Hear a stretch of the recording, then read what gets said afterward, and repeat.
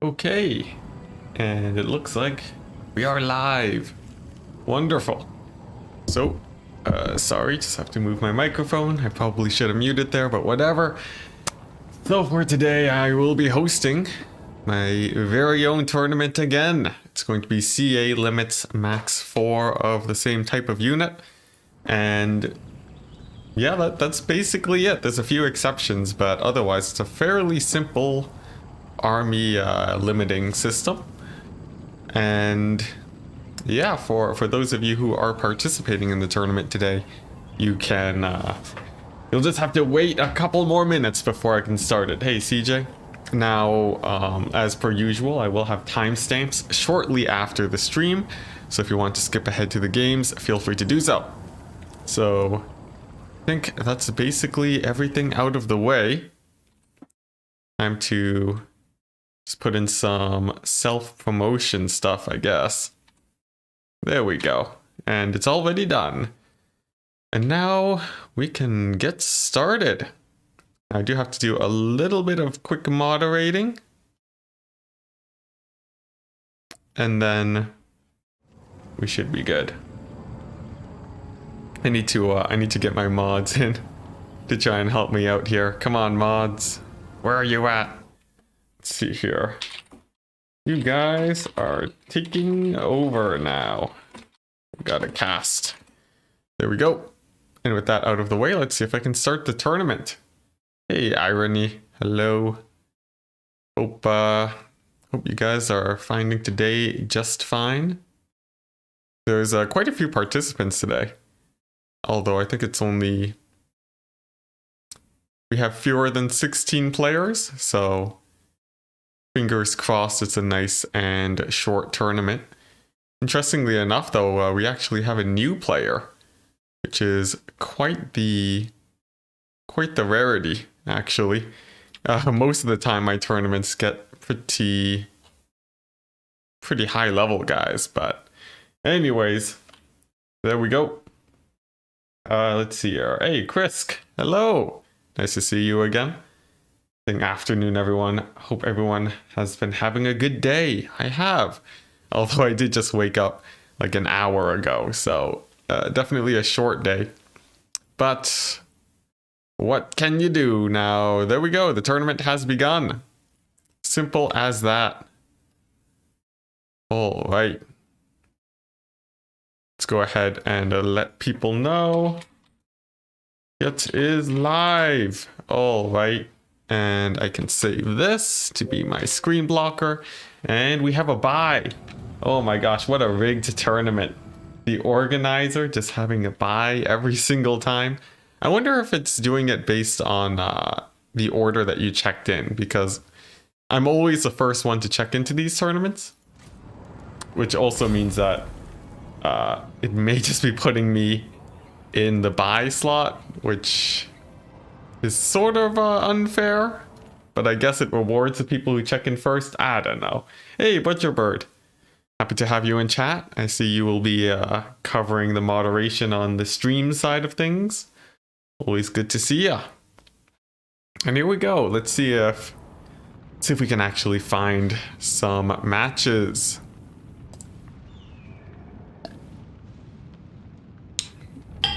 All right. Let's see here, what do we got?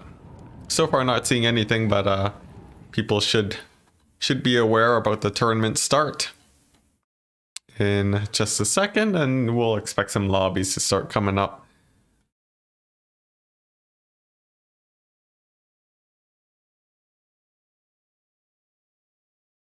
All right. Now, let's see, out of the list of names, you guys have anyone that you're particularly interested in seeing? We got some pretty good players here. Hadries, Triple Barrel, I think is the new player actually. Dr. Jellyfish, Blood Penguin, I don't think I've seen them before. But between Voidlaws and Kafka, that's gonna be quite scary. Hey, Triple Barrel. How do you find Hadries? Go onto the Discord in general chat, and you can do @Hadries, or just DM him, yeah, in Discord. All the participants, they They're usually on my Discord, so that's generally the best way to find them. I could have shuffled the seeds.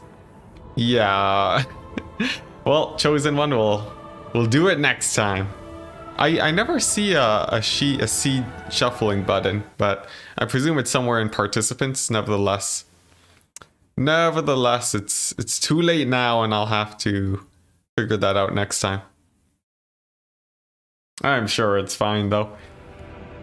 Meanwhile, we continue to wait. Let's see, we got the match between Thankful and someone else, but that has not yet, well, actually, they're not even participants in the tournament. But yeah, how do you guys feel about this tournament, by the way? With quick battle limits, it's definitely different from how many people run tournaments with their own rule sets. Roma saying QB limits. Does this mean we are going to see a lot of chariot/oracles? The important part is that there are exceptions below in the actual challenge page that limit chariots and so on. So even though we do have, even though quick battle limits can allow for a lot of things with those extra restrictions, it's actually very close to banner rules and the fruit rules. So not too bad. Meanwhile, I continue to wait for the tournament to start. Hopefully the players begin soon. The tournament has started for anyone who is wondering. See, so there is a bit of a predicament, right? If you at everyone, the problem is you end up messaging everyone, which is sort of really bad if you don't want to spam people all the time. But aside from just messaging every player individually, it's a little bit difficult to actually let them know that the bracket has started, but whatever. Butcherbird saying, I don't see the use of QB limits over banner. Also, max 3 ROR. Oh, that's unfortunate. Yeah, the main idea is that it simplifies a lot to not need the whole rule document, since people can mostly just refer to the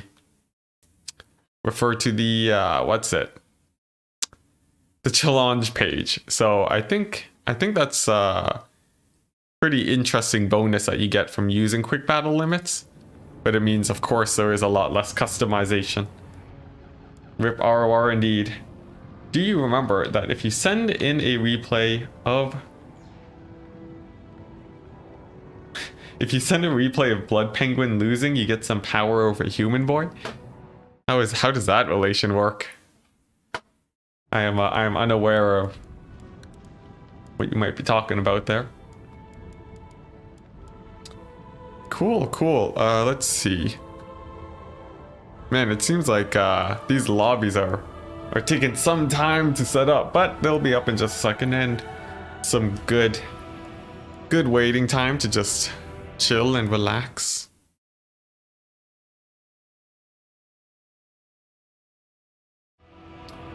Oh yeah, by the way, for if anyone gets knocked out in the tournament early, feel free to join Human Boy's tournament. It is let's see, what is it? It is it's an AI army tournament. So not a big old serious one, but they do host quite regularly. I would definitely recommend it. Here, let me put that in there. Yeah, you guys can check that out. Or you can also play it while watching if you're not currently signed up for this tournament. So it should be pretty fun. Let's see, had a thing since Blood Penguin won a tournament that could dictate Human Boy's new profile picture. Ah, I see. That explains the profile picture. It all makes sense now. Let's see, for tournament participants, Chris saying, I wonder if it would cause issue if you had a role people could ping a bot to set themselves as and remove themselves from on your Discord, so that So that way you could ping that wall and not everyone. It's been considered. It could work. It could work. It's a little bit of a hassle to actually get that going, and not a lot of people actually know about the ping, so it's a little bit weird. In general, if people just keep an eye on general chat, that will generally be enough, though. So if someone could beat him, you can change his name or picture. Oh, is that... So if you beat... Okay, so the hunt is out for Blood Penguin then, if you want to troll Human Boy. That is the way. Alright, man, where... Ah, there we go. There's a lobby. Let's see here. At... Kafka... At Void. Can you open a spec slot? Now, between Void Laws and Kafka, I'm definitely interested in watching that, but there's a bit of the problem where we could just lag like crazy.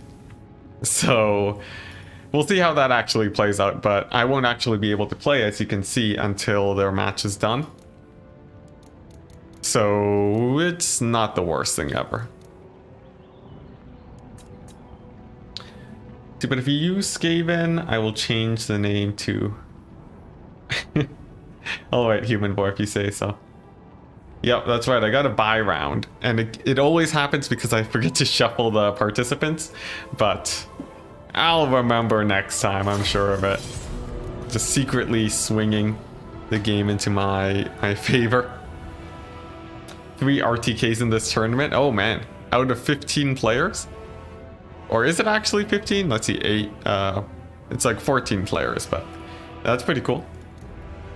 Now, in terms of the meta for Warhammer right now in general, do you guys feel like Beastmen is a good first pick? You think we'll be seeing a lot of that? Perhaps even Tomb Kings if Falcon and... What's it? If Falcon and Ice Power are to be believed? Alternatively, we could see... possibly Lizardmen, actually, one of the better factions nowadays. Void's Potato PC. Yeah, it's pretty rough, but he's a good player.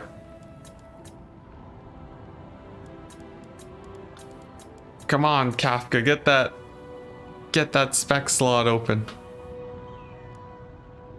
All right, you know what? We're gonna watch Triple Barrel versus Hadries. Why not? Here we go now. Triple Barrel has notified me that they are a new player. One that has not played a ton of Warhammer tournaments before, actually. Their first tournament ever. A newcomer to the scene. Up against Hadries. One of the top players in all of Warhammer. Now, this could be a complete bloodbath, guys. I'm not going to rule that out entirely. But none of the other lobbies really opened up, so we're just gonna have to cover at least the first game. Hello. I'll be casting. There we go. So it should be fun. We'll get to see Hadries is hovering Bretonia, so possibly a fun pick. And meanwhile, we got the the sub-faction for the High Elves, which is quite interesting. CJ saying, or asking, better, saying, how does Vampire Coast versus Tomb Kings usually go? When I'm playing Coast, it's usually pretty good, but Tomb Kings can put a good fight against them for sure. Chris saying Falcon and Ice Power can probably get away with anything. Yeah, that makes sense. Especially Falcon, since he just has so much game knowledge, it's insane. Butcherbird saying Beastmen still have 2 bad matchups. What? Vampire Counts and... There was another one, but I forget now. What was the other bad Beastman matchup? Vampire Counts and what? Surely not Coast. Perhaps the... Oh, I guess Dark Elves, actually, yeah. I made a whole video about it and I forgot. Whoopsie daisies, yes. Dark Elves, possibly Lizardmen, possibly Tomb Kings. Wood Elves say Roma. Really? A lot of people have said that matchup is fairly even. I've never really felt like Wood Elves is dominating in that situation. You played this match versus Gromby, so you hope Triple does better than you. Well, we'll see. The High Elves can have a pretty rough time against Bretonia. It is one of the harder counters in the game. Vampire Counts and Lizardmen are heavily disfavored matchups for Beastmen, says Butcherbird. Are you sure, though? With the likes of Taurox and Gorgons running around, does Beastmen truly lose to... to Lizardmen? Because I feel like they win the Monster Mash, but if they get kited out, it could be bad. However, you know, Beastmen aren't exactly a faction that gets kited out very often. They're quite mobile. Dark Elves is terrible for Dark Elves? I don't know, Butcherbird. I don't know. Actually, you guys haven't seen the video yet.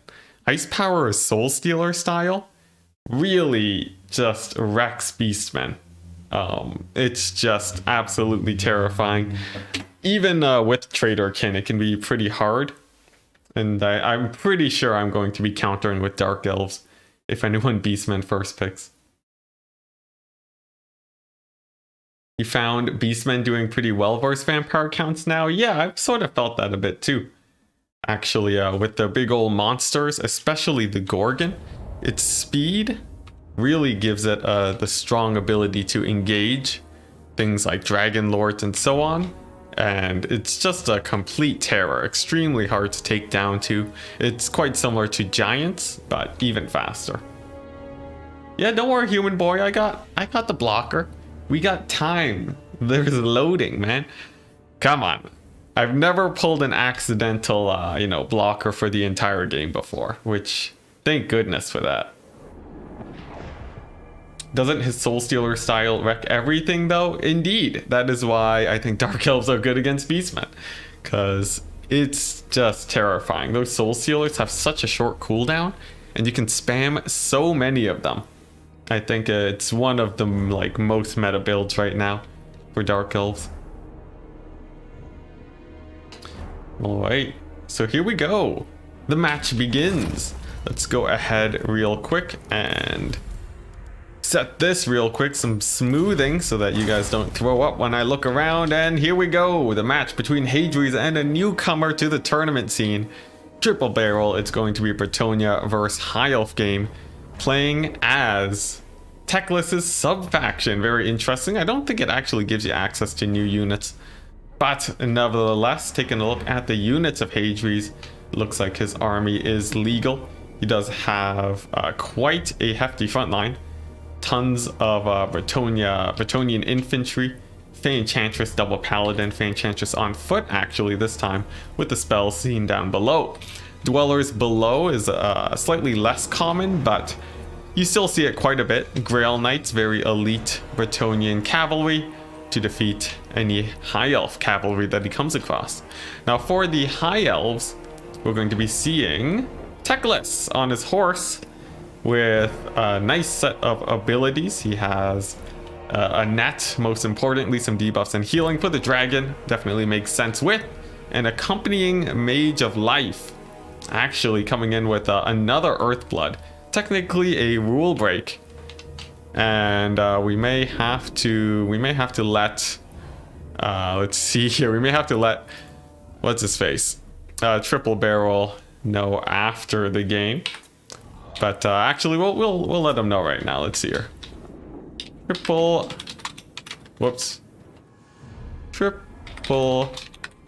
barrel.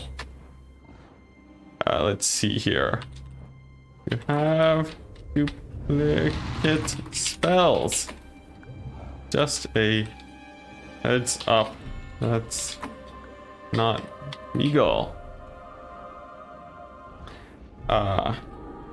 But I think it's fine. It's reverse Hadries, but he can make the call. All right. So just a minor rule break here. Of course, when you got newer players, A very common mistake because the rules can be quite complicated. But there we go. Hadri says sure. He lets it fly, and we can dive into the game. Also, let's see here. Also, where's his name? Triple, no stream sniping. There we go. Ah, yes, what I would do to feel like a new player again. I'm getting so much nostalgia. Because, you know, we've all been here before, guys. We've all been here before. Yes, this is actually his first tournament ever. So, although I wish I could have watched some of the other matches between players, I think this, well, this lobby was the only one that I could see. So, it's the one that I joined. And here we go.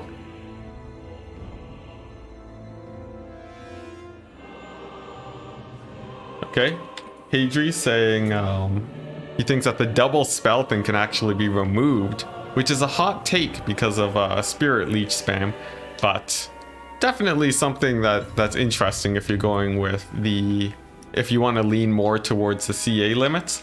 Right now I've stayed very close to the banner rules, but in the future I might actually be changing it in the future. Yeah, Hank saying, I hope triple Rex Hadri's, but I doubt it. Yeah, it could be pretty rough. This is a very bad matchup. But anyways, going into the actual battle, we got the Bretonian defensive formation here. They do have the Trebuchet, and they will be trading into the High Elf forces here. The Bolt Thrower will be able to get some damage in, but really it doesn't have too many targets. It's creeping forwards to try and hit the Grail Knights, but it's definitely going to be having a fairly hard time. As for the back line, there are just a single unit of archers, and most of the strength here in the High Elf army is going to be the Moon Dragon and the Keepers of the Flame, who are actually getting sniped out by the Trebuchet now. And we'll see how Hadri decides to deal with this very elite infantry. Of course, he does have archers, but his cavalry will be much less effective against them. He does have the Fey Enchantress also for her AoE Mortis Engine effect, and that will likely be causing these guys quite a bit of pain if the Trebuchets don't finish them first. Yes, yo, Hank Cyrus. I remember my first match against Falcon, I think. I was playing as the Dwarves against his High Elves. I just absolutely counterpicked myself, and he just destroyed me. Absolutely brutal. But there we go. Phoenix Guard getting healed up, but they have lost models due to the Trebuchet, so that will be less effective here. Meanwhile, in the backline, we got Knights storming towards the archers in the back. They do not have archer support, but the Moon Dragon could dive in to try and help out, though. You'll have to be careful, though, because the Knights here will be able to take it down if they do get a charge, and a last second net does actually stop these Grail Knights, and they will be getting chunked down quite hard here.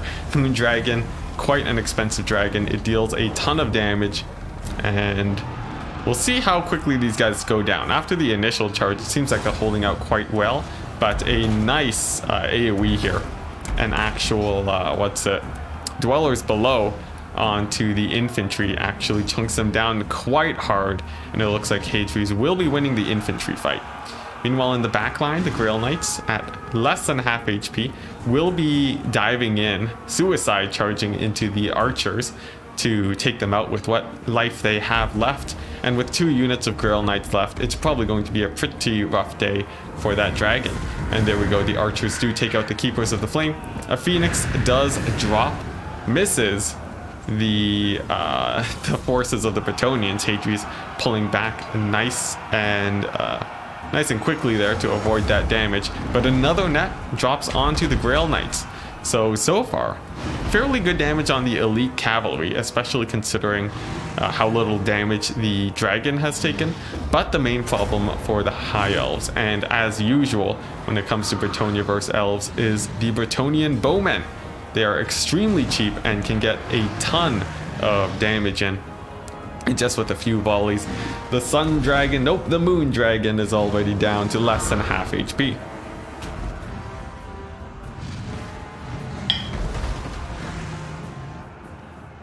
So, what's it, overcast and non-overcast spell stack? Oh yeah, I guess. That doesn't work with Spirit Leech though, does it? It also makes it less effective, but anyways, here we go.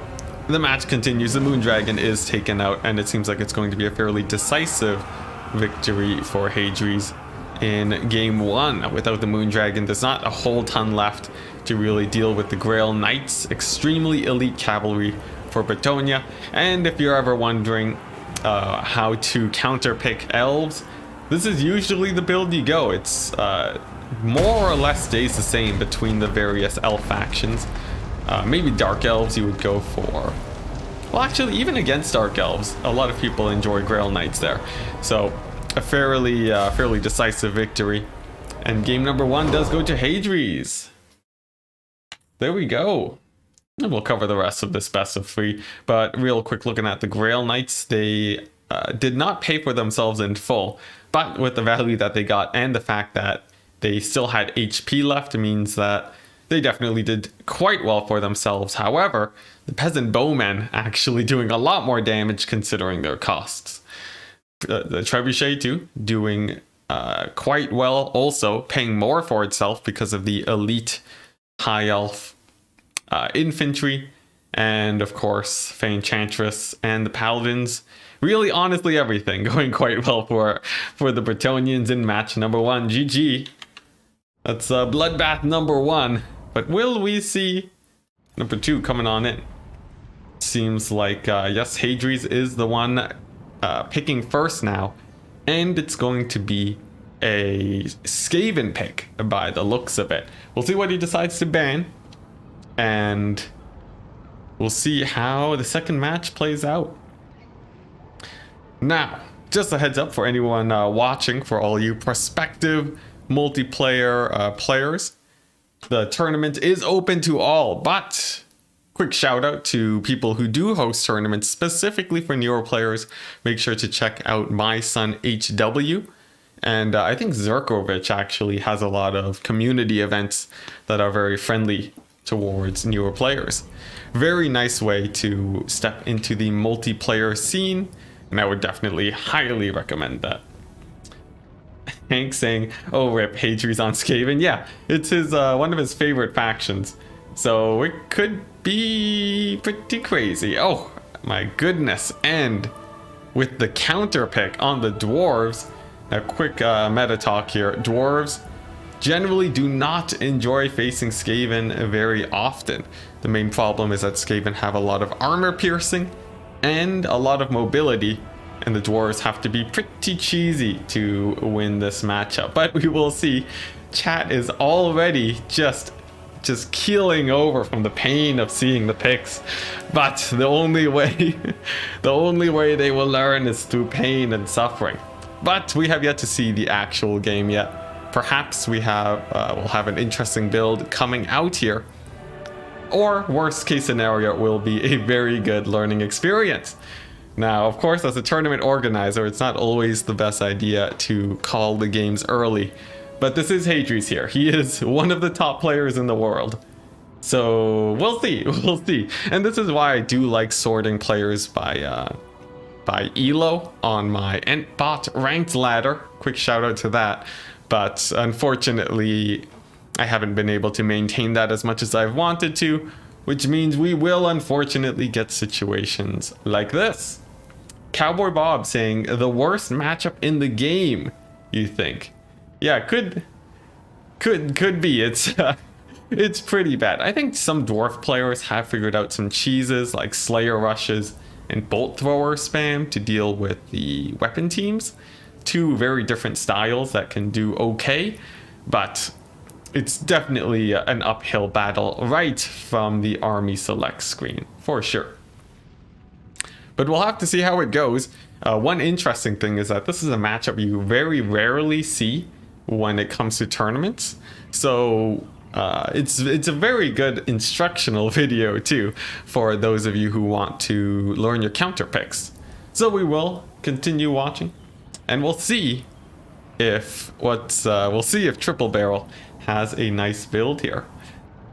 Of course, for the Skaven, they'll you know, there's the classics, right? You got the weapon teams, the Giselles, the mortars, possibly a rush, you know, with, Death Runners, Vanguards behind your lines, or just charging you right in the middle. Doom Flayers too, just a terrifying chariot against the forces of the Dowie. So, definitely many different playstyles that the Skaven can choose from that can also defeat multiple builds from the dwarves. Hanksing 4 Warplock Giselles, that is quite meta here indeed. Also quite predictable though. Some Skaven players will go for other styles just so they don't get hard countered. So we'll see. Hanksing, it's a top player on his main in the hardest counter in the game. Yeah, it's pretty crazy. It's pretty crazy, but it looks like the players are ready. The match is starting, and we will see how this goes. I have high hopes. I have high hopes. Anyway, let's go get rid of that screen blocker and see how this goes.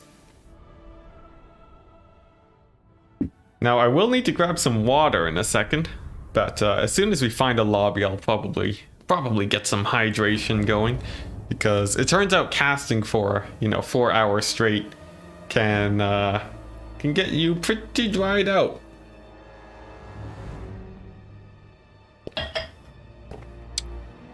Biblington saying, I'm ready for the upset. We shall see. We shall see as the players start to load in. Will Triple Barrel be able to surprise us all and get a victory against Hadri's? I think there is a chance, potentially, since when it comes to setting up your builds, you could always end up hard countering your opponent. Or will Hadri's be able to take out the up and coming player, Triple Barrel? Looking at the armies, we got 4 units of Death Runners and a bunch of Skaven slaves with a single Clan Rat to keep up with the max 4 limit of the tournament. And for his heroes, let's take a quick look. Plague Priest with a summon and a wind spell, an assassin and Queek Head Taker. All the abilities can be found at the bottom.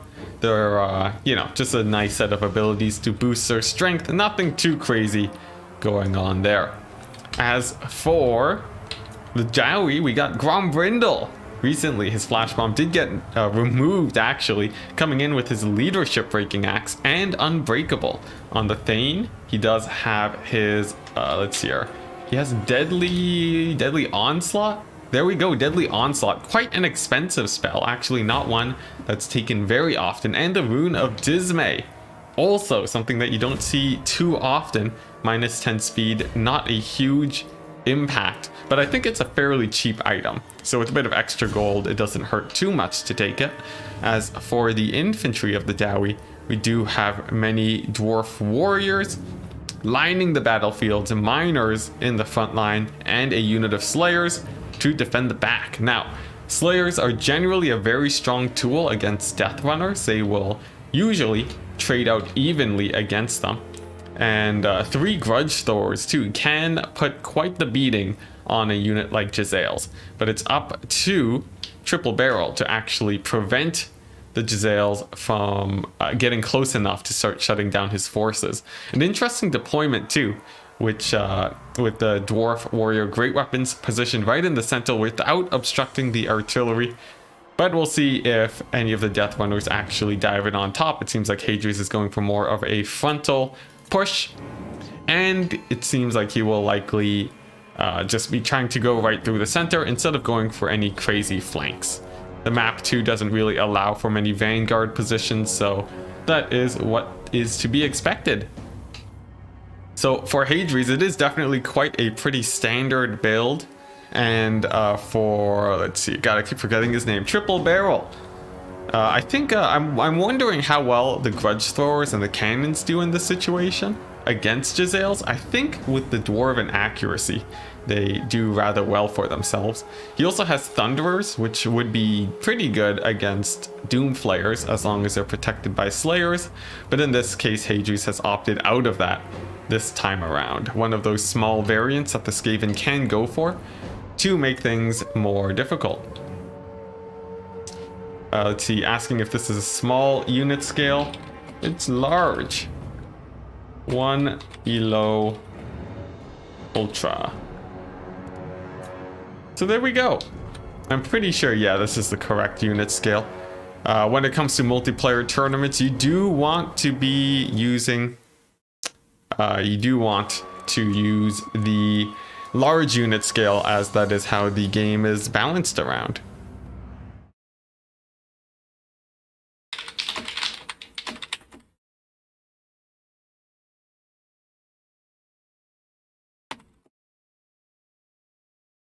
Alright, so there we go. Just had to do a little bit of moderation. Remember guys, if you have an issue, message my mods, since I'm usually distracted by the game.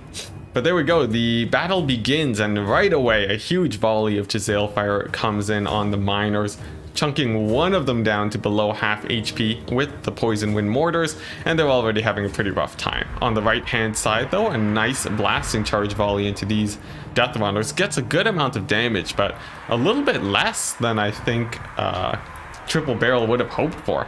These guys actually surviving quite well against the blasting charges, and right now it's already a pretty bad trade for the dwarves. Having a forward position of miners can definitely help with aggressive pushes, but when you are playing defensively, it can result in them getting caught out quite often. Definitely something to look out for in the future. As for the weapon teams, they do actually close the distance quite quickly, and immediately they're going for the cannons.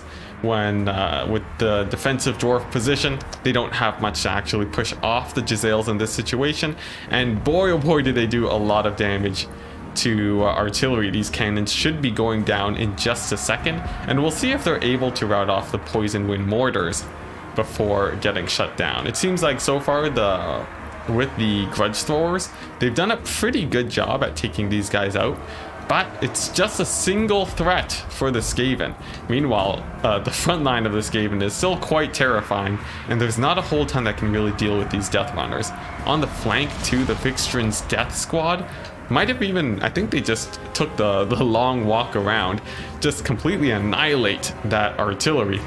And it's looking like it's going to be a rough game for the dwarves today. A good job taking out the poison wind mortars, but they still got quite a bit of value shooting at the miners. But it's going to be quite rough for sure. A wind spell dropping onto the thunderers, actually not getting a lot of damage. I don't even know if it really knocked down a lot of them. Perhaps it just got staggered. So actually a fairly low impact spell for how expensive it is. But at this point, it does not matter too much. Giselle's firing in now onto the grudge throwers, which, quick fact, actually do have more HP than most artillery in the game, having about as much HP as trebuchets, but with extra magic resist. An extremely tanky artillery unit. Quick fact, done for now. Biblington saying, yeah, it's correct unit scale. If you count the artillery, it's, yeah, 3 instead of 4. That's probably the easiest way to keep track. But here we go. Now we got the final single entity duel between Queek Headtaker and the Assassin. But you're going to see here that the Skaven just outmatch dwarves when it comes to their fighting prowess. The Assassin specifically, with a nice set of debuffs, can quite easily take out that dwarf Thane. Queek with insane melee stats too, and quite a few buffs also, will be quite terrifying, and that usually means that the dwarves will be losing their single entity fight. Just some dwarf warriors chasing off some Skaven slaves. A little bit of an overextension, but not the worst mistake in the world. And over here, oh, Grombrindle, he procs his Unbreakable, but after the Thane routs off, and that means that he won't be rallying until quite a bit later. The Unbreakable actually not doing much for the Slayers either, but it does give the melee defense, which will help him out a tiny bit. Queek actually taking quite the walloping from Grombrindle, since he does actually have the axe ability that increases his damage by insane amounts, 50%. So he does actually manage to take out Queek with the support of the Slayers. Actually a rarity to see your Lord get routed off here in this matchup as a Skaven, as long as they're not getting you know, shot at by gyrocopters. So actually not too bad. The Assassin 2 having a rough time, but in this late game situation, you're going to be seeing these Giselles sniping out Grombrindle now. Just a huge volley coming down in on top of them. Friendly firing these clan rats like no tomorrow, but Skaven are going to be Skaven, and the clan rats, they do go down. And it's going to be a rough time for Grombrindle as the wall of clan rats disappear. He is at far range, which means that the accuracy of the Giselles won't be nearly as strong. But look at that ammunition. They are quite high indeed. And the balance of power swings fully in the favor of Hadries. Definitely a very standard Skaven play too. This is the usual playstyle you'll see if you're counterpicking the dwarves. The general changes to the build is you might switch out the Death Runners for some, what are they called, Doom Flayers. You might switch out the Giselles for Doom Flayers if you want to rush. But this build as a nice cookie cutter, definitely one that you can use quite often. Human Boy is crying now. Oh boy. Really, you'd think he'd be happy, given the name, seeing Skaven do well. But there we go. A brutal game. Absolutely brutal match. Counterpicked twice. But still some interesting facts. Grombrindle paying for himself against Queek. Surprisingly enough, the Thane support seemed to have bought enough time for him, and the artillery doing not bad for themselves. Of course, they didn't pay for themselves, but as a tool to shut down weapon teams, not actually, they actually have decent killing speed. So something to consider in your own builds. Miners with blasting charges, though, I definitely don't recommend the aggressive vanguards because, as per usual, vanguarding gets you to the fight faster. It does not make your unit stronger. Very important to note, and you have to consider that when vanguarding. But other than that, yeah, Giselles doing only decently, and honestly, the Death Runners were probably the scariest unit here. Dwarves have very few options against them. And in this case, the Slayers, there just weren't enough to shut them down. So GG's. And that's going to be it. Now we jump into another match. Let's go ahead and see which ones I can find. So we got, let's see here, Dr. Jellyfish. Can I join that? It seems like they do not have a spec slot open. Let's see here, Dr. Jellyfish. And at, let's see, Tech Priest. Can you open a spec slot? So hopefully they're able to do that. If they do, I can go ahead and join and we'll have another match to watch. Should be quite exciting. Chosen and Sing, I love... I like the smell of death dowie in the evening. Yeah, quite brutal, quite brutal. But if this lobby doesn't open up, I will join the match between Phoenix King and Hadries. But for now, while we wait, I'm just gonna go grab some water. So be back in just a quick second, guys.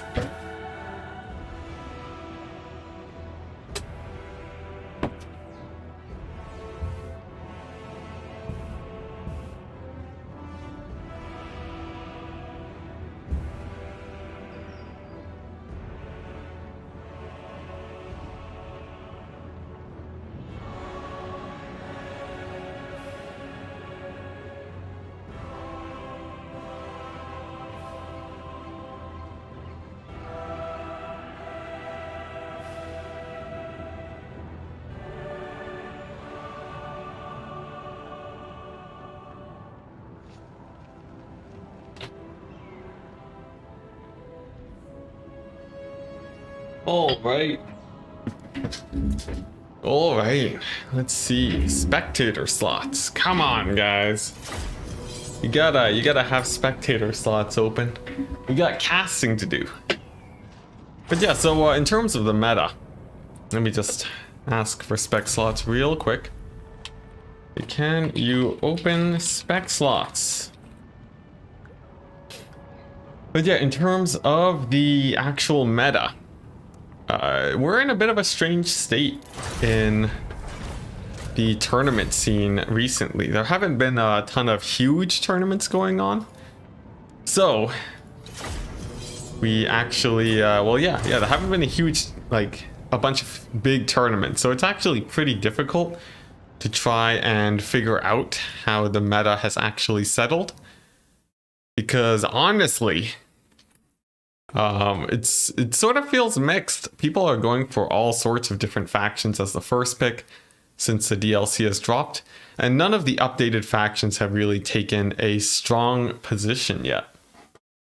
Human Boy saying, but if spectator slots are open, then all secrets are revealed. Well, only if I hit my screen blocker hotkey, which, you know, it is right in front of me. I could click it right now and spoil everything. Thankfully, this is a fairly low stakes tournament, so it should be fine. Hadri's, the winner of last game, coming on in to face off against the Phoenix King. We will see how well he does here. To make sure we spell Phoenix right real quick. The Phoenix King. There we go. And nice. So, but yeah. Although we have had quite a few games, yeah, people are still bringing tons of different factions, and I think that is definitely a huge plus. We don't see the green skin monotony of last patch, but I'm sure if you gave this patch, 8 months to develop, you'd likely see the meta start to settle down at that point. But there we go. Let's see here. Let's see. All right.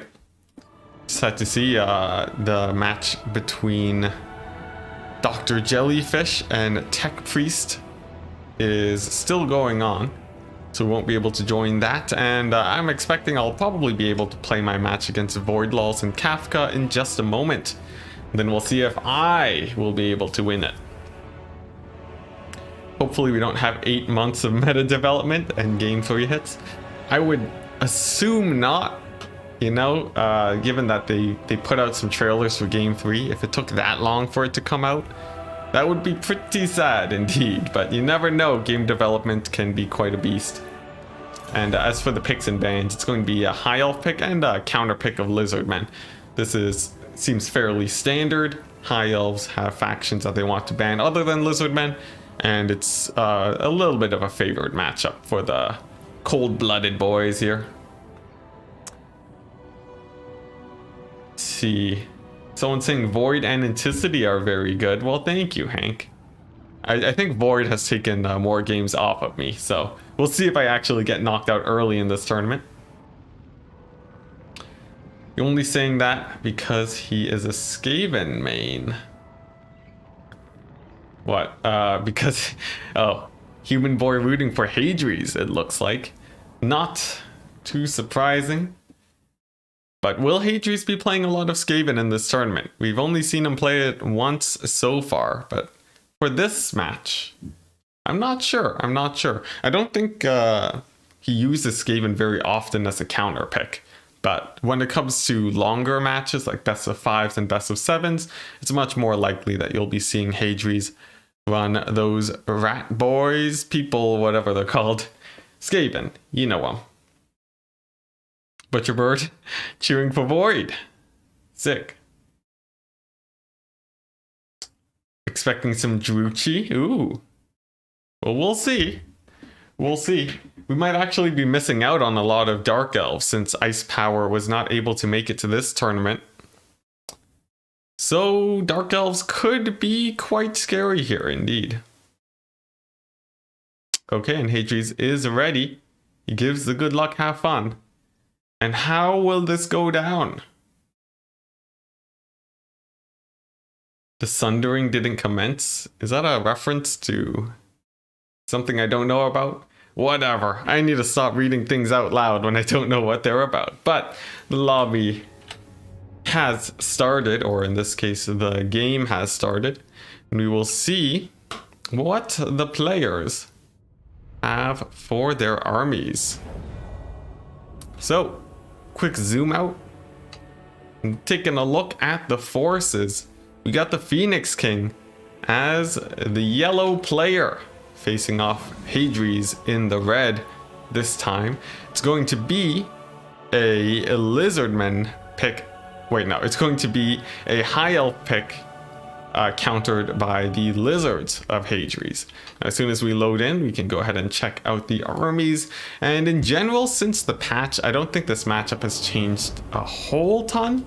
Of course, poison has been nerfed, but not dramatically. And Lizardmen with the big monsters and heavy missile resist should be a pretty big threat. But the High Elves, they can punch back with their Sisters of Averlorn, or potentially they could also be hitting back with Dragon Princes, actually, who do quite well against many of the Lizardmen units.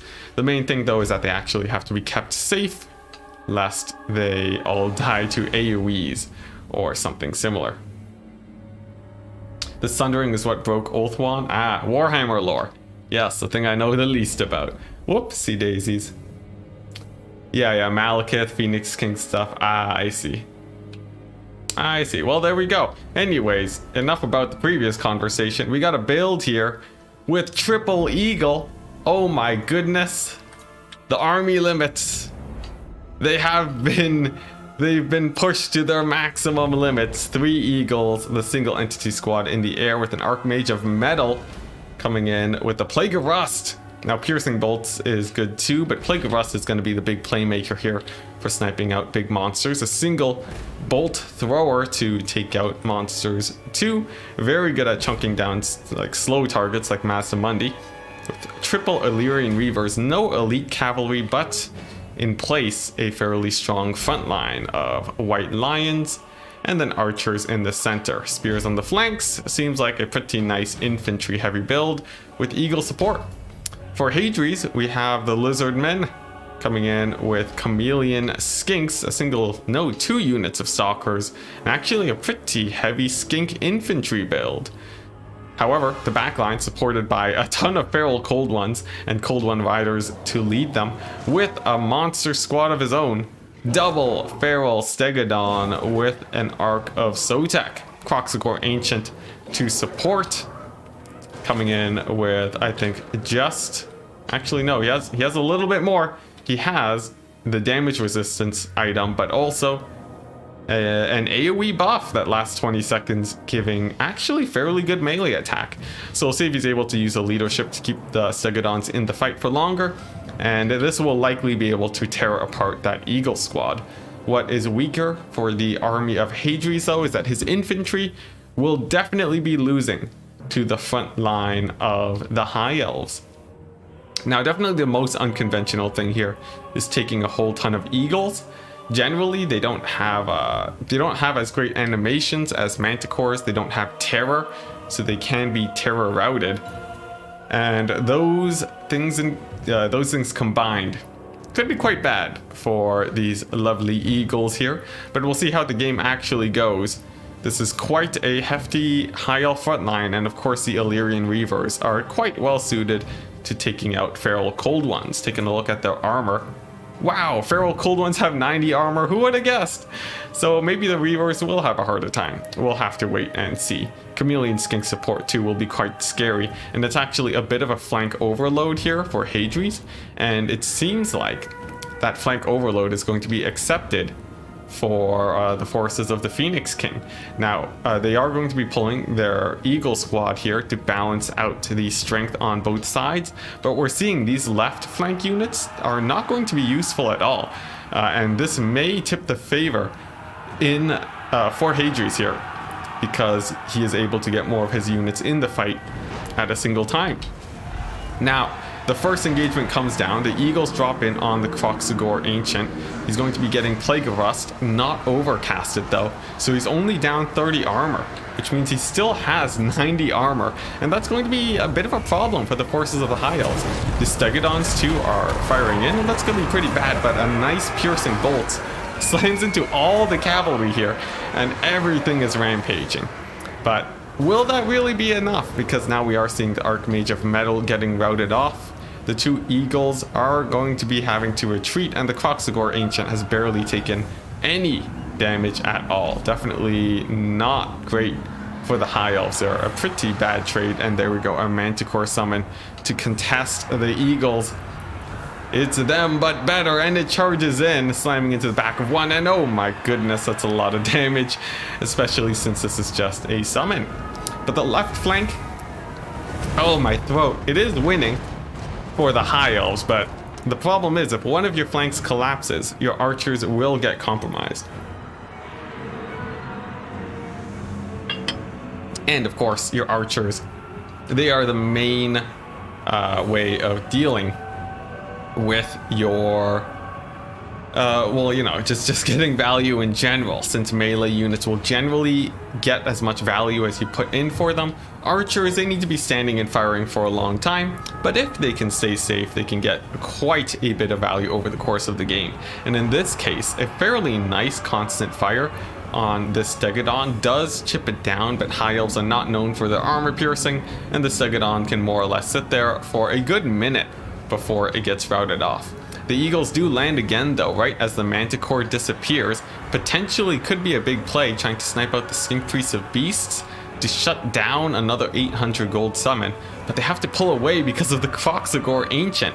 Just a very scary single entity squad for the Lizardmen. It seems like the High Elves are having a very hard time engaging them, but the balance of power is in the favor of the High Elves. Surprisingly enough, another Piercing Bolts drops in on the cavalry, and I think one big misplay that we've seen so far is the fact that the cavalry has been grouping up way too hard. The Piercing Bolts have just been annihilating them, and that Stegodon did eventually get routed off. So despite the single entity game not going great for the High Elves, the Lizardmen have done, well, I mean, yeah, not going well for the High Elves. They have done fairly well on other sides of the battlefield. This Feral Stegodon too, getting absolutely beat up. And in the moment to shut down the archers, Hadri's going for the Bolt Thrower actually got those Stegodons taken out. And surprisingly enough, the High Elves, with a pretty decisive lead now, with all of the Lizardmen cavalry routing off, it seems like the Triple Eagle might actually win it here against all odds. Even with the Archmage of Metal taking so much damage, she doesn't really need to stick in the fight. She's just there to spam out the armor debuffs on the Lizardmen. And here we go, a Flock of Doom drops. It hits the infantry, gets quite a bit of damage, but not a whole ton really. It'll only get you maybe a little over 100 gold, which is nothing amazing. And there we go, another Piercing Bolt slams into all the Lizardmen infantry, getting in a decent amount of damage for its cost, sort of like the Flock of Doom. But here we go, can the Lizardmen actually win this infantry fight? Kroxigor Ancient more common than Nakai, that is correct, Kelligar. Sadly, Nakai is not extremely meta, but here we go. There is still a single eagle, and the archers are still alive, but they are beginning to rout off. Not to mention too, the Stegodons are coming back to the battlefield. Both of them, in fact, one of them much lower on leadership. But if the Lizardmen do manage to take out the archers here, it's going to be a loss for the High Elves, since strong cycle charging will be able to rout off these, the White Lions. And it will really depend on how the High Elf leadership goes. They actually don't perform very well since they lose their melee buffs once they're below half HP. And the balance of power does actually swing back in the favor of Hadri's due to those Stegodons coming back. If they had only been chased off, it could have been quite different here. But we'll have to see. They're very low. There's no healing on the side of the Lizardmen. And there is a single unit of archers firing right now. Another one looks like they will be able to get into position, and this half HP eagle will be still a threat. However, we got one unit of chameleon skinks here on the flanks. And actually, you know, that is it. Just a single unit of chameleon skinks. More units rout off. And oh man, honestly, I'm not sure how this game is gonna go. It really depends on how these archers do, but one of them getting shut down by the archers is gonna be quite bad. They do get routed off. There are just a couple feral cold ones in the distance that will be able to chase them off if they can stay in the fight.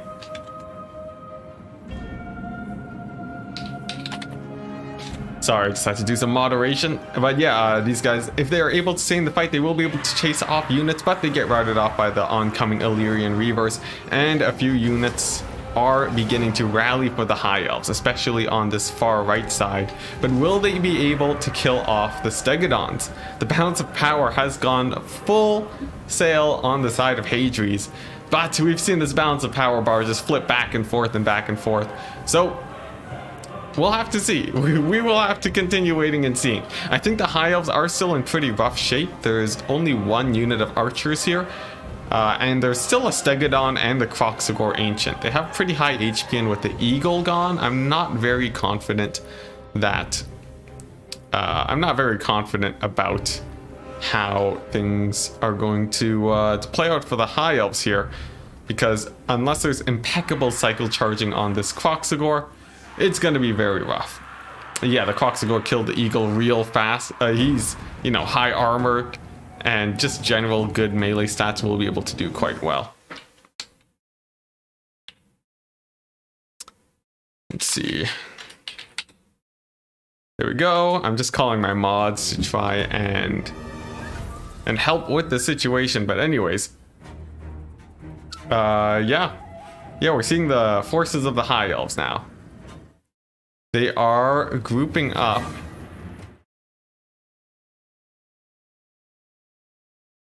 And one of the skinks, they do get routed. The Lizardmen have also grouped up. They do manage to catch out a few of the High Elf units, and there is just a single unit of archers. Now, they'll have enough ammunition to take out the Stegodon, most likely, but I don't think they can kill off the Kroxigor. However, if the rest of the Lizardmen forces rout off, it's going to be these forces, you know, it could be a full surround with the White Lions. For the High Elves, though, they will have to find a way to rout off these supporting Lizardmen units, and the Ark of Sotek is going to have to be dealt with. Its new ability, the AoE poison on itself, is quite devastating against infantry, and if it gets one cast on these forces, it's going to be quite bad for sure.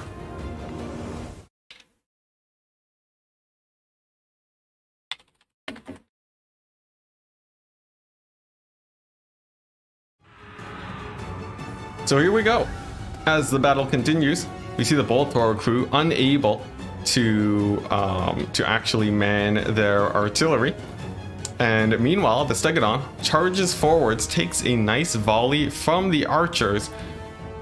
But it seems like the archers will actually run out of ammunition before they can rout it off. There's no actual supporting infantry that can easily take it out. There's no cavalry to get it surrounded. Its leadership is low, but a cold-blooded could come down, and its charge actually boosts up its leadership, and that will keep it in the fight. What's even worse, the Ark of Sotek is starting to come in too, and it doesn't look like the archers are going to be able to snipe it out. The leadership breaks for that one unit of high elf infantry, and the Kroxigor Ancient dives right in. Now the cooldown should be up for that Ark of Sotek, and it drops, and oh my goodness, the push from the Feral Stegodon almost pushes the AoE there, but it doesn't matter, the High Elves do get routed off, and it's going to be just barely a comeback for the High Elves. For the Lizardmen. Oh my gosh, I'm way too distracted right now. Let's see here, because people are spamming me messages when I have moderators that are supposed to make the call. But let's see, I'll go check that in just a second. But real quick, let's take a look at army values. Of course, the monsters did quite well. They survived for a really long time, and the biggest misplay here were the cavalry units. They had a very rough time. We're getting routed off by the piercing bolts. No, searing doom, I think is what it's called. But in the end, it didn't matter a whole ton. The rest of the Lizardmen army did quite well for themselves. Even these chameleon stalkers, actually, they might have gone a strong volley on an eagle, and that's usually how they pay for themselves there. As for the High Elves, Archmage of Metal did quite well for herself with all those spell casts, and the Eagles sadly were not able to win the single entity fight. I'm still not entirely convinced by them, but man, those archers nearly pulled it back. Hundreds and hundreds of gold value on them, but just barely not enough. There we go. Match number 1 going to the side of Hadri's, and I can go and see what's going on with my mods.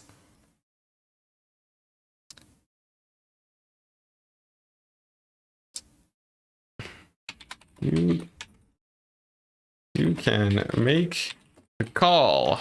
There we go.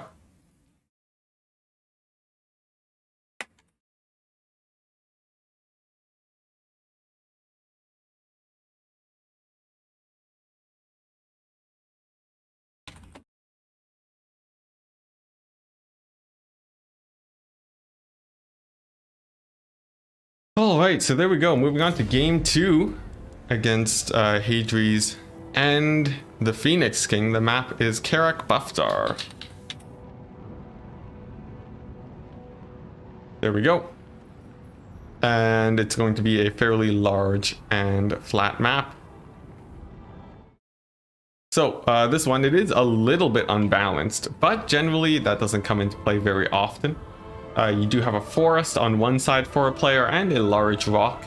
This, for some factions, can be a bit of an advantage if they want to use the forest, but otherwise, most players just deploy in the middle. Flanking is a little bit weaker too because of the rock, but it's not too much of a problem. An optimist saying, I thought the Eagles would be useless, but I have to admit they turned out to be beyond useless. Optimus, that's absolutely brutal. How could you say such a thing? They did pay for about half of their value, which in terms of melee units is not the worst. If you compare it to infantry, that's usually how much infantry do. But the problem is that Eagles simply don't have the holding power that infantry do. You need to use them to snipe out targets. And that's sort of how they put pressure on. They keep single entities away and they can shift the tide of battle. But to only get that much value, plus they're not exactly causing terror anywhere, is going to be a pretty rough time for sure. Hank saying infantry are not monsters. That is indeed true. I don't know if that actually attacks the point at all, but that is a true statement. That is a true statement. But anyways, we did go over why the Eagles generally need to be getting more value. And in that game, they had very little battlefield presence, a statistic that is not as easy to track as the actual, as the battle itself. Like, yeah. In general, the battlefield presence, it's quite important. And actually, infantry have more of it than monsters from time to time. Eagles are just bad manticores. They are, but if you consider it, manticores are a very good unit. And would you take a worse version of a very good unit? Well, it depends on how worse it is, really. Eagles, they don't have terror, and that's probably the biggest misgiving for them. Of course, they don't dodge as much as manticores. Their animations are a bit worse.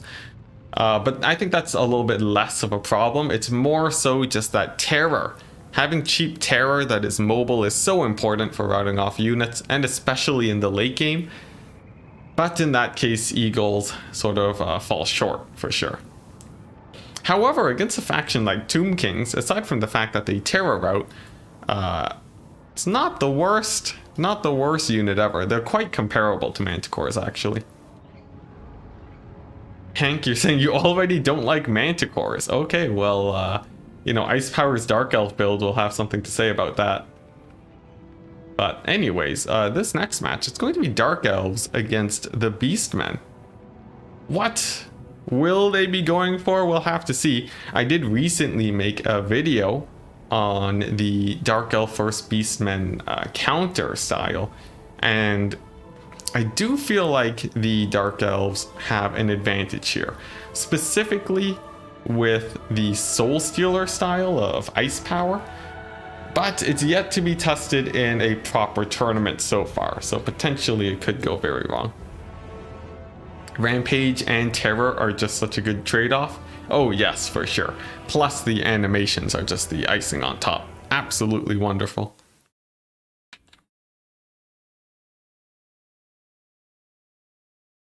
So cool, let's see. Hank saying, yeah, I always get mine killed like your manticores.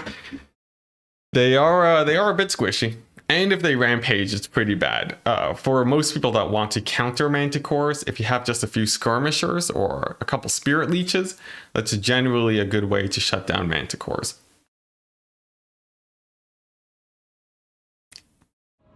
But, you know, if you can control them well enough, it should be good. Meanwhile, I'm really wondering what Hadrius is going to go here for his actual, for his army.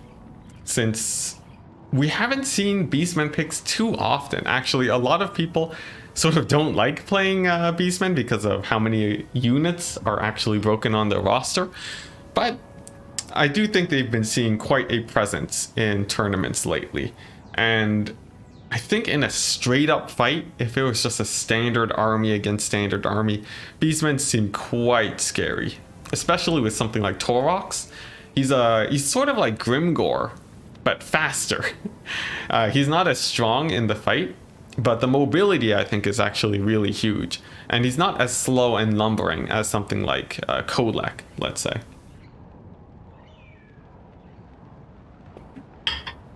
So I think all in all, quite a good combat lord. He's not hindered by the squishiness that chariots usually have.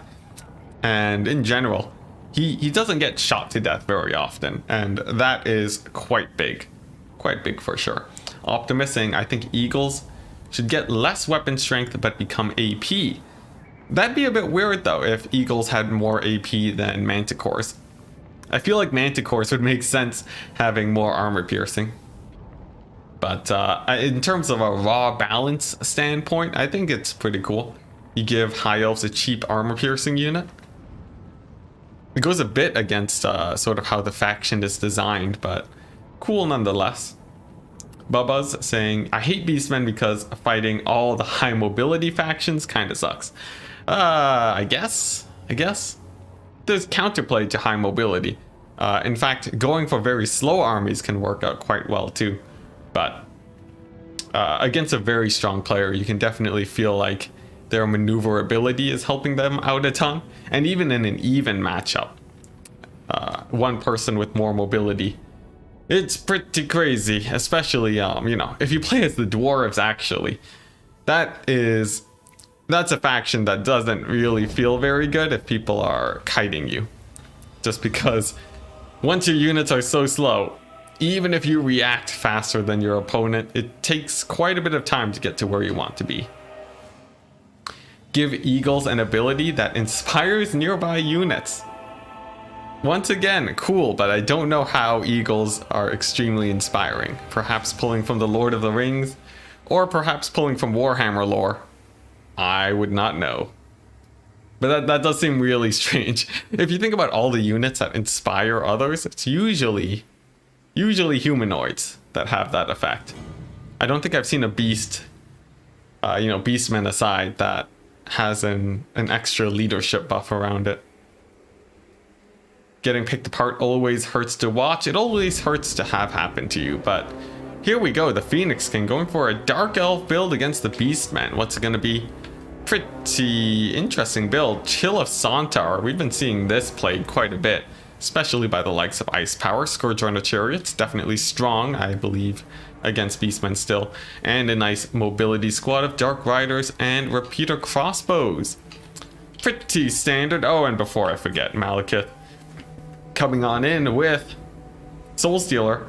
And actually, he has the ability that decreases melee attack. Now this is interesting. Word of Pain decreases accuracy and minus 40 melee attack in a monster mash. Actually quite impactful for the 40 seconds it stays on. Very cheap too. And Chill Wind against Cavalry. Very interesting picks there. We'll see how those abilities are used.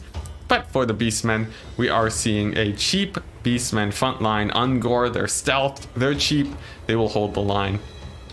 I believe a single unit of archers. There we go, just one Ungor Raider. Potentially quite easy to snipe out. But given that it's Soul Stealers most of the time, it could actually stay in the battle for quite a while as long as the cavalry holds. And for the cavalry, it's going to be 4 Centaurs, 1 Razorgore herd, a single Tuskgore chariot too, which is quite nice in various situations. It's actually an all-round unit. simply because of some of the chariot bugs. Harpies in the sky, feral manticores too, probably very strong against the double manticores of, let's say, Ice Power's style of play. So pretty cool. Torox also coming on in with the abilities below. Actually, is he missing his ward save ability? No, there it is. Lucky Banner on Torox. It's like Lucky Banner, but it gives you melee defense, even tankier than Grom's version. The Brave Shaman coming in with no Manticore summon, but another interesting ability. Wait, is that the Manticore summon? It's not, right? Yeah, Curse of Onrear. I don't know. But it also gives a melee attack debuff and a melee defense debuff. So actually, some interesting spells here. I don't think I usually see these, but could be quite impactful. Now at 21 seconds, that is usually the breaking point where spells simply don't last long enough to do very well, especially when it comes to stat boosters. But I'm interested to see how it's used. Flock of Doom 2, always a very strong spell. Well, strong spell since the AoE changes, but I'm wondering how much damage it's actually going to do. Flock of Doom is really nice when spammed on multiple units. It can get you up to 200 value if you're hitting a whole ton of units, like 8. But that's not exactly going to be, the situation every time. If you only hit 2 units with it, it's only going to get like 50 gold value. You can take Ice Power out of the tournament, but not the double Manticore. Too true. Too true. Oh my goodness. Ice Power, he's influenced us all, but here we go. The debuff coming on and slowing down the Scourge Runner chariots by 25% speed. Now that's actually not too terrible, as it almost gets them caught out here, but perhaps a tiny bit of a misplay since the chariots do manage to get behind the Dread Spears. Meanwhile, the spears actually slamming into the Centaurs, getting a ton of value and a very good pull. The Dark Riders swap out for the Reavers and charge into the Centaurs, getting in a nice amount of damage. But on this left flank, it looks like the Centaurs do manage to get their intended charge, and it's going to be pretty rough. Now, Soul Stealer does drop. This is a pretty easy route on one of the Centaurs, but there's no terror for the Dark Elves on this side, which means these Centaurs won't be routing off, and with nothing to chase off these guys, they'll likely be back in the later stages of the battlefield, or of the battle. Malekith too, getting caught out here, and oh no, Malekith.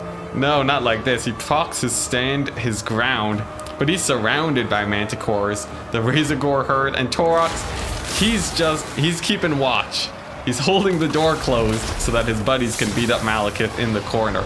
He spams out a few spells, but the Beastman player Hadri's knows that, the Beastman player Hadri's knows that there is no Soul Stealers for a little while. One was cast. Maybe there's going to be another one very soon, but Malekith is having a very hard time.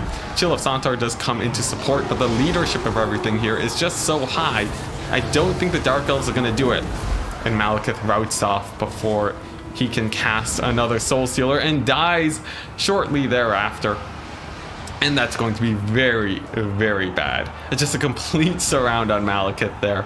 Torox too procs his brass body and starts beating the Chill of Sontar, tying its necks together, Hercules style. And it already is about to rout off. With the loss of Malekith, it is just sad. It does not want to fight anymore, and it almost routs off, but stays in the battlefield. With the charge, its leadership will spike up again. But it's pretty bad for the Dark Elves right now. Definitely not a great situation. Meanwhile, on the left flank, Dark Riders do get routed off, and they are going to be chased off, likely by Harpies. 2 Manticores still healthy too, which means a single entity game for the Beastmen. Quite good indeed. Now, Brass Body's gone for Torox. He won't be having that for a while now, but I think he should be able to still trade well into the Chill of Sontar. He even gets a charge attack onto it. Chill of Sontar misses too, and that's gonna be pretty bad. Flock of Doom drops, hits the Dark Elf Infantry too. Some good value on the Bray Shaman of Beasts, but that's gonna be mere tickle damage compared to what's gonna happen to this Chill of Sontar. Torox pulls him into the room. He sees the dead Malekith, and he starts getting beat by the Manticore duo. And immediately, gets to very near routing. Could possibly route off here with the charge of the Centaurs, and it's looking like a pretty strong win from Hadri's. Dark Elf build, lots of mobile tools, but in the end they had to take a bit of a straight up fight, and that simply did not work out as well as they would have hoped. Hadri's taking the second win now, the first participant to make it to the semifinals. Quite strong play indeed. Rips in chat already pouring out. My goodness, Malekith. He still got decent value considering the situation, but obviously not enough. Chill of Sontar having a rough time, and it seemed like the Dark Elves just weren't able to kite with their tools as much as they would have wanted. Beastmen quite a mobile faction, and taking a look at the effects of the Flocks of Doom, not getting a whole ton of value actually. Of course there were other spells that were dropped, and considering considering that the Bray Shaman was at half HP, he definitely had a little bit more fight in him. But usually I look to see casters getting about 1,000 gold value. Nevertheless, that doesn't matter very much. I think Hadri still had a very strong build, and that goon squad was devastating. The Manticores paid for themselves quite well, and even the Centaur is doing pretty well for themselves too. Oh my goodness. Oh my goodness. Absolutely brutal. Brutal. But Hadri's moves on, and we can go ahead and move on to the next best of 3. So let's go ahead and do that. Let's see if any of these lobbies are up and if they have spectator slots. We'll have to see. The match between Kafka and Voidlaws continues. Actually a fairly slow bracket on my end of things. And we do have quite a few people that are facing off against each other currently. Taking a quick look, I'll update the tournament bracket for you guys. We have, let's see, Tech Priest actually beating Dr. Jellyfish up against Lunacy. Now Lunacy did very well earlier in a previous tournament, so I think my money's on Lunacy to go up against Hadri's next. Meanwhile, we also have RTK Maker up against Houseplant, 2 RTK members in a match against each other. And let's see here. And meanwhile, at the top of the bracket, it's me waiting for the match between Voidlaws and Kafka. There was a little bit of a rules dispute that I wasn't able to handle, but that should be fine. Where so? All right, so apparently I have to fix the challenge page.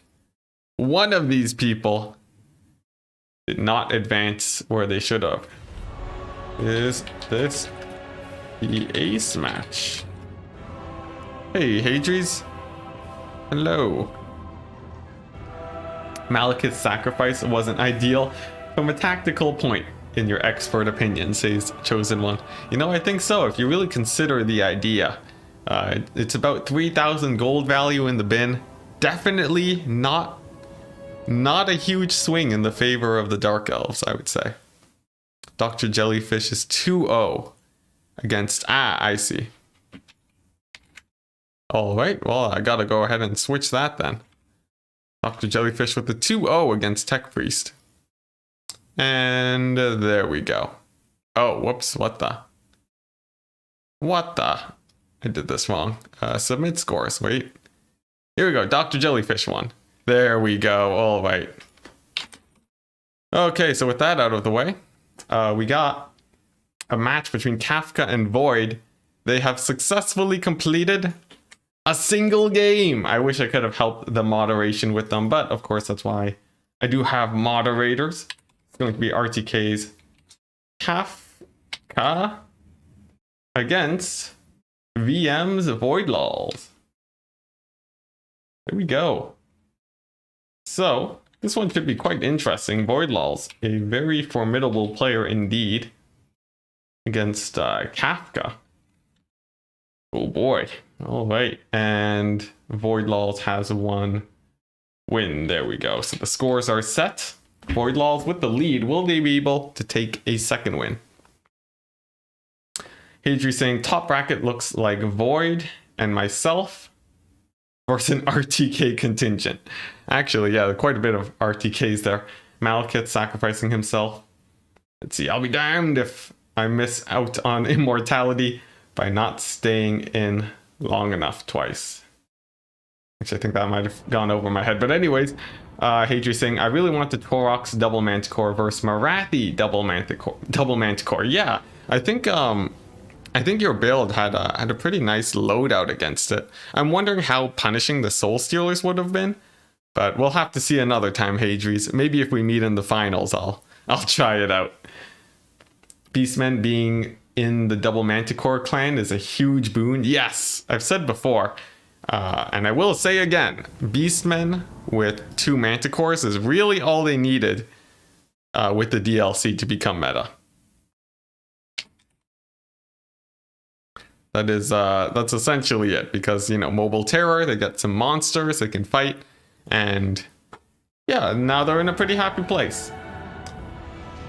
They've played 1 game in 1 hour and 24 minutes. Yes, Chosen One. I think that's quite something, isn't it? I have no idea how that happened. Maybe the lag was too intense, which is quite likely when it comes to Void Laws, honestly, but I don't blame them. Not everyone can have good internet and a strong enough PC, so it happens. And there was a rule break, apparently, so they had to replay some games. Brutal, absolutely brutal. There was a lore reference. Yeah, something about Malekith, like, stepping into the fire. See, the thing is, I only know, like, the surface level lore, okay? I know orcs are frat boys. I know the dwarves have a book of grudges, and that's it. It doesn't go that deep. So if you start talking to me about elf lore, it's here. Unit apps on. Yeah, if you start talking about lore, that's I don't know very much about the elves, unfortunately, except for, surface level stuff. Malekith, fire.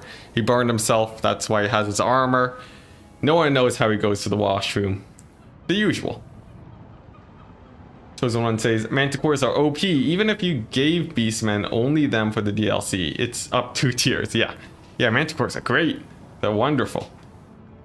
Like, having cheap monsters, that's where it's at. I think the Warhammer meta really, it oftentimes revolves around cheap single entities that have high impact. You think Void lives in a rather provincial area of Russia, connection issues abound. I see. Well, nevertheless, no problem. Alrighty, so both armies are being set up. Kafka as the Wood Elves against Void Law's Lizardmen. Originally a matchup that is quite good for both sides, actually. It's fairly even, actually, this matchup. It's sort of flipped back and forth. Some people say it's good for Wood Elves, some people say it's good for Lizardmen, but the Lizardmen, they did recently get a DLC, so I imagine they're going to be a tiny bit scarier here for sure. I just wonder by how much. Will the Lizardmen be dominating here now, as soon as people figure out the meta? Of course, you have units like Chameleon Skinks, Stalkers, which Alpha Dino actually combined to kill my Wild Riders. It's quite brutal, but in terms of all the other units, there's not a whole ton of impact. Solar engines are more expensive too, so it's not exactly a free win by Lizardmen. I don't think it has shifted by that much. Basically, Malekith spent 5,000 years being a Vader because the hot tub of destiny was a little too hot for him. Hadris, I love that description. Knowing Malekith, he probably uses Lore of Shadows to hide when he goes to the bathroom. Oh dear. Oh dear. I didn't need to think about that. That's odd. Shouldn't living in the void have really good Ethernet? Oh my goodness. Optimus. Very nice. Very nice. He shadow walks to the toilet?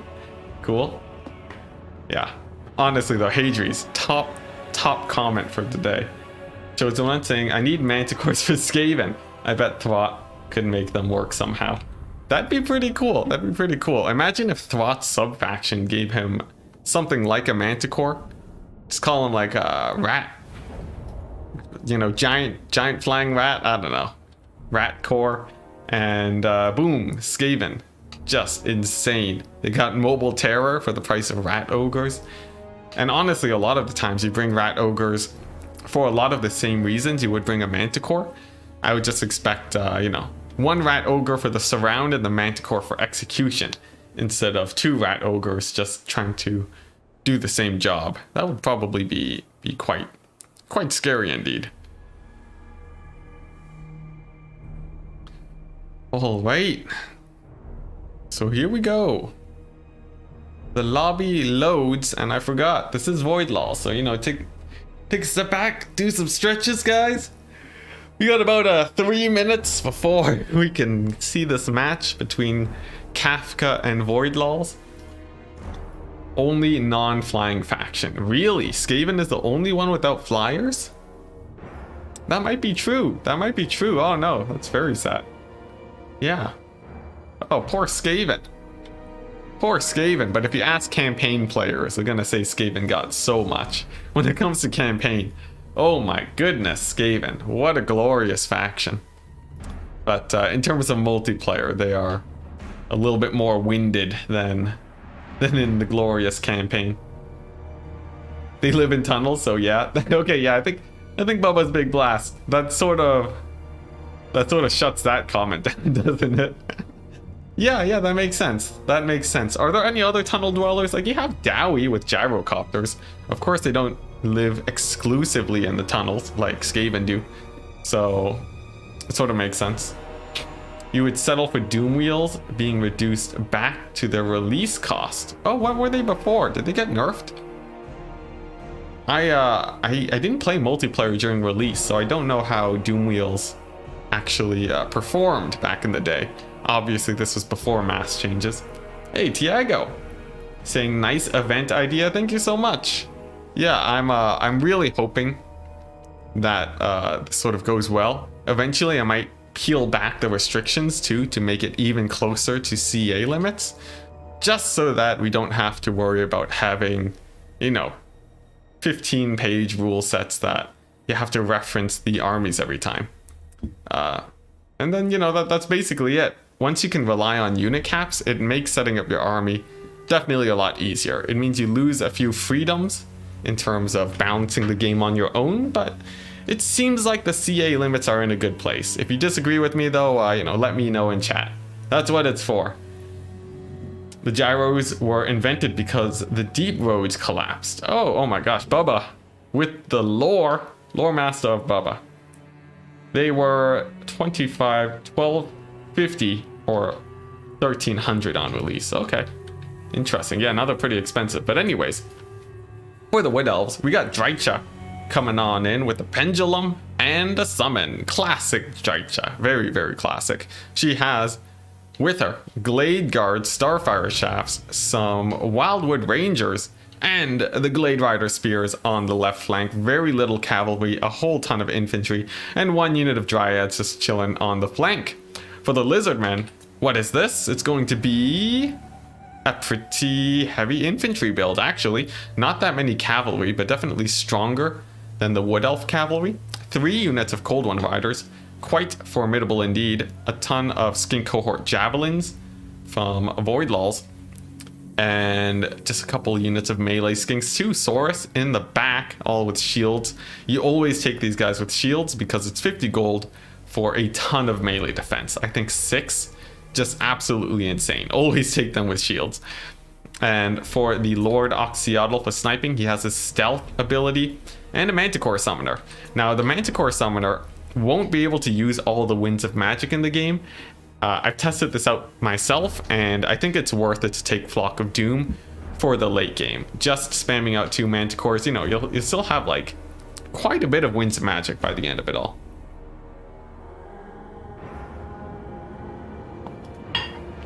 But here we go. The game begins. Legion, not a fan of the 3 ROR limit.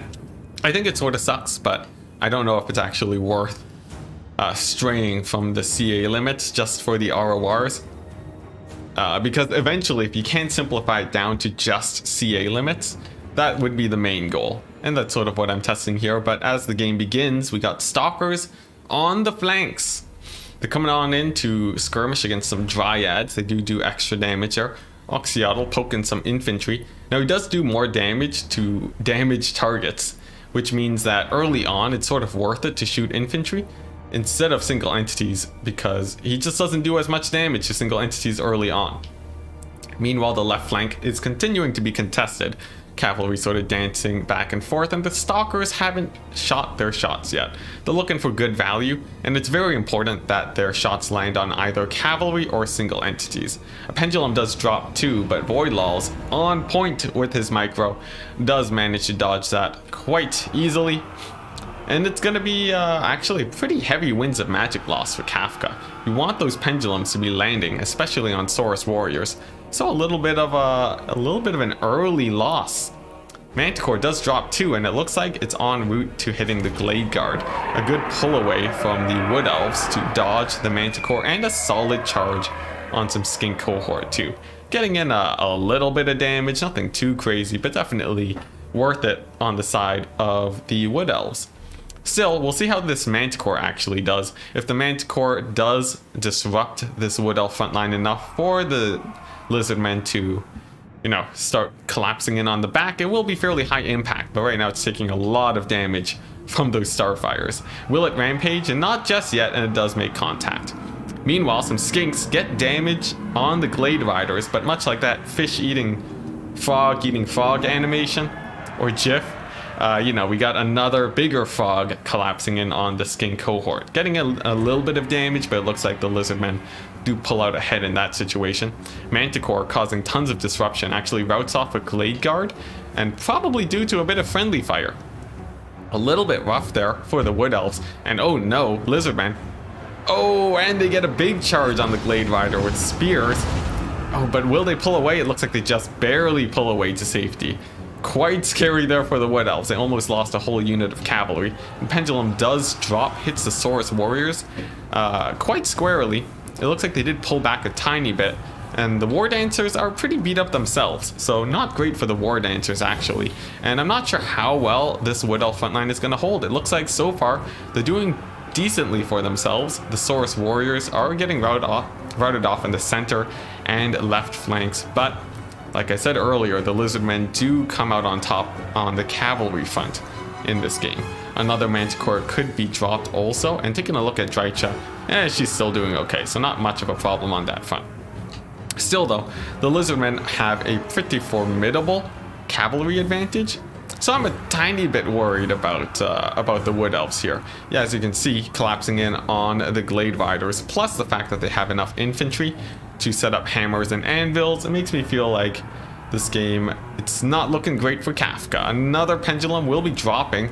These Saurus warriors aren't grouped up though, and not a whole ton of damage, sadly.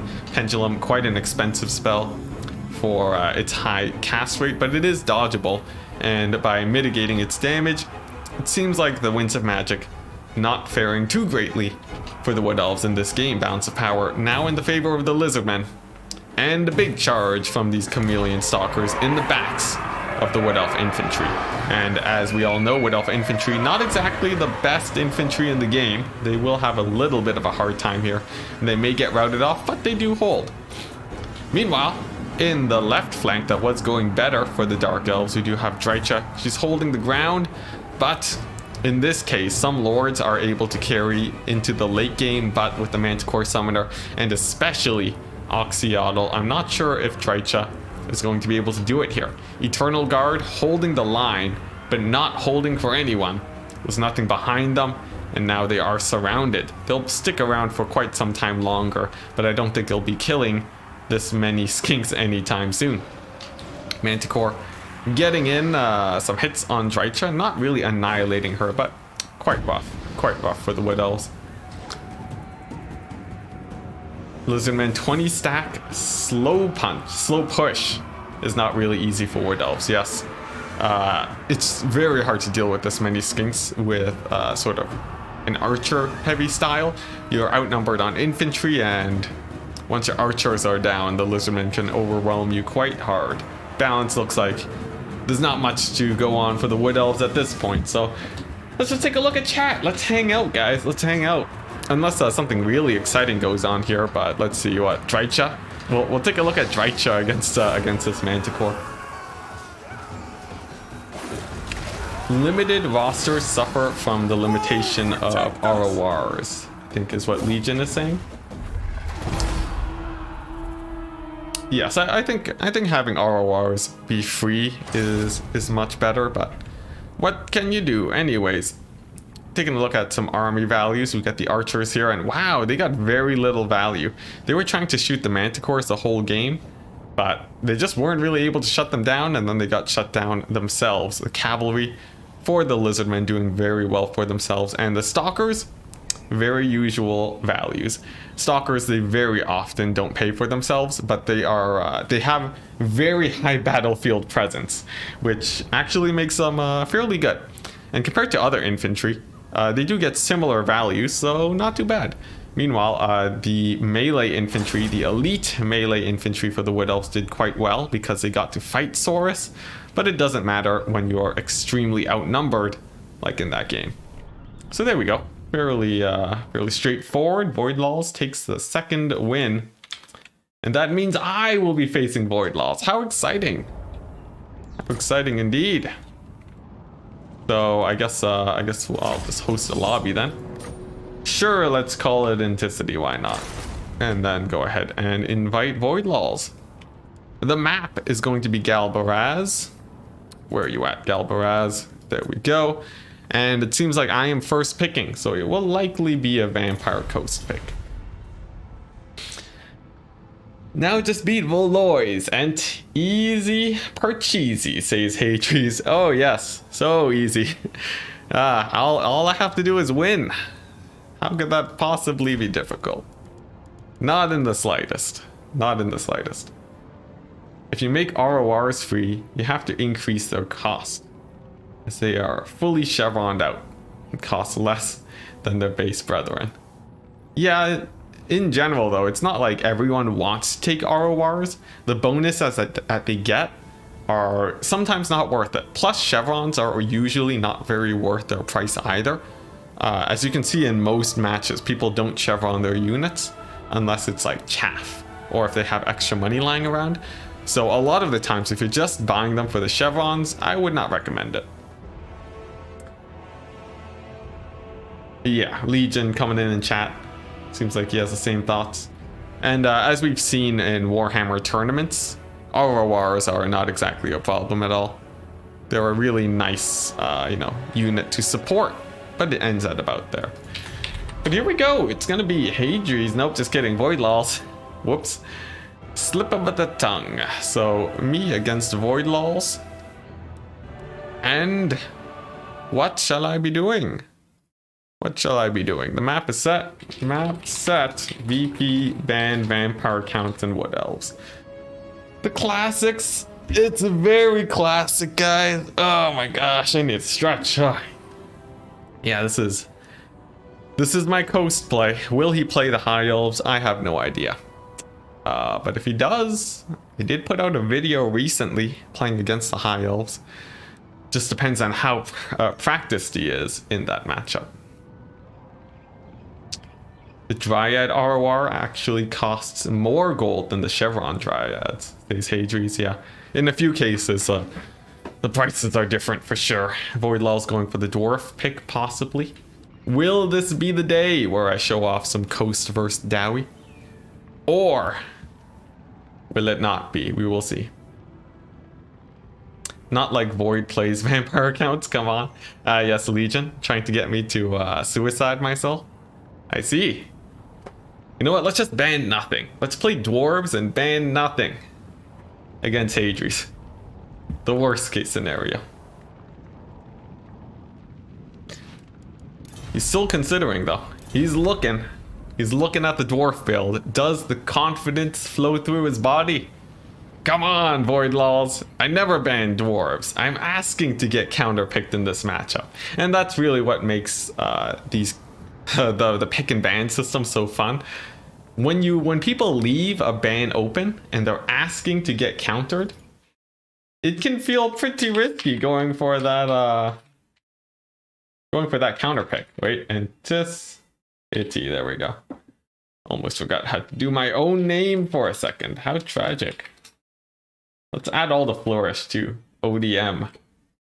Glorious Clan ODM. Sadly, they haven't been participating in many tournaments as of late. Many of them have actually gone on vacation. So if you want to win tournaments, now is the time. ODM, quite a scary clan, but of course, many clans have scary members, so it's only a slight dip in the overall player pool. You don't think Wood Elves is as bad? As long as you rush as VP. Personally, I think Wood Elves can kite Vampire Coast rushes, but you know. I misspelled ODM. See, now you have me paranoid. I'm good. I'm good. Why the lowercase m though? Just remember, I'm terrible at picking up on jokes or sarcasm or anything. So it's very often that you'll see me just bewildered by anything that anyone says, such as yeah, and you'll have to deal with it because I'm sticking around forever. Let's see. Oh, Hadries, you brewed up a neat Coast versus Wood Elf build. Okay. I'd be happy to see it. How about in the finals, don't ban Wood Elves, and then we'll see it. Okay, if I make it to the finals. Are you playing dwarves? Question mark. Come on, Void Lulls. We're the last. It's been 2 hours, 1 hour 45 minutes. We gotta go quickly here, or this tournament's gonna take forever. Gonna have like Hadries or Lunacy waiting in the finals for like an hour while I try to finish best of threes, or you Void Lulls, which could be worse because you know, lag. Aside from that though, I have nothing against Void Lulls. Okay, and he switches to Lizardmen. Yes, the change in selection. Now Lizardmen can be a pretty scary faction versus Coast. If they want to rush a gun build, they do have their cavalry, which can do quite well against the Vampire Coast. But will Void Lulls be going for a cavalry rush, or will he be going for something else? We will have to see. We shall have to see. I think, let's see here. Alternatively, a kite style could be possible. Oxyotl, skink oracles can be quite scary. Very scary, actually. They will snipe out your single entities like no one's business. So be very careful around skink oracles. Do not get shot to death by them. His PC took him that long to switch from dwarf to lizardman. Oh my gosh. Yeah. Actually, we don't need to add a time delay to this stream because all of our inputs are actually at a 5-minute delay anyways, so it actually works out. Stalkers can be very good. Oh yes, I've been seeing people take Stalkers a ton against Coast recently. They're, you know, they can just annihilate targets like Luther. Very strong against large targets too. And most importantly, they annihilate backlines because they are just the stickiest unit ever against zombies. They'll grind them down, they'll burst them down with their shots, and you'll see the zombies just crumbling away. They'll crumble away quickly, and the Stalkers, they're at just a high enough price point where you just can't peel them off your units. It's extremely annoying for sure. But I'm wondering if that's what Void Lulls is going to go for. Alternatively, I don't know. Could go for like a big single entity rush to try and break through the gun line, but we've seen that usually doesn't work very well due to the fact that Vampire Coast guns are the highest DPS unit per gold in the game. Against single entities, like one of the highest DPS units against armor, so you really don't want to be running units into gun lines, so that could be quite bad. Alternatively, honestly, I'm not sure what other options there are. Lizardmen are pretty straightforward in this matchup. There's not like a whole ton that really goes on here. Just depends on you know, what type of build I take. If they want to go for more mobility, if they're worried about air spam from the Vampire Coast. Air spam is actually fairly good, but I think in this meta with stalkers running around, a little bit risky. Lizardmen haven't been taking a lot of Tempest though, but you know, they have Pterodon riders, so they're actually good most of the time. Oh, whoops, I have it that Voidlaws has 2 wins. My bad. Let me just switch that out real quick. We're even. Dead even. But yeah, has anyone in chat... I know Hadri said you have a build against Wood Elves, but has anyone in chat been playing Vampire Coast in the recent meta? You know, in quick battles or tournaments? Because I see like no Coast. Maybe Ice Power will take them out every once in a while, but... the poor Vampire Coast, and even worse, Norska. Who plays Norska? Has anyone played Norska recently? Because no, I haven't. You still remember a Hyrule Titan with armor debuff getting killed full health by 1 summoned handgun. Oh yeah, I remember that game. I remember that game. What was that? That was against, wait, actually, no, with an armor debuff? So I guess it would be... might have been a different game, but yeah, summoned pistols. Oh my goodness, such a good spell, summoning a 300 gold unit that sticks around forever. Feels good. Now this is my first game of today, so we do have an excuse if we lose. Obviously a bad excuse, but as per usual, you must always have a contingency to explain why you lost, so that you know, the pride can stay high.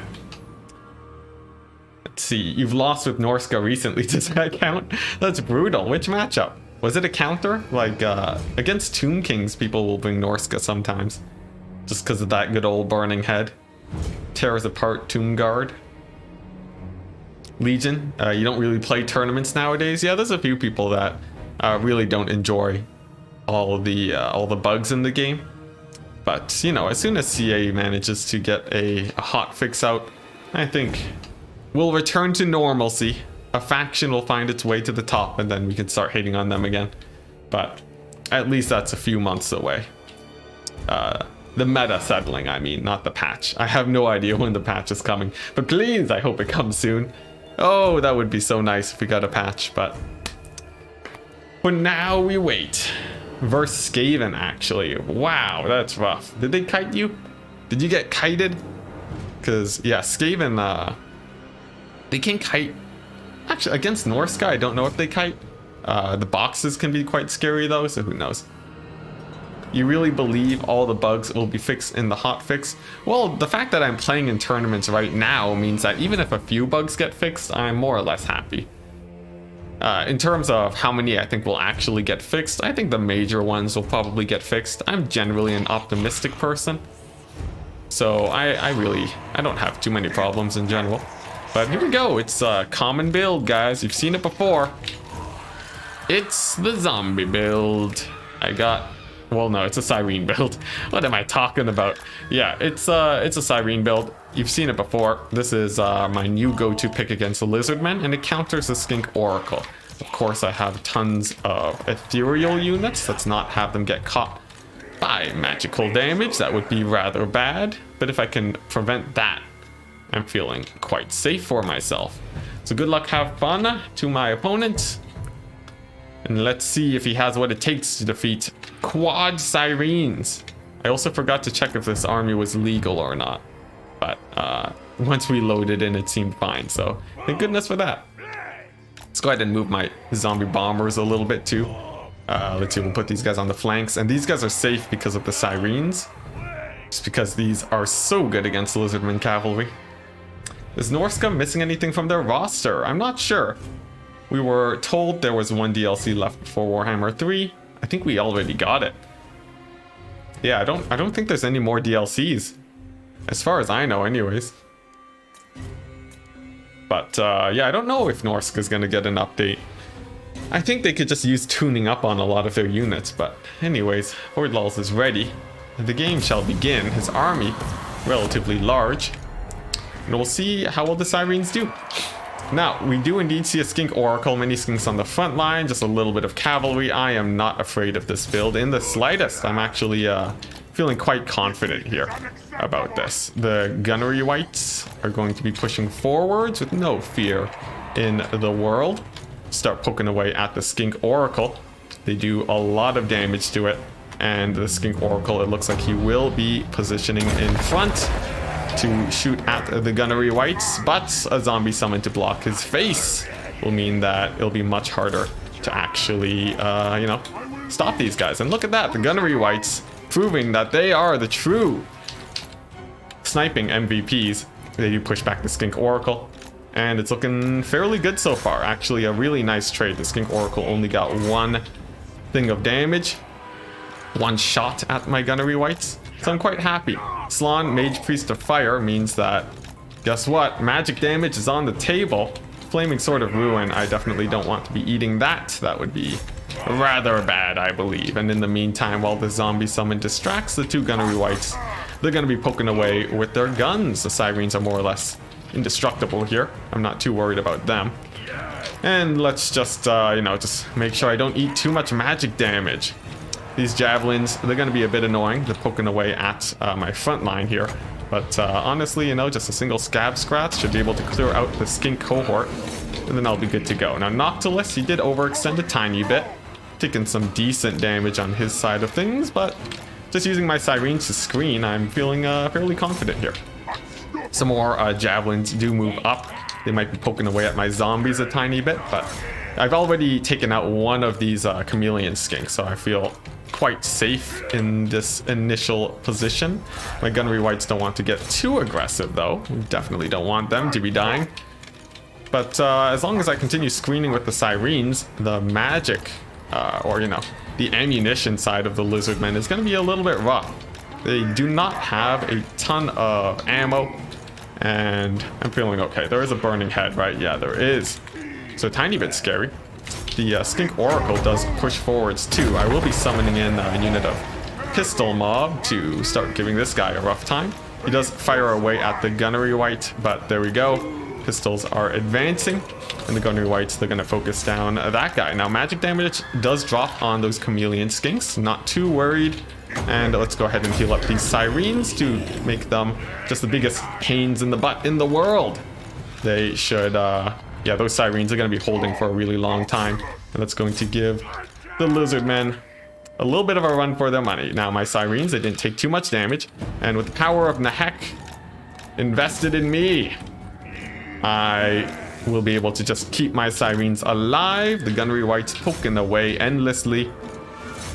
And it's just going to be a grindy game. Now, Gunnery Wights, when they use their ammunition, it's very important to give them their restock because that increases their damage by 30%. This is really nice in these long grindy games because you want them to be, yeah, you want your Gunnery Wights to be getting in their maximum damage, as, you know, most of this is going to be trading back and forth, especially with your Gunnery Wights. So you have to really take care of them, you know, just babysit them as much as possible. The Sirens still will be grouping up. The name of the game is efficiency. Can I stay efficient in the trades here? And we'll have to see. A Gunnery Wights firing away at the Skink Oracle, getting in a single hit, still fairly good for me. And I'm moving up my zombie line to make sure that the Skink Oracle doesn't cause too many issues. Now, let's go ahead and let's see here, group up with these guys. My Sirens, my glorious Sirens. Let's say I push back the Raptors on one of the flanks. Come on, Nahek. There we go. I'm gonna Nahek those guys and then poke away at the Revivification Crystal. I still have my, you know, I still have these Prometheans too, which feel pretty great. They're poking away. And I can just continue pressuring the Lizardmen, focusing the Skink Oracle as much as I can. He doesn't move up. It looks like he wants to be focusing my Gunnery Wights again. But the stagger animation on the Gunnery Wights actually does make them dodge a Skink Oracle. It's pretty great. And despite people saying this unit is fairly strong, OP even, Vampire Coast are quite formidable against it. Just because of the good old Gunnery Wight. It's quite nice. Let's go ahead and throw down a Wraith Storm too, just to really punish that guy. And because he's stuck in zombies, he may just take just a walloping from that Wraith Storm. And he takes decent damage. Nothing that's going to be game-winning here. But Gunnery Whites are still poking away at him. And he's having a very rough time. The poor Skink Oracle. You know, everyone likes to bring the Skink Oracle. But he's not going to be good enough this time. Burning Head drops on the Sirens. We're going to dodge immediately. And thankfully, we don't take too much damage on that front. I will be continuing to push forwards with my forces here. Gunnery Whites just poking away at the Revivification Crystal. Basically, their job is to poke at, you know, whatever they can find. And another ammunition boost on the Gunnery Whites will be putting them back up to an extra, just insane amount of damage, really. 30% extra. They're hitting for like 300 something damage with every shot. It's quite devastating. And let's just rotate my army this way. Potato, potato. That should work out quite well, and I'm feeling very comfortable here. The Gunnery Whites have been able to poke away for forever, and I have another double Scab's Wrath that I can drop on these Chameleon Skinks. Let's see if I can bait that out, actually. I'm going to just, you know, hold my zombies here, ask them to get javelined in the face. And will they fire? They do fire. And there we go. Oh, but he moves them immediately after, perhaps sensing that that big double Scab's Wrath coming on in. But we can hold on to it. There's no rush really in this situation. So we'll get my crabs together. Gunnery White's focusing down that guy, Skink Oracle, and then you know, we'll just force him to move again. The idea here is that this Skink Oracle will never be able to stand and shoot because I'm constantly forcing him to move around, thus allowing my Gunnery Whites to continue shooting at him, and then I'm good to go. Now I do take a huge burning head on my Sirens. That is obviously terrible for me, but you know, nevertheless, we still hold on. The Skink Oracle is taking a continued walloping, but man, that burning head was really bad. I need 30 seconds to get my recharge back on a lot of my stuff. Skink Oracle too, actually poking away fairly nicely. Friendly fire on the Bastillodon though, feeling pretty good. Getting a bit of a solar engine feel from that guy. And let's see, let's group up my Sirens preemptively so that I can heal them. This Gunnery White may go down, which is pretty bad. We definitely don't want that. But let's see here. Get that heck down on the Sirens. No, but I lose one of them. That's very rough and not great at all. I need my Rotting Prometheans to come in and support the Gunnery Whites too. But thankfully, that Skink Oracle is nearly dead. I didn't heal my Gunnery White, which sort of sucks. I really wish I could have kept them. But what can you do? We'll have to make do with the situation at hand. I did lose another unit of Sirens too. Definitely not great, but at least the Skink Oracle is nearly out of ammo, and I still have a fairly strong single entity squad. Now, will I be able to keep this Gunnery White alive? I don't believe so, but we'll see. We'll see. I have a heck in 11 seconds. The Oracle is out of ammo. And come on, live! Live! He has 100 HP, 4 seconds. Let's go ahead and get this Nahek as soon as possible. There we go. Oh my gosh, and he lives. He lives. What a miracle worker. Now, that's another magic damage buff. I want to run away with the Sirens because of that. And this is a problem when it comes to Sirens. Well, for the Lizardmen anyways. Sirens are just the most annoying things in the world to actually take out. They are mobile, they will run away from your magic, and that is why I think this build holds up even when they bring magic damage. And in this case, there was quite a bit of magic damage for the Lizardmen, but sadly, it doesn't appear to have been enough to win for my opponent. Definitely, I think this is the build you want to be running. It is just absolutely great. Sirens are going to be hitting the Skink Oracle now. This wounded Gunnery White is going to disengage because javelins are shooting at his face. And let's see here, another heal drops.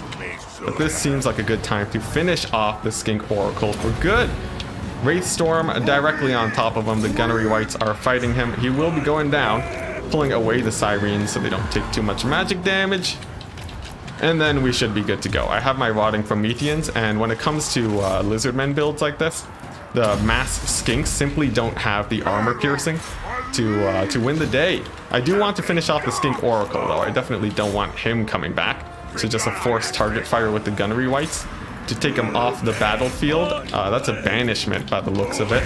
Not particularly scary, and this guy's so low, he's actually a non-threat at this point. Now, he does just hit zombies here. I do have the regenerating rotting Prometheans, and that's going to be army losses for the Lizardmen. Would you look at that? What a wonderful build. Check it out on my YouTube channel if you want to see the exact layout and some more discussion on it, because, man, it's a fun build. It's so good. It's so good. Gunnery Whites are the ultimate anti-kite. Just amazing. I know, GG. Man, decisive. Decisive. Now I just have to not lose 2 games in a row, which happens because I'm sort of a Vampire Coast one trick sometimes.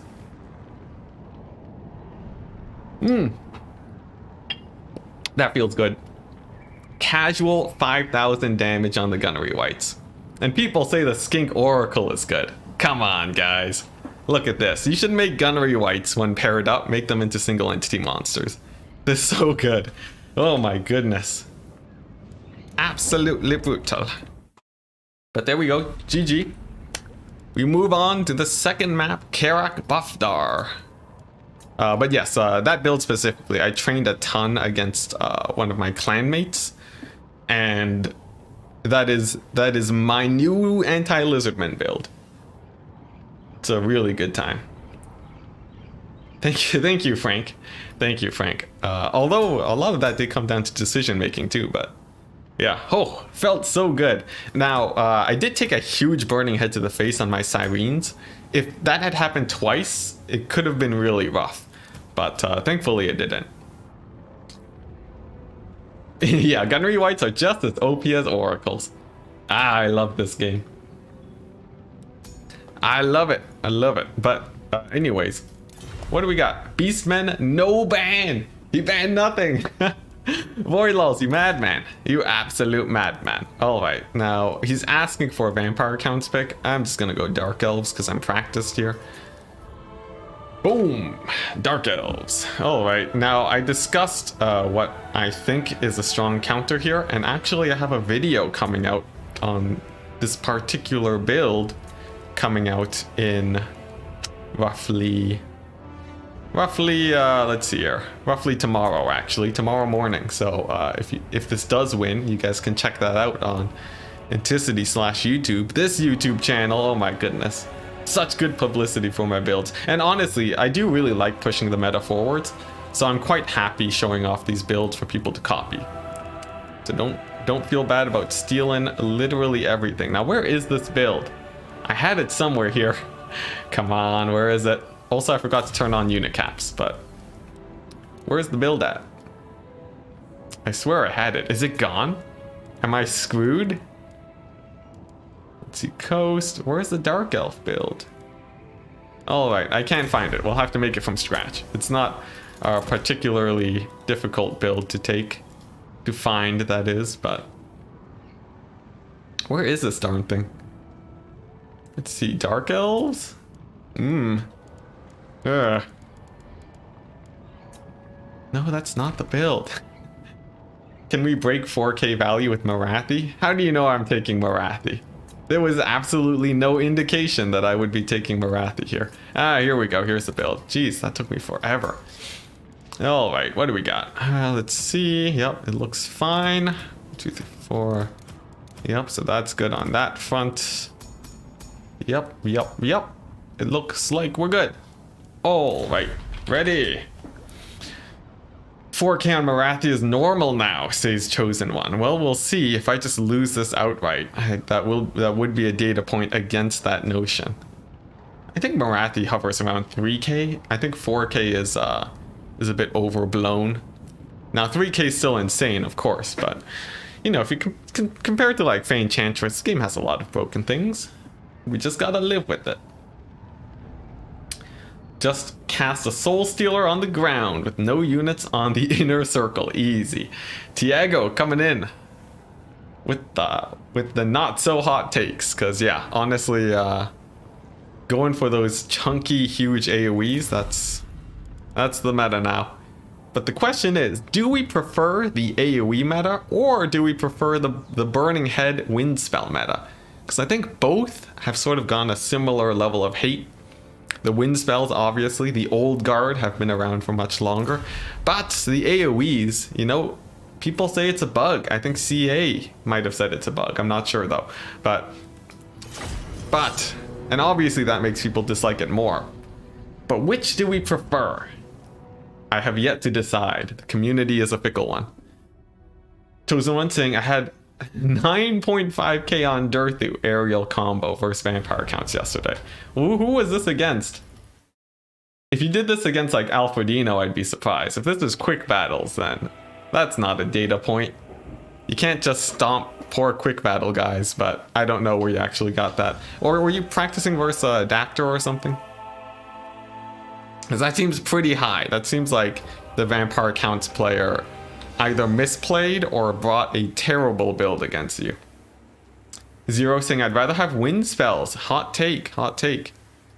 Wind spells are dodgeable, so there you go. Chosen One saying CA confirmed it's a bug. Very interesting. Not super surprised, because there were a few things that were definitely janky about it that sort of pointed into the direction that it was a bug. But we'll have to see. Now, we did see this matchup earlier where the Dark Elves lost the game against the Beastmen, I think. We will see if the same happens to me. I'm wondering what Voidloss decides to go for here. Quick Battle is the ultimate place for Warhammer scientific research. Ah, yes. Yes.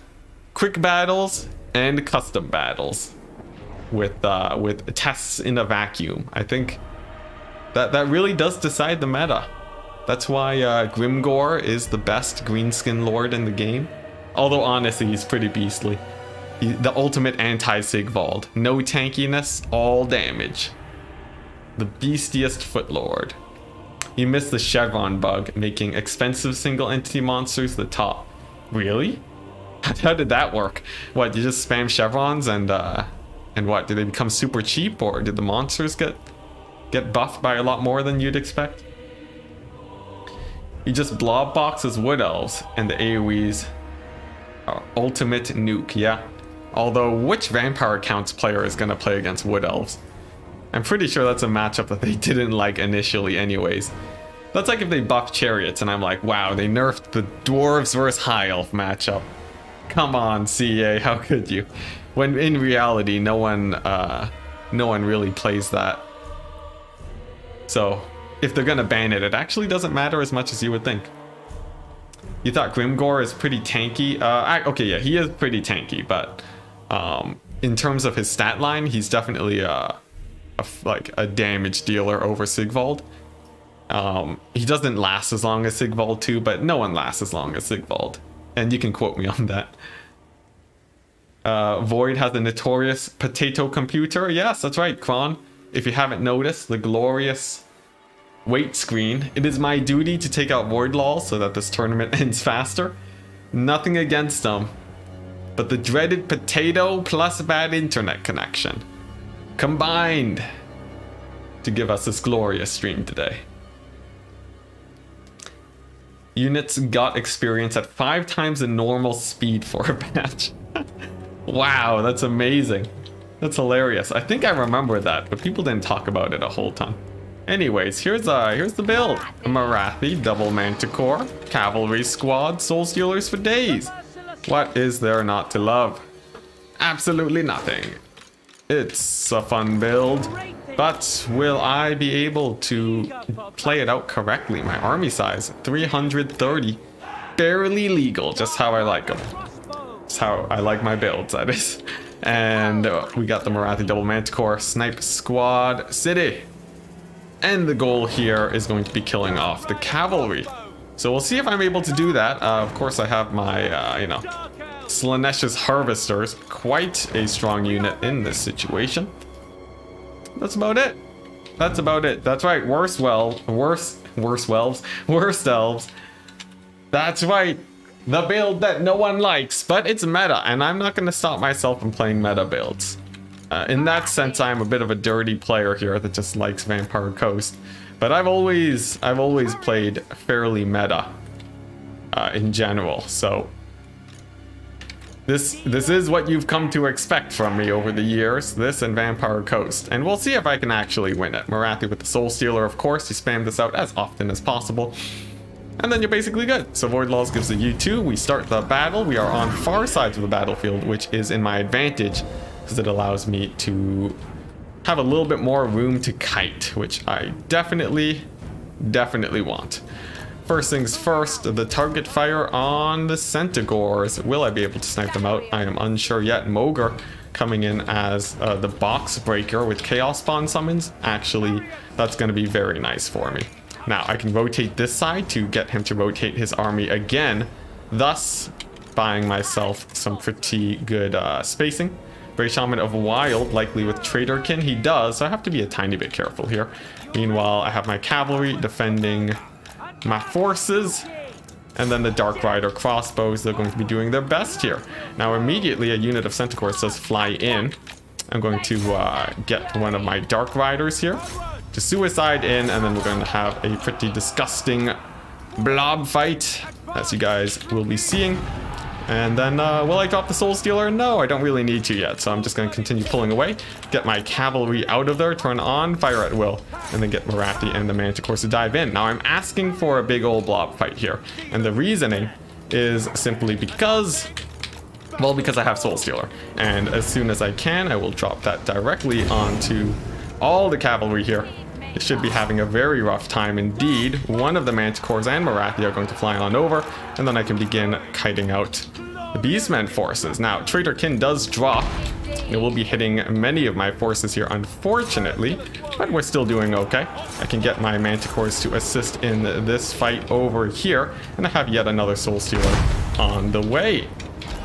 Let's see here, my mobility is doing fine. Let's get these guys in, drop the Soul Stealer, Manticores coming on in, Morathi with the Doom Bolt, but I need to make sure this pull away works out. A little bit of a bad engagement for me, actually. A very strong engagement for my opponent. That worked out quite badly for me, because now I'm seeing a lot of my forces actually get routed off. Definitely not good for me, and a big AoE does drop on my mobility. And that's gonna be pretty bad. Oh boy. Alright, well, let's see if I can salvage this situation. We have a huge blob over here. My chariots are still healthy though, and they are the key to my victory here, if I can perform well enough with them. I'm going to throw down a big Soul Stealer over here, and then get these Dark Riders, try and take out the Beastmen mobility. It's definitely going to be a hard one though. Morathi's doing okay. But, oh boy, man, I let a lot of my cavalry get caught in the back here. That was really bad for me. Of course, I do still have my chariots. That's going to be my one saving grace here, but Morathi possibly getting caught out, and oh no! Oh no, not like this. Okay, let's hear. Let's take stock of the situation. Let's calm down just a tiny bit. These Centaurs are almost gone. Morathi has a Soul Stealer in 30 seconds, and I do still have a Manticore. So that's going to be really nice for me. I will be able to take out these Centaurs, I think, with a charge from my chariots. Let's see here. Let's see if I can pull that off. My Manticore is going to be coming on in. And I have a Soul Stealer in 10 seconds. Let's see. These guys are really low, but I don't have my other Manticore to give terror. This guy's going to have to disengage, simply to support the rest of my army. Morathi is going to come on in with the Soul Stealer as soon as that Bray Shaman gets close enough. And let's see, I'm just going to have to win off the back of my chariots by the looks of it. Let's go ahead and throw this down. Try and rout off that caster. I do still have 4 chariots though, and oh man, Morathi gets routed off. Okay, now that's really bad. And I think the Beastmen may have won it here today with some really nice cavalry control, really screwing me over in this game. I do manage to rout off the Bray Shaman, but losing all of my cavalry in the back while I wasn't looking, definitely a pretty big misplay. Let's see if I can salvage a situation though. I will fire in onto the Centaurs to try and free up Morathi. I'll bring in the Manticore too, but man, there's just so much mobility. It's too much. Come on, Manticore, get in there. And the balance fire goes in the favor of the Beastmen. I'll call it GG here. Yeah, let's call it GG as army losses kicks in, and that's gonna be it. Brutal game. Oh my goodness. I think in the end, Actually, a very heavy cavalry force here for the Beastmen, working out quite well, not going for the baits. Perhaps I could have baited harder with the Scourge Runners and ignored the Traitor Kin, but both sides getting about 2,000 gold value on their casters. But the Dark Riders, the huge misplay on the Dark Riders, going to be a very decisive victory for Voidlaws, and I think quite well earned indeed. Which puts us in the ace match, which means I will get to counterpick against him, which is pretty good. But let's see what the map is. It's going to be MP Blue Reach River. Where is it at? There we go. Which faction did he ban earlier? Oh, he went Beastmen no ban, so he has a free ban here. What will it be? Oh my gosh, that was a brutal fight. That was a brutal fight. I think it just was my cavalry not going too well. Possibly I could have played a bit closer with them. I was spacing out more than I had to because of Traderkin. But there you go. There you go. Maybe I'll have to practice that matchup more. Perhaps I'll contact the Beastmen main Razel in ODM chat one day and get some more practice in. Figure out the best way to win it out. Now, I'm thinking Voidlaws is pick 3. He's probably going to go ahead and ban Beastmen here. That seems likely. Alternatively, it could be a... Who knows? Who knows? It could be... I don't know, Bretonia is sometimes a ban, but they're not very meta nowadays. I'm not sure. Hadri is saying, hey Enticity, do you want me and Dr. Jellyfish to wait for me? I do not.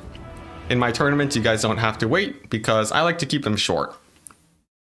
You know, a lot of the times tournaments, they drag on for hours and hours and hours. So yeah, you don't have to wait for me. Only if you really want your games casted, but I like having shorter tournaments personally. So go on, fly free. Have a good match. Also, hey, Dr. Jellyfish beat Lunacy. That's a bit of an upset since Lunacy won the last tournament. That's going to be Counts, Coast, Wood Elves, ban Wood Elves. Interesting, interesting. So this is asking for a High Elf pick right off the bat by the looks of it. Bubba's saying, will they be meta again if the charge bug gets fixed, do you think? Bretonia, I think they're actually pretty good recently, but... Let's see, what else could I go here? I could go for Greenskins against Coast. A little bit of a sketchy matchup, I'd say. Dwarves against Counts and Coast. Let's see, what's the map like? It's a very large map. That's pretty scary. Pretty scary indeed. Let's see here. What else? Dwarves feels okay. Voidlaws with the vampire counts has me a little bit worried. This counts is quite formidable. And I don't know if I really want to be facing up against that, but I do have a nice defensive point to hold. So maybe that is a good idea. Alternatively, let's see. Alternatively, I've played Dark Elves already. I've played Coast already. Beastmen. Nah. Too many bad matchups for the Beastmen. Empire? Maybe. But, you know, High Elves is probably feels like the best one here. High Elves ban Wood Elves feels okay, but I might ban Coast actually. High Elves ban VP. Alright, now this is going to be a matchup that Voidlaws is fairly comfortable with, I think. This either the Wood Elf matchup or the Counts matchup could be something that he's very familiar with and could result in a bad match for me. But it is a fairly good counter pick. I banned Coast just because I'm afraid of the rush styles that could be annoying. So I'm just going to go with match against the Wood Elves instead, I think. And I'm wondering if he'll go for vampire counts. If he does, it means he has some sort of build to beat the High Elves, but no, Voidlaw's going for the Wood Elf pick instead. And we'll see how this goes.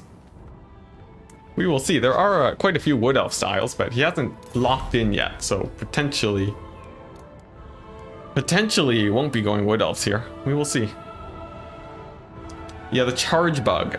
It's when cavalry gets countercharged, by infantry, they take a lot more hits than you would expect, and a lot more hits than is intended. So cavalry actually are really bad at charging in a situation where it's not hammer and anvil, especially against great weapons too. So this is the most impactful in the matchup against the Chaos and Bretonia, where great weapons counter-charging cavalry is actually the counter. And yeah, you have to be real careful about that.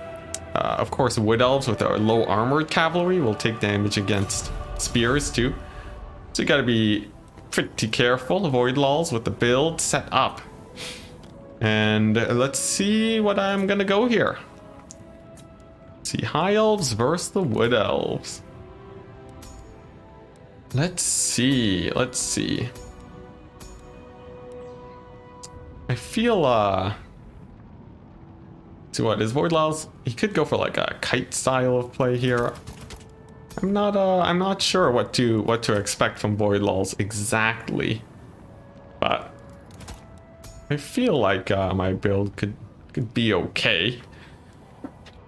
So Wood Elves, they can go heavy on the infantry. Of course, they can go heavy on cavalry too, which is quite scary. So we will have to see, but I got some ideas, guys. Got some ideas. Not sure if that is a bug though. I think it might have been confirmed to be a bug, but I'm not super sure. Not at this point. Ooh, actually, this could be fun. Now this could be fun. Okay. You know what? Let's do some of this. But yeah, so I have a fun idea here. But no spoilers for now. I'm just trying to find the correct units. Come on. Hey, Doctor, on the CA forums. Okay. And Human Boy saying he is back. Hello, welcome. I'm pretty excited to try out this build. It's against the Wood Elves. This matchup is supposed to be favored for the High Elves, but we'll have to see if I can actually carry it out here, since I don't actually play High Elves that often. So I'm really wondering if I'm going to get screwed over here. But the hope is that I don't. That is the hope. Let's see. This feels fairly good so far. I can do some of this. Yeah, that feels nice. And then... oh boy, this is scary, guys. I don't wanna just lose to a random bad matchup. That would be the worst case scenario. But this feels like a good enough build. Let's go ahead and try it, I guess. Am I missing anything? Anything in the world? Okay, I think I'm good. Let's go ahead and ready up. We're up against Void Lulls. Will I be able to win it? David of the White Lizard saying 4 sisters, question mark. That seems like a pretty crazy build. A pretty crazy garbage build. But no, maybe. I don't know. I've never tried Sisters of Everlorn against Wood Elves. Unless you're talking about Sisters on the Wood Elf side, in which case that'd also be equally crazy. But yeah, Human Boy, it's going pretty good. We're 1-1. We are multiple hours into the tournament now, and we're still in round 2. But as soon as I finish this up, I think we should be good. And as soon as my build loads in, I'll be excited to show it off. It's going to be a bit of a familiar one, guys. It's a mass cavalry build, except this time with Burning Head to beat, Wood Elf 20 stacks. I can throw down a sweet Burning Head onto the spears and hopefully just roasty toast them down. That's the plan, but I have no idea if it's gonna work. Fingers crossed it does. The map too is sort of good for me. My heroes can't get sniped, so I should be okay. I guess if we run into treekin, yes. If it's a big old tree build, maybe we're screwed. I have a bunch of archers though, so I don't think it's the end of things if we do see trees. Oh boy, oh boy. I have magic damage for Sylvan Knights too, and I have healing, just in case my heroes do take damage. Human War saying, I'm around if you need a homie for casting. If not, I'll be playing your games and chilling. I might call you for casting if I get taken out here, since it's been a bit of a long day. Well, like, I'd be casting 2 best of 3s after. Honestly, these tournaments aren't really that... They're not big enough to require a co-caster just yet. I have like just enough endurance to last, but you know, I might consider it. By the way, guys, for those of you that don't know Human Boy, they do host tournaments very often, coming on in with a very nice community mindset for their YouTube channel on YouTube/Human Boy or something like that, and yeah, generally quite good. Actually, quite good all the time. So would highly recommend you guys check them out. Nice and growing, very active channel too. How is the Empire versus the Coast matchup? So far, Empire still has a hard time versus a deck on our build. It's about even, I would say, but the Vampire Coast player needs to know what they're doing. As for Empire, it's fairly bread and butter, so they don't have to practice the matchup nearly as much to get it to an even state.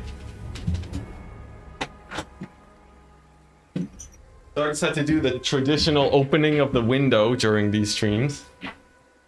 Oh, and the turning on of the lights. We know it's a real stream now. The classic waiting of the void lulls. So classic. So classic. Oh my gosh. Come on, void lulls. You know, we should donate. Just get some money together. And then have void lulls upgrade his PC just like a tiny bit. Just a tiny bit. Oh man. Yeah, before now it's a fake stream. Yeah. That was implied, obviously. HDD detected, hard drives, yep. We need that SSD. Vengeance of the potato, yeah. At least once we're in game, it's actually fairly good. So it could just be an internet connection issue, I'm not sure. But here we go! Guess what? It's the build! It's the mass cavalry build. Yes, that's right. I have cavalry. The end. That is the build. So, oh nice, I can set up my hotkeys beforehand. I can move their position so it's all at once. How absolutely convenient. All right, there we go. This is the build, guys. It's up against a small build for the Wood Elves. Could be bad, could be glorious. It means I probably want to keep these archers safe, because if they die, well, I'm sort of screwed over, aren't I? So the goal is to shoot the tree men to death with the Reavers.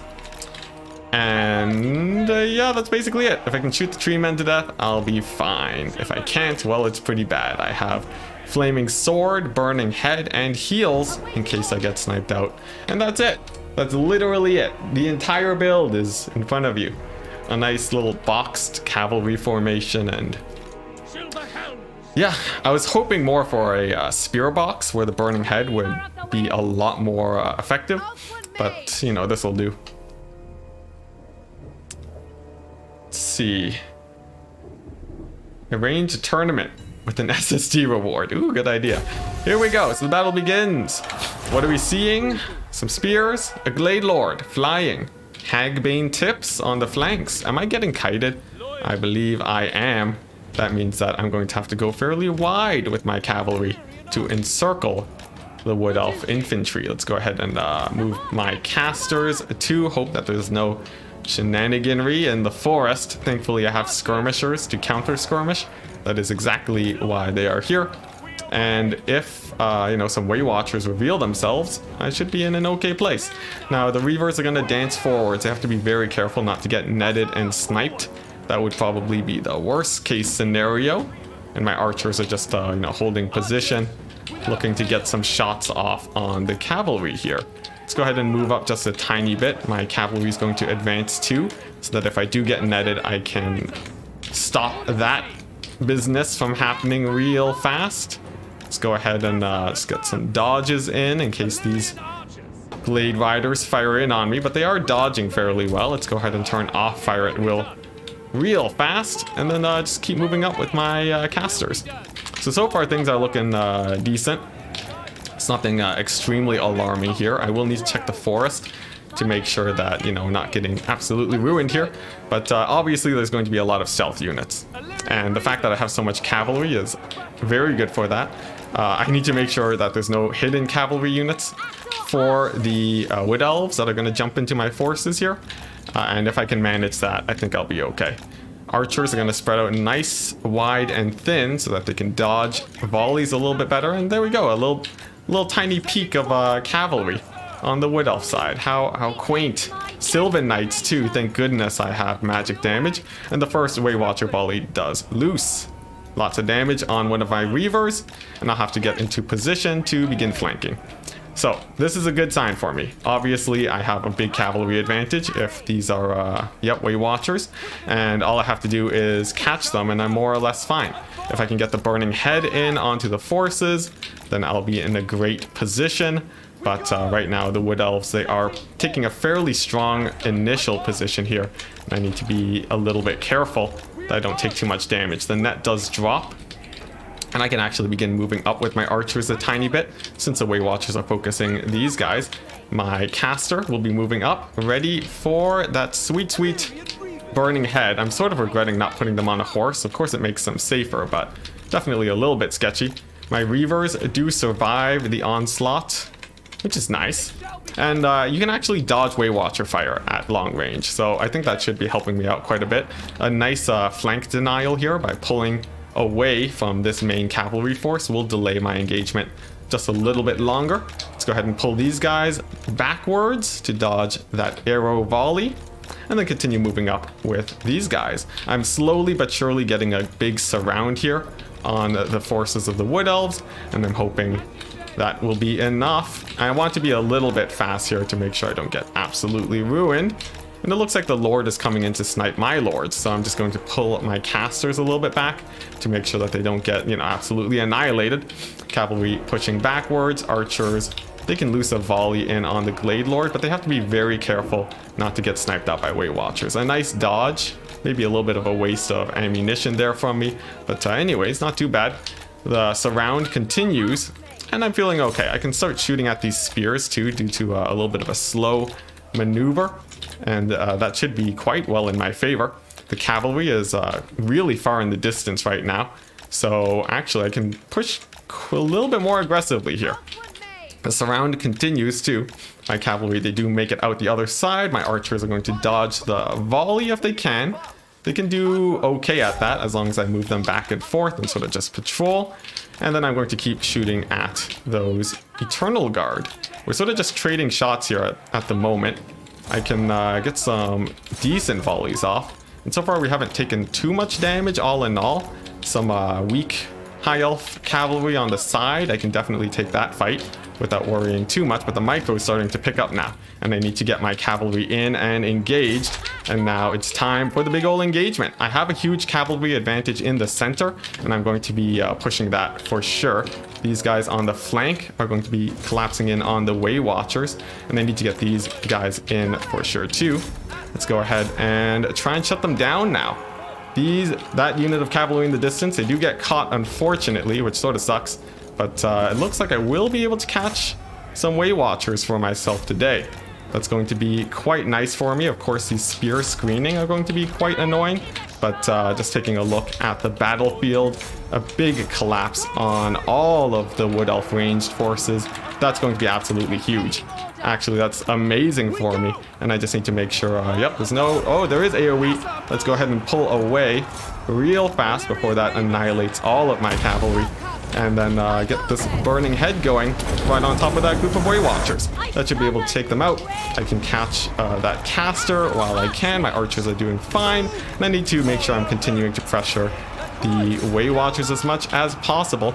The caster of the High Elves is having a rough time too, and I just need to evacuate with my cavalry. But given the fact that all the Waywatchers are more or less down, and that the caster is having a rough time, I still have my archers. I think this game should be mine, which is definitely very, very good for me.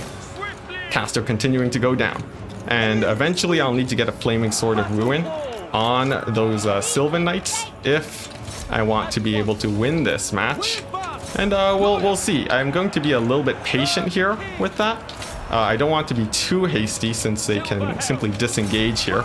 And that would be no bueno. That would be quite bad for me. And instead I'm going to focus on catching out the caster here. For my archers, let's see if I can focus fire the Sylvan Knights here. Let's get a big charge and then cast that fire magic damage onto my forces here. Sylvan Knight should take a decent amount of damage, but the balance of power has gone to the favor of the Wood Elf, surprisingly enough. I'm not sure exactly what has caused that, but definitely not great.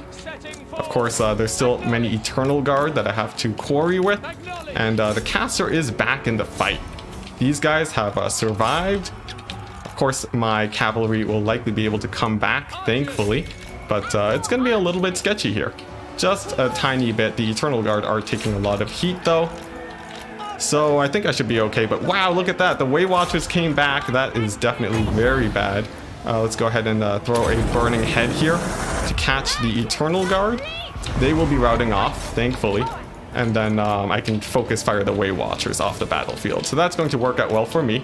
Those Way Watchers will be gone. I can finish off the Eternal Guard. And honestly, I think I'm in an okay place. The balance of power says otherwise, but you know, I have quite a bit. It's just the Sylvan Knights, really, that I have to be truly worried about.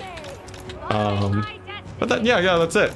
So let's go ahead and start cleaning up these Eternal Guard. I have so many units of archers. I think I should be fine. The Way Watchers are now off the battlefield. And can I kill off this pocket of Eternal Guard? We'll have to see.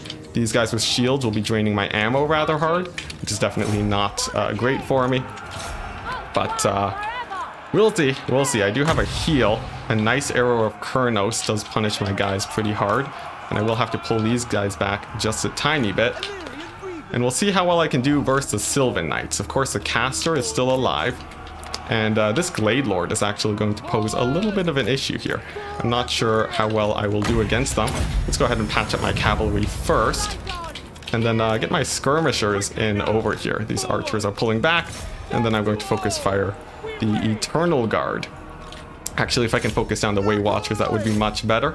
Let's go ahead and deal with this cavalry real quick. And let's see. I still have magic damage, thankfully. So I will be able to catch out the Sylvan Knights. Let's go ahead and throw in that Flaming Sword now to punish those unit of Sylvan Knights.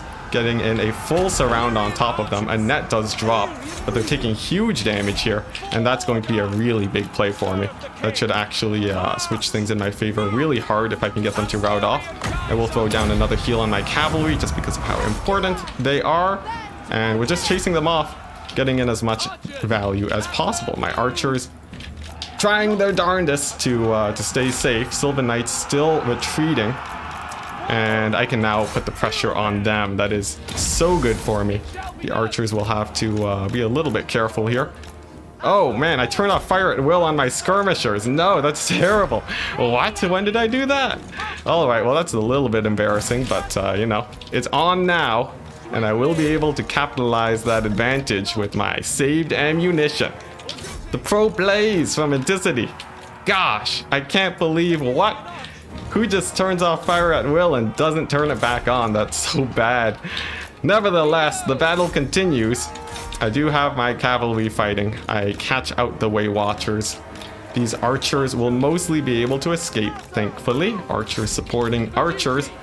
Ranged, you know, just having my ranged units protect each other. I will heal up my caster. Miss my cavalry. That's another misplay, but what can you do? And let's see here. This Glade Lord, she has landed. There has been a heal drop onto the Sylvan Knights, and actually I don't have that much magic damage left. So a little bit scary. Let's see if I can just assist these guys real fast. Let's see here. These archers will be pulling forward, and oh, it looks like the Sylvan Knights are looking for a fight. So I need to get my cavalry in to support them. And will I be able to catch them? It looks like they're going in for a pretty hard charge. It's going to be scary for sure. Oh my gosh. Oh, this is going to be a close one for sure. Let's see, I do free up my archers, thankfully. The Sylvan Knights are going to be a huge threat, though. And I'm not sure what to do about this Glade Lord. On her eagle, she's actually fairly scary. She's still flying above my lord and just poking her away. That's definitely not great for me, and... Ooh, it could be rough. It could be rough. Once my lord is down, the leadership is going to be really bad for my forces. And that means that the Sylvan Knights could actually win it here with enough heals. So that is sort of what I'm trying to work my way around right now. Oh, my lord, she does get surrounded. That's gonna be bad. Oh no, not like this. Not like this. Okay, well, we're gonna continue scrapping it out. I think a heal just dropped on the Sylvan Knights. Oh man, but they're gonna be holding. And although I surround the lord here, I think that misplay might have actually been the tipping point in this game. Turning off fire at will and getting no value on the Reavers, absolutely terrible. And my lord dies, and that's gonna be it. GG, well played. No, no, brutal, absolutely brutal. Oh my goodness. Oh my goodness, it would have been close, but that was real rough. GG though, very fun game. Void Lols does get the second win. There we go, let's take a screenshot. Sylvan Knights didn't actually get that much damage. The Flaming Sword did quite well. Enticity saving ammo for the balance of power. Oh my goodness, brutal. Look at these Reavers, they got so much value without their ammo shooting. They could have done so much better. As for the archers, yeah, they did quite well for themselves. And if we look at the Wood Elves, these, let's see, the Way Watcher, the range didn't do much. In fact, who got the value on the Wood Elf side? It looks like that caster with the big, with that big Dwellers below, that was what really punished me there. Other than that, though, the Wood Elves didn't get that much value. Oh, God. The Spears did okay, obviously. I didn't cast that many Burning Heads on them. And I think I should have put my caster on a horse. That would have been a much safer bet, just to get into position. But you live and you learn, Void Lols. Getting the victory. We are moving on to the next match. The semifinals, actually.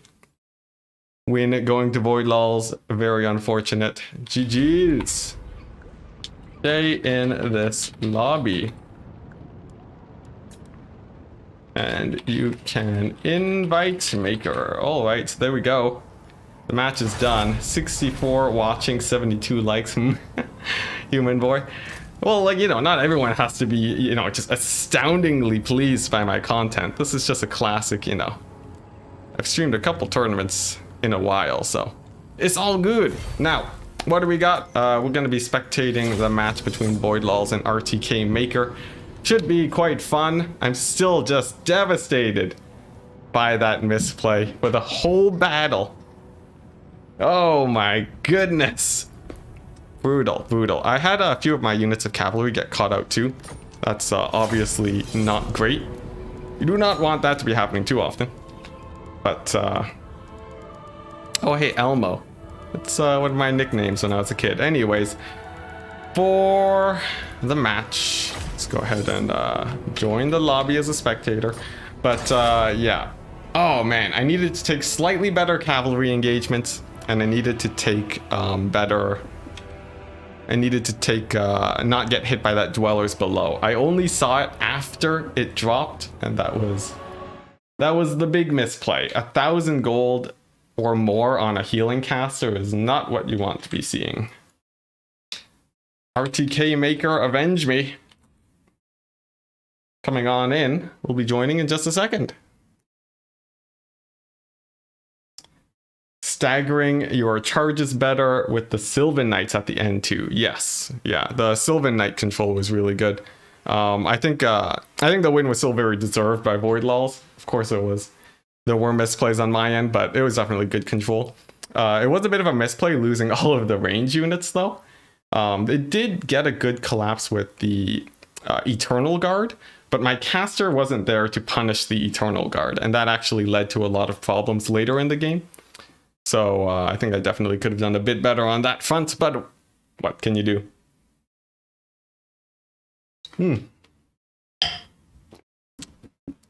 Oh, wait, so RTK Maker, presumably being contacted by Void Lols. Oh man, but the Wood Elf versus High Elf matchup, I think that's one I should actually be practicing a bit more, considering how often I actually run into it. I play the matchup on both sides, but it's definitely, I should be practicing it a little bit more. I think the Burning Head is definitely a very good addition. You can get a ton of value on it, but I don't know how to stop my casters from getting sniped. Rob's eyes, no ice power. Yes, indeed. Ice power was busy. I think he had like a music rehearsal or something, or is practicing for music classes, something like that. So, you know, understandable. Although very unfortunate that we don't get to see the dreaded ice power today. Oh man, so brutal. I wish I could have won it there. That sucks. Oh, brutal. Well, the only way to do it is to host another one of my tournaments. That's the only way. I need to keep hosting tournaments until I win one of them. Because so far I've lost all three now. Pretty brutal. Maybe one bolt thrower. At least eat some arrows. It could eat arrows of Kurnos, that's true. Maybe. Maybe in a mass cavalry build though, where I'm sort of trying to rush the Wood Elves. Maybe. Bolt throwers can be pretty annoying to take out. They can push the cavalry back. And like I'd only be losing one unit of cavalry myself. The Wood Elves usually aren't trying to push you, so maybe I'll try that out. I'll switch up the build in the future. It's a matchup that I haven't played a whole ton from the Wood Elf side, but I should have a lot of experience playing it. I mean, I don't have a lot of experience on the High Elf side of things, but I do have experience on the Wood Elf side.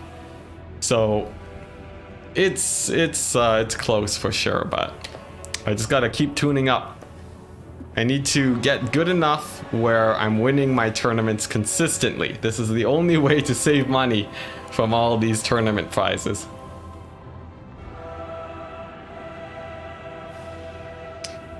Would have signed up when your grandparents have been married for 66 years? Oh, well, yeah, obviously. Priorities. It's clearly more important. So, Maker is on their way. They'll be joining the lobby in just a second, and while we wait, I will be refilling my water, so I'll see you guys in a quick second.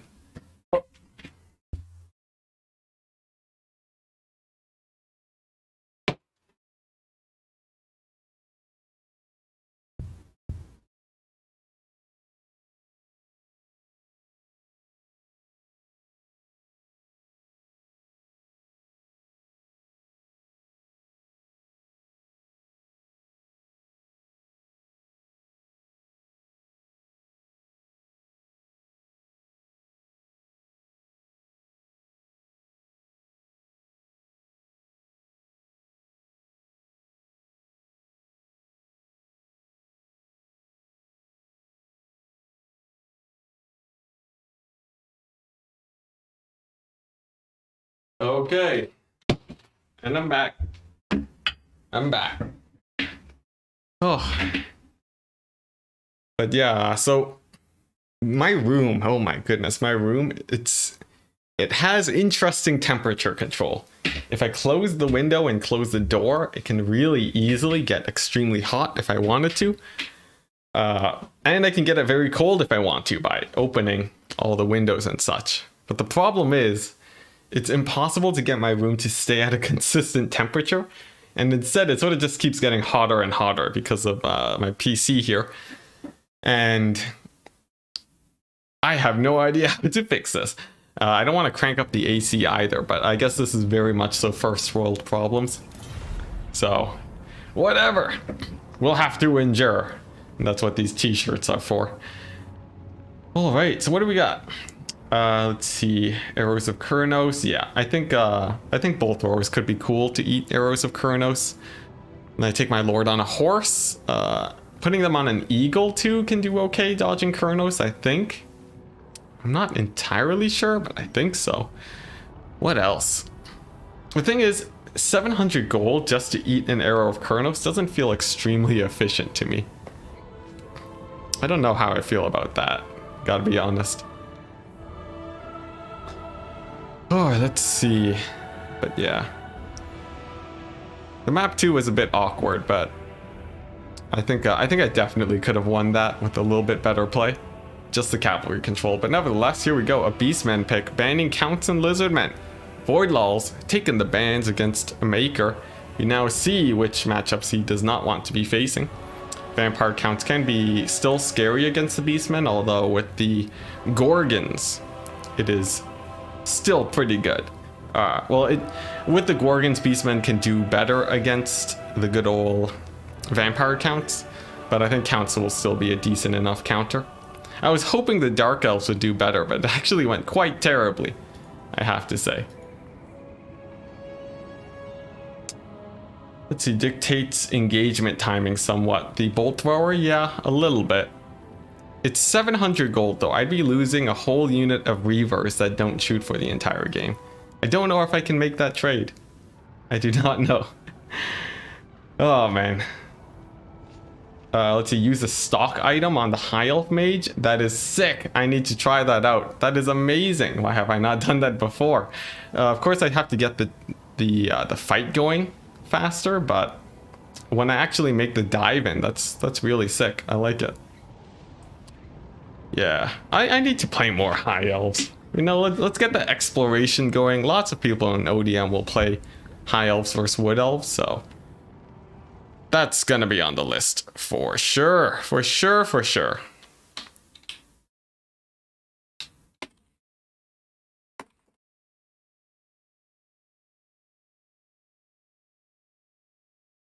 All right.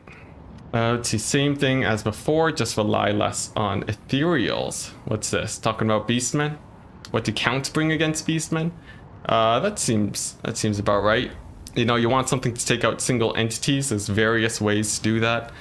Generally, your Lord cycle charging will do well. So Vargulfs also. And it depends on how much of a blob they go for, if you want to run a Mortis or not. Nowadays, it's a little bit scary because the Gorgon can snipe it out. But with enough pressure, you can sort of defend it still. So I'm not entirely sure.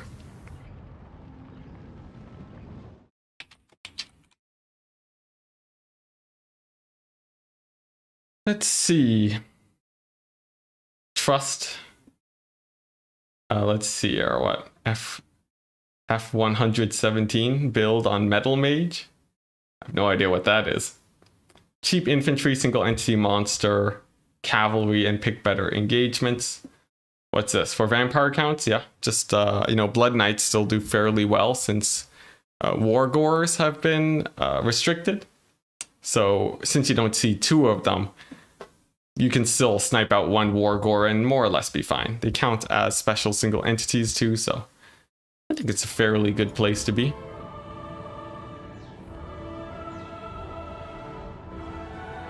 And I was really hoping that that High Elf build would do well though. I think maybe if people are going to be going Kite Wood Elves, I could just go for, you know, the classic Archer spam and Shields Wood Elf or High Elf build. I think that would have actually served me quite well in a lot of these matchups, and then go for like a Fire Mage just to burn all the infantry. The threat is that, you know, you'll be getting kited for a lot of the game, but it's not impossible to actually dodge. Nevertheless, we have a Skaven versus Beastmen matchup. Maker going for a bit of a weird pick. A lot of people would say Beastmen counter Skaven, and that was before the patch. Now Beastmen have even better tools on a hilly map. A little bit scary for Maker for sure, but I'm wondering if Voidlaws is going to be a bit afraid here, as if your opponent is going into a matchup like this, it could be quite bad. They may have practiced it quite a bit, and with all that practice, you could be in for a rough time. Although I think Voidlaws has been playing quite a bit of Beastmen based on the fact that we've seen them twice in the tournament so far. So we'll see if Maker meets his maker, or if they will come out on top.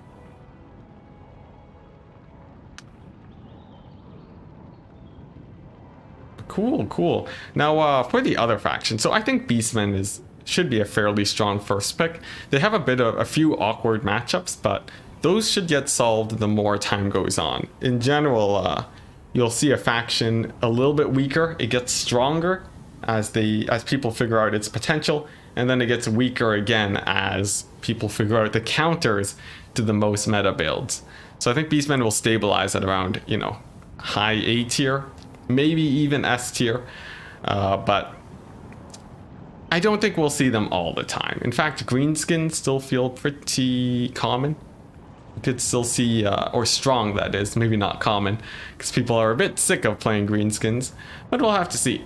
As for on the end of RTK, well, in terms of this matchup anyways, we could see actually a kite style of play or a blob style for the Skaven. Skaven, they do have fairly good options when it comes to blobbing or going for a defensive style, but I don't know if that's what Maker wants to go here. Most Beastmen players will go for, big, they'll usually go for the usual box buster, and that will typically work out quite well. Is there any document of the current meta that is being updated? Right now, no. I don't think anyone has a proper grasp on the meta.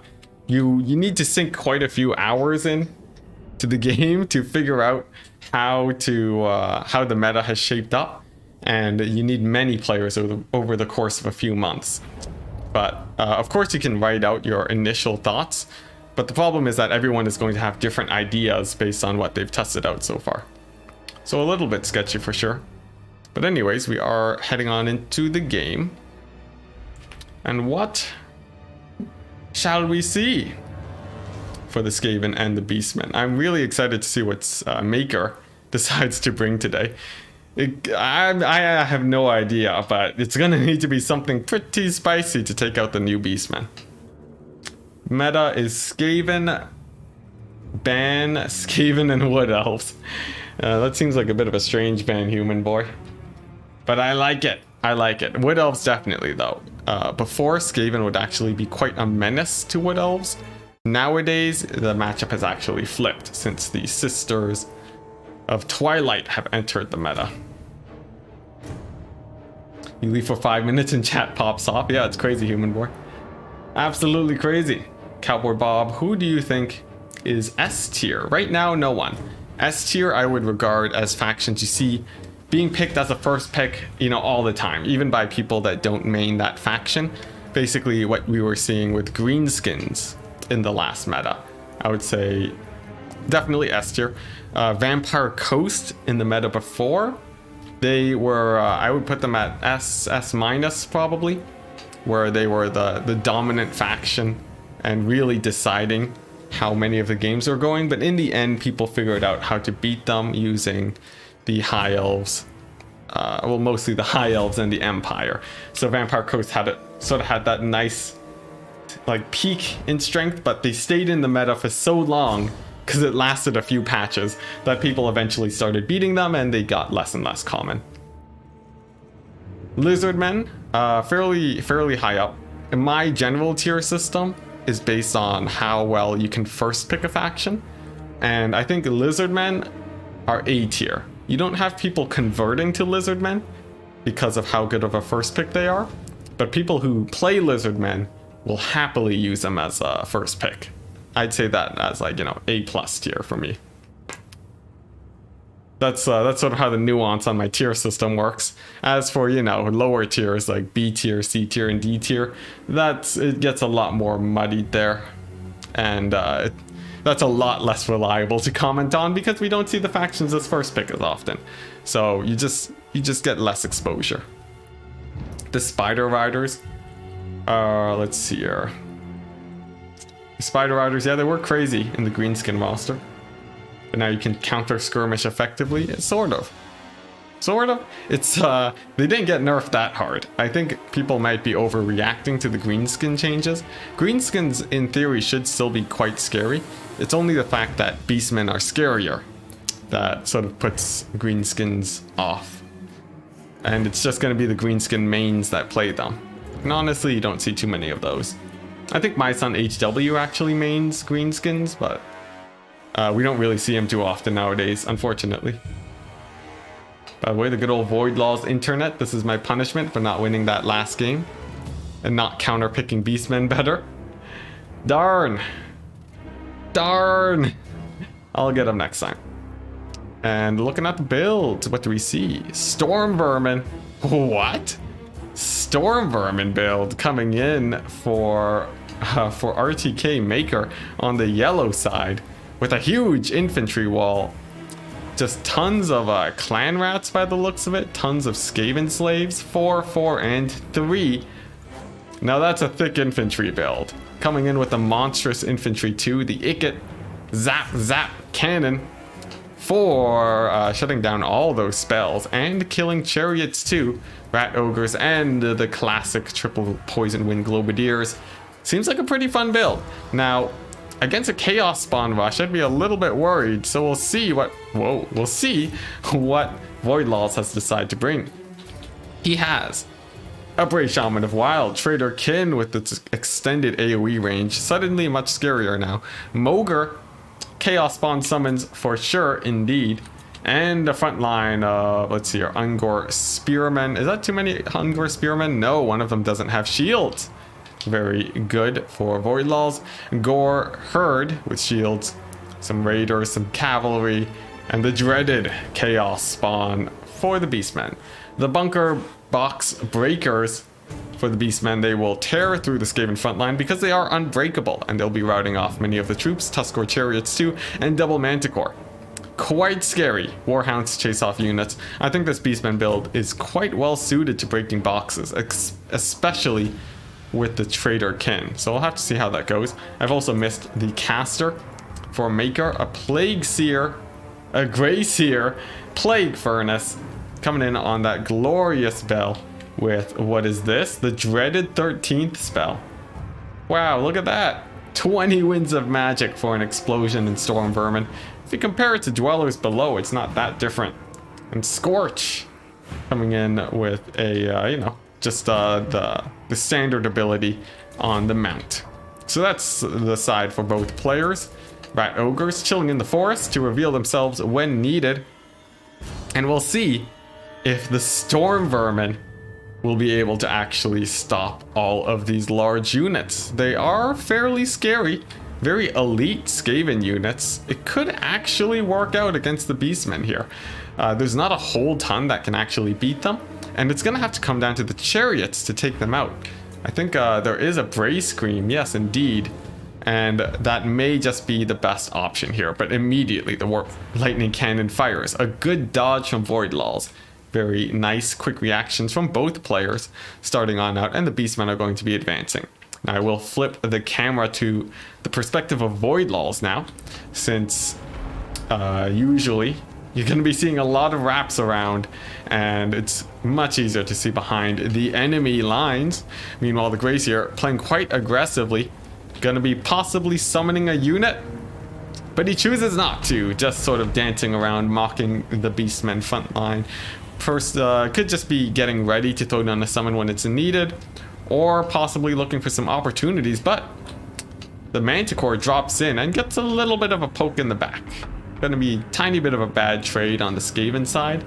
If the Gracier had just hung back a little bit longer, he could have taken a tiny bit less damage, but it's still fine. He gets hit by the Poison Wind friendly fire too, but both sides don't take very much damage. Oh my gosh, in Samurai style. Thank you very much. While this engagement gets started, he comes in saying, thank you for the constant work for the multiplayer community.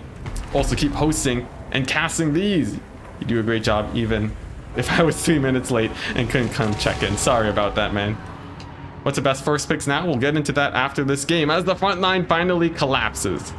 The clan rats come in and they start chasing off the Ungor Raiders. Definitely very strong play. Some summons just to distract the Beastmen front line. It allows the Poison Wind Globadiers to get more damage. Huge volley though, slamming into the Skaven slaves. Not a good trade, and the Bray Shaman charges right on in. Now, will this result in a misplay? rat ogres come out. We'll see if he gets surrounded in just a second. In the center, more rat ogres, and another manticore getting caught out by rat ogres. Could actually turn out quite badly, but with the chaos spawn summoned, it seems like the Skaven frontline is already compromised, and the beastmen infantry hasn't even moved in yet to fight. Definitely a little bit scary for the Skaven, but potential to get a whole ton of picks. Now this was done intentionally to shut down the poison wind globadiers before the infantry actually charges in, and it looks like it was quite effective. A chaos spawn summon, actually a bit of a rough loss, getting spawned onto Skaven slaves, not getting the full value, but still quite good for the beastmen right now. The Skaven frontline has completely collapsed, and that's because, oh my goodness, the storm vermin haven't actually seen battle yet. They're now getting called in, but the range units of the Skaven are already gone, which means that it's going to be just the melee strength of these storm vermin trying to hold the front. Rat ogres will be supporting them too, will be helping out quite a bit, but the warp lightning cannon is now shut down, and the scorch does drop, getting in a decent amount of damage, basically a scab scrath worth, and it will be routing off the Ungor. But Ungor aside, they are fairly low impact here as the fighting continues. Now what has gone well for the forces of Maker? The rat ogres have traded really well into the single entities. They've sort of set up the field for the storm vermin to do well, but man, look at that, one of them already down to half HP, and the Traderkin drops, but casting the jagged dagger actually accidentally canceling that huge Traderkin. A little bit of a misplay. Remember, now all abilities will be canceling your spells, and that's going to be very rough, as you know, you're going to see now the Traderkin has to be recasted here, but it does eventually drop, and we're going to be seeing models die quite quickly. Now it sort of works like Spirit Leech, and if you look at the models on the storm vermin, those units get ticked down every single tick of that Traderkin. It'll be taking out about maybe 10 or 20 models, and actually doing quite well, especially hitting storm vermin. And looking at the leadership of the Skaven, it's now a mass rout in the back line. The beastmen with their mobility have position to chase them off. You always want to make sure that you chase off Skaven forces.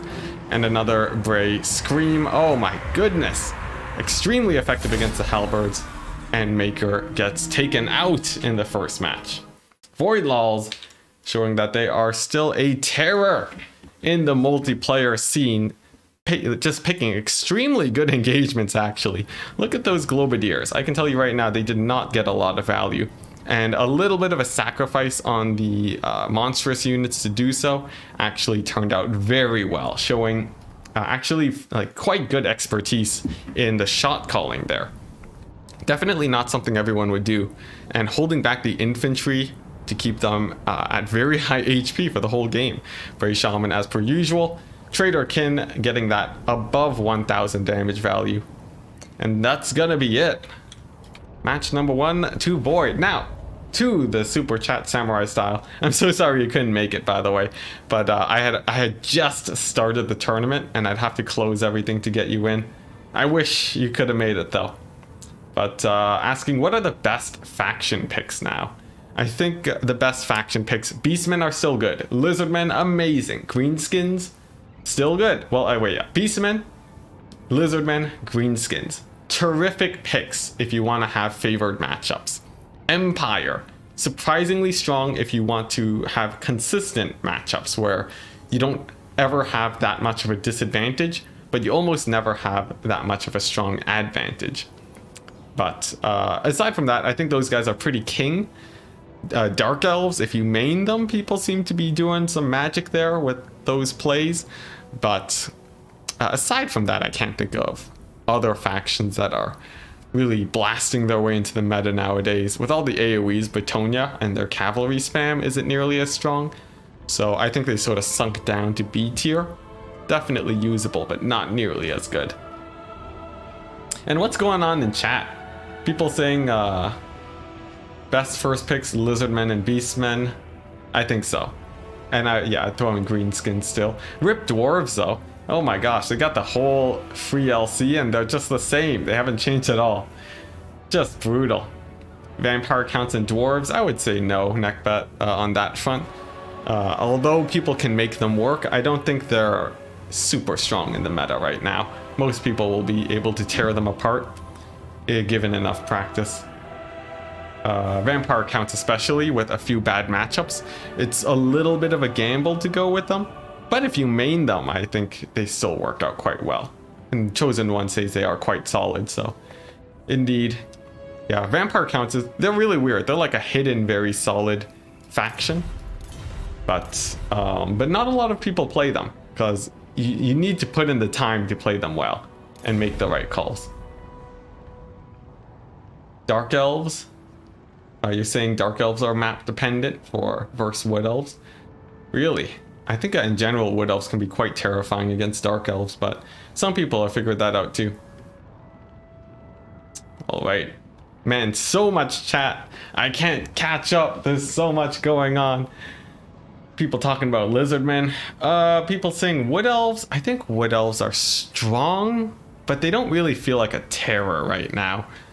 Many of the Wood Elf mains, I don't really see them, you know, going ham with the Wood Elf first picks, because there are many people that enjoy the Elf factions, but simply the Elves just not getting that representation, unfortunately. I'd say Wood Elves are quite, they're still good though, at least like minimum B+ tier, bare minimum. Vampire counts and Lizardmen is almost even, says Chosen One. Really? What do you think are the good counter picks to Lizardmen then?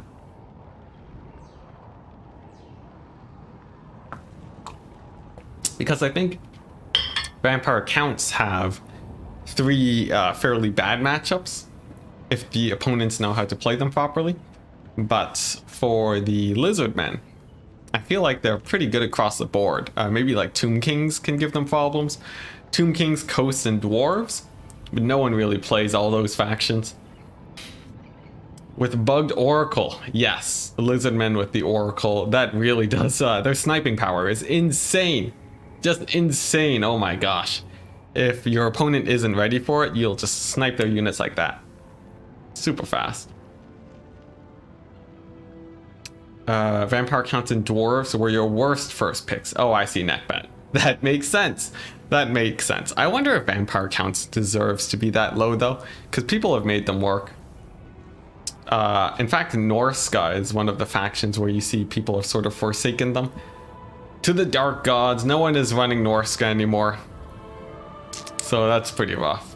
I would say Norska and Dwarves are probably the least played factions right now, and not very viable.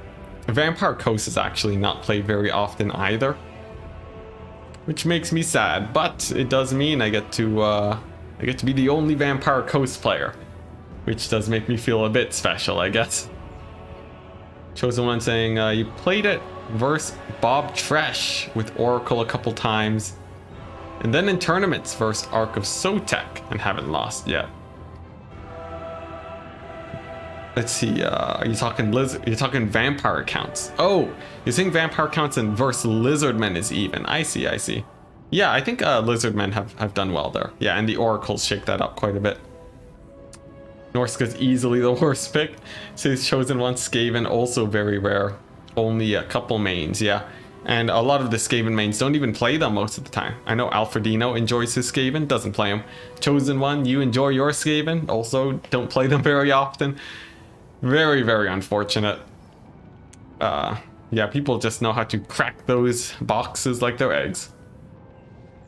Human Boy, yes, there you go. Enjoy the struggle. Okay, yeah, everyone's a Skaven main. You know what? The whole chat. Apparently my chat just got replaced by Skaven. Can we get the witch hunters in chat here? Please. Skaven are pretty good against lizards though. That is true, although I don't know. Some Lizardmen mains are happy to face Skaven too, with strong enough monster rushes. It sort of works out, but in an even skill level, I would say Skaven generally lose it. You just see the matchup so little though. Honestly, look, there's 144 matchups, something like that. I think I might be getting that number wrong. There's like over 100 matchups. that you have to learn. So it takes a while to actually figure all of them out and get a strong opinion on them, but thankfully we have community opinions. Unfortunately, they conflict all the time, so it's actually impossible to figure out what is actually good or not. But that's sort of the joys of Warhammer, isn't it? Skaven, there are no Skaven citizen. You know, I think you have me convinced, Sodar. You have me convinced. Is there an assassin behind my back? Should I not look behind me? 225 matchups? Yes, it's like if you count both sides. Because what? It's 15 times 15. Which is going to be, you know, 150 plus 75. So that's 225. Hey, math. I did math without failing on stream. How wonderful.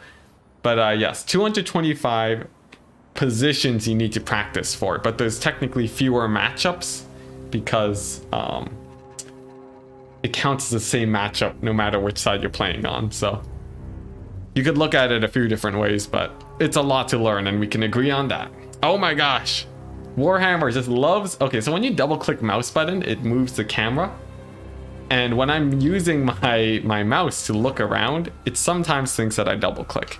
And that always makes the camera jump around. It's just the worst. Just the worst.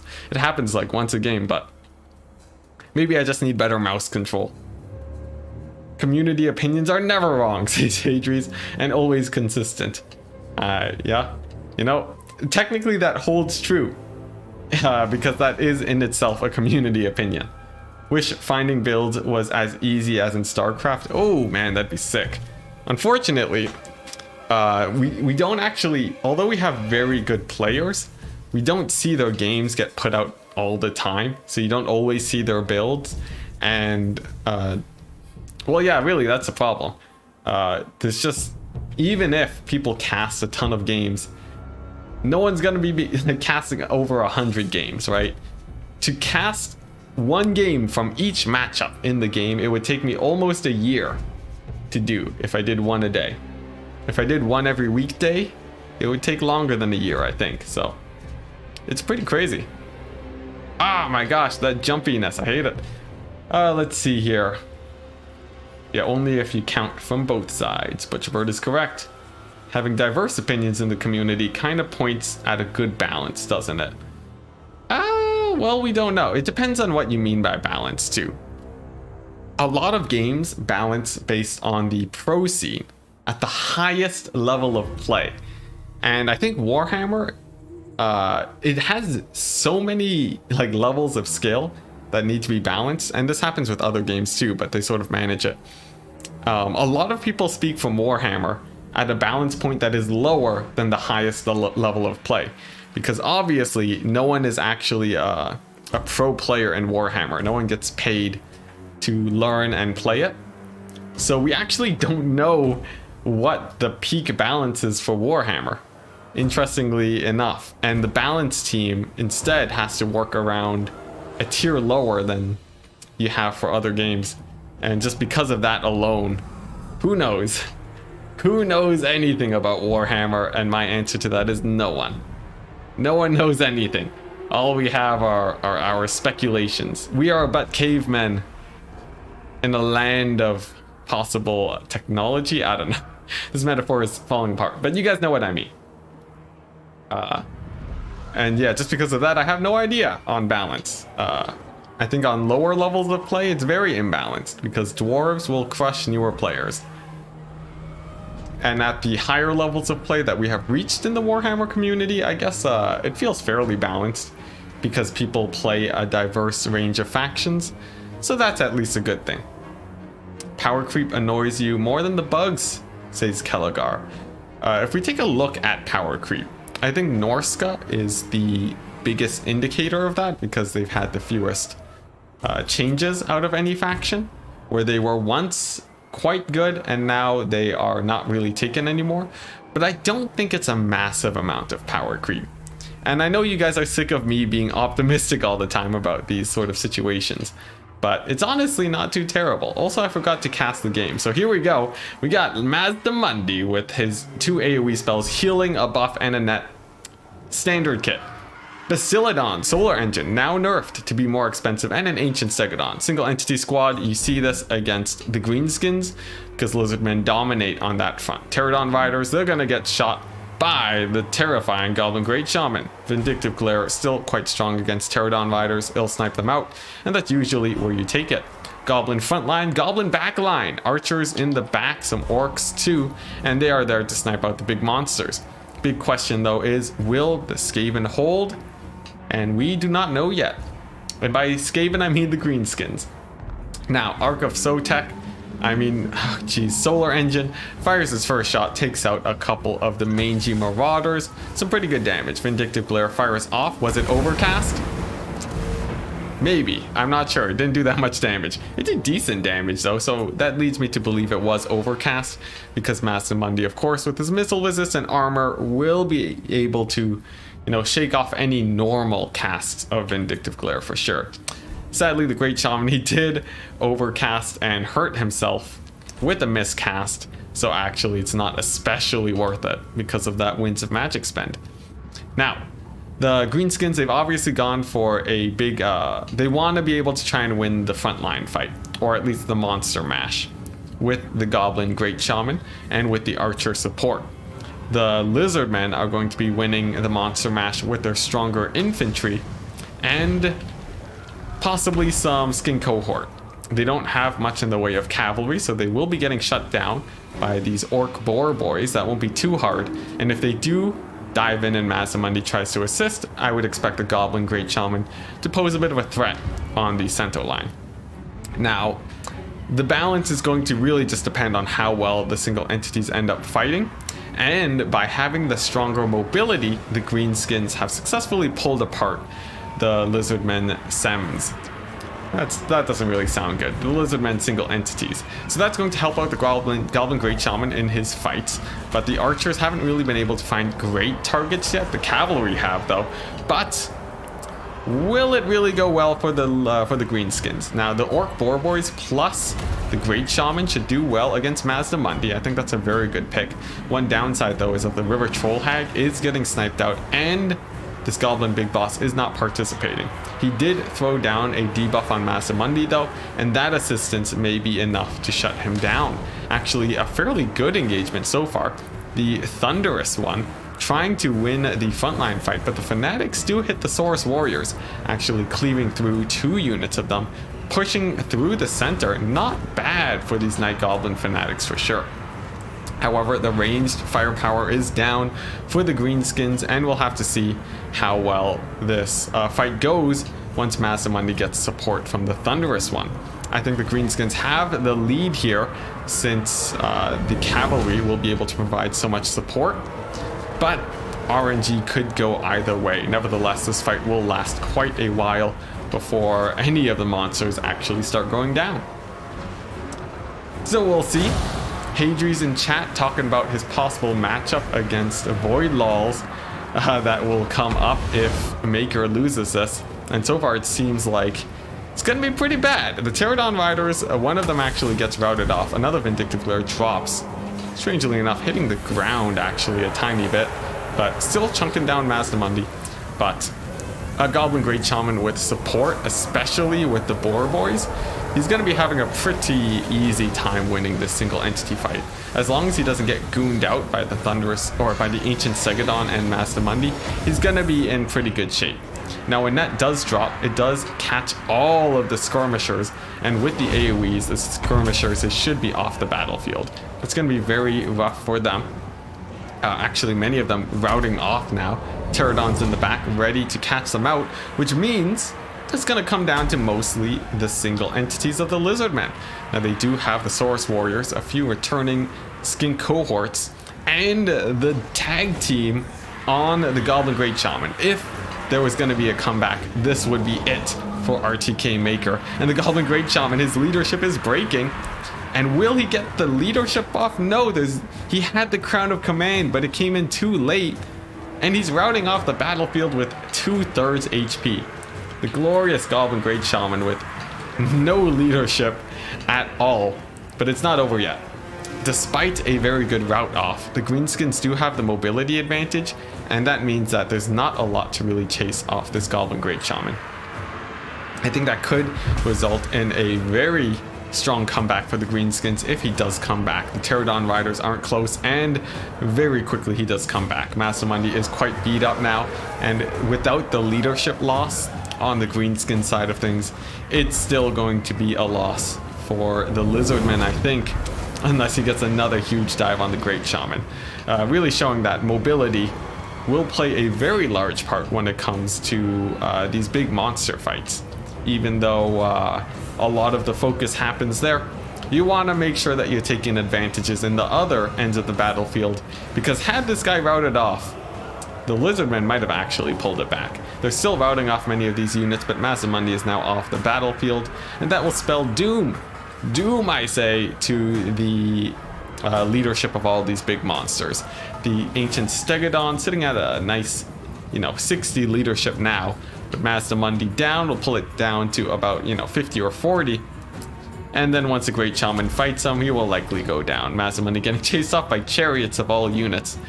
Brutal. Absolutely brutal for Masamundi. He will be going down. There's nothing to actually save him. Ancient Stegodon doing his best, but it looks like that's gonna be it. Void Laws with a 2-0 victory. Fairly decisive, I would say. On both battles, even though there was a chance of a comeback there. Oh boy, still quite rough. Taking a look at the single entities here for the Lizardmen, simply not paying for themselves. Very rough indeed. Same with the Pterodon Riders, and dare I look at it, 600 gold value on the 8 peak loonies, showing that even though they got nerfed, now they are more of a normal infantry unit. Definitely still not, still takeable now. Just not nearly as strong as before. Boar Boys and the Chariots, of course, with the mobility advantage really securing the game, though. And the Goblin Great Shaman taking a good chunk of Masamundi himself. So quite good, Void Laws. You have progressed to the finals now, and will be facing off against Hadri's. GG's. Hadri's, you are up. And oh boy, we got some high level play. Very high level. I'm excited to see this match. It's going to be a best of 5. Thankfully the tournament didn't last too long today. It went for a while, but at least it didn't take, a million hours. Just a simple, 4-hour tournament. Not long at all. Let's see, enjoy the struggle, saying, I know the feel of hitting those abilities. A fraction of a second too late. Yeah, it was rough, but even so, one misplay will not take out Void Laws with the advantage he secured early on. The Chariots, yes, very good value. They are very strong. I think Beastmen, as long as the Chariots are allowed, you'll probably be taking them. Kelagar, mighty play for such an ancient PC. Yeah, I don't know how Void Laws manages to live with that, but somehow they do. And my Warhammer has crashed, so let's go ahead and message the players real quick.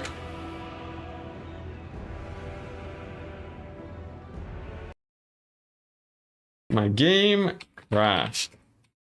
Coming back in. Alright, so here we go. The classic Void Laws crash. I don't know if it's actually Void Laws, but I feel like I crash when he's involved at least once a tournament. But no problem, we just log back in and we'll be good to go. Let's see, Void sharing his PC with Kazrak. Yeah. One day, if he wins enough of these tournaments, he will have enough money saved to get all the upgrades imaginable. It will be glorious. But for now, let's see if that lobby is still up. It seems like it is not. So I will go ahead and host it. Finals, Enticity Finals. Here we go. Oh my gosh, and I joined as a player. How could I? And then I have to witness my high elf build again. Okay, Hadri's hosted. Wonderful. Let's see, what did he call it? Enticity Finals, perhaps? Let's go ahead and spectate. And we are in. There we go. The climactic finals. They will be starting soon as these players can find each other. See, feral cold ones are the way for lizardmen versus chariots. That seems pretty cool. It seems like you got some pretty sick strats, Hadries, but will they survive meeting the enemy in battle? We shall see. Yep, map 1 is set. Let's see here. Actually, map 1 is, that is not map 1. That is not map 1. Map 1 is Oakenhammer. There we go. Not Carrick Asgall. That is actually map 2. When you look at my screen right now, it's actually being hidden by the live thing. Yeah, sometimes challenge is confusing like that. Void Laws putting in some numbers, checking that internet connection. Seems like it has survived, so that's good. And here we go. Lag seems butter. Hadries coming on in. Seems like we're good. So we got both players in, and we'll get to see what their maps or what their picks and bans are. I'm excited. These are some very high level players.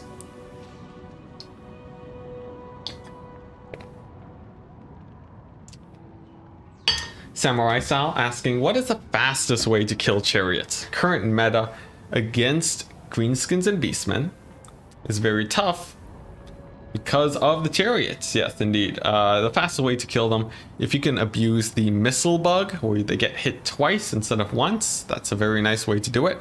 Fireballs, you know, luminarcs, those types of projectiles will just mulch chariots. Just run them over like it's nothing. Show them who's boss.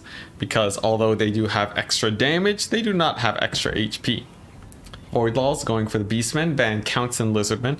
Alternatively, Cavalry is really nice because it provides mass against the chariots. That also works out quite well.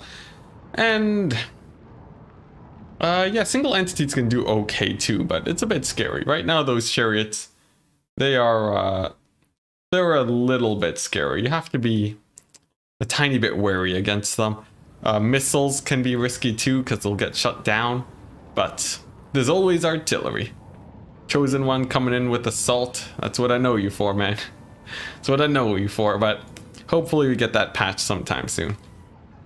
Because unless Warhammer is coming out tomorrow, we're gonna have this DLC for, or not this DLC, this patch for basically until Warhammer comes out, unless CA just throws in another DLC. But honestly, I just can't wait to get my hands on Warhammer 3. 7 new factions? Come on! It's gonna be sick. Blocker is not up to date? Ah, yes. I forgot about that. Let me go ahead and fix that. No one knows who's playing who unless the blocker is up to date. I'm not actually upset. There we go. Blocker is set. And we got the climactic finals. Hadries. What? Going for chaos against Beastmen? You madman. You absolute mad lad. Going for that chaos pick. Very nice. Strong pick for sure. Or is it? Beastmen have gone a ton of monsters recently. Of course, chaos do have their Shaggoths. Elite anti-monster monsters. And actually quite good against chariots too, but you gotta be a bit careful. Kolek will take quite a beating from Wargors if you're not paying attention. Has anyone brought corpse carts yet into cheese? Not yet. It turns out corpse carts. Well, corpse carts are bugged, but they actually are, you know, terrible still. To spam, that is. So we don't see corpse carts very often, although I think they are pretty fun. Where did the blockers go? Where it showed a random game of mine? Well, it was too much overhead for me to handle, unfortunately. Too much overhead. And of course, when it comes to tournaments, I like having the actual bracket up in front of everyone. That was pretty fun though, where I could just show my my games and replays with the screen blocker. But you know, what can you do? Let's see here. See, remember to turn on unit caps just in case. Ooh, a little bit of lag, but it still works out okay. Yeah, I think CA unit caps, most builds don't really get stopped by the unit caps, but it's important to just have it on, as is the way with the tournaments. But if you play by banner rules, most builds are going to be legal here. Human Boy saying, sorry Void, but you voted Hadries at the start of the tournament. Let's go Hadries. Nice, we got some support coming in for the players today. Hadries. I'm not sure who takes the victory here. Both players are quite scary. I think Voidlaws might have a little bit more consistency than Hadries, I think, based on the tournaments I've played, but both of them have done quite well against myself. And obviously that's the only judge of skill here. I know Voidlaws likes to play very meta, mastering the greenskins when they were good, playing Beastmen now, while Hadries definitely comes in with some very unique builds that are just extremely scary in many situations. Legion saying Void 2-0 in a best of 5. That is quite the prediction, Legion. Quite the prediction indeed. But I'm not sure. Hadries said in chat, clearly he's been experimenting a lot with the new meta and has quite a few thoughts on how to counter various things. So I'm really excited to see if he brings something just crazy that we haven't seen before. Butcherbird saying, sorry Hadries, but you play Skaven, so go avoid laws. Wow, Butcherbird with the Skaven hate. That's brutal. That's brutal. We don't even see Skaven that often. Oh my goodness. But yes, it is a best of 5. Indeed. I would assume Legion would put that to a 3-0, but possibly a 3-1. We'll have to see. Human Boy, you're sad? You're sad about the Skaven hate? It's alright. You can ban Butcherbird from your Discord. No one's gonna bat an eye at it. I won't mention it. No one will judge. And then, you know, I'll remove him from my Discord and we'll be set. Then again, Butcherbird is a mod on this YouTube channel, so he does have all the power in the world. Ultimate power. Okay, Legion, calling the rage quit in the 3rd game. Alright, now that's a hot take. That's a hot take. Hadries is ready. We'll see what Voidlaws decides to bring. I have no idea how this matchup is played, but if Hadries wins, maybe I will steal his build. Maybe. Possibly. Guaranteed. Because I've been looking for ways to take out the Beastmen. Vampire count seems okay, but usually they're banned out.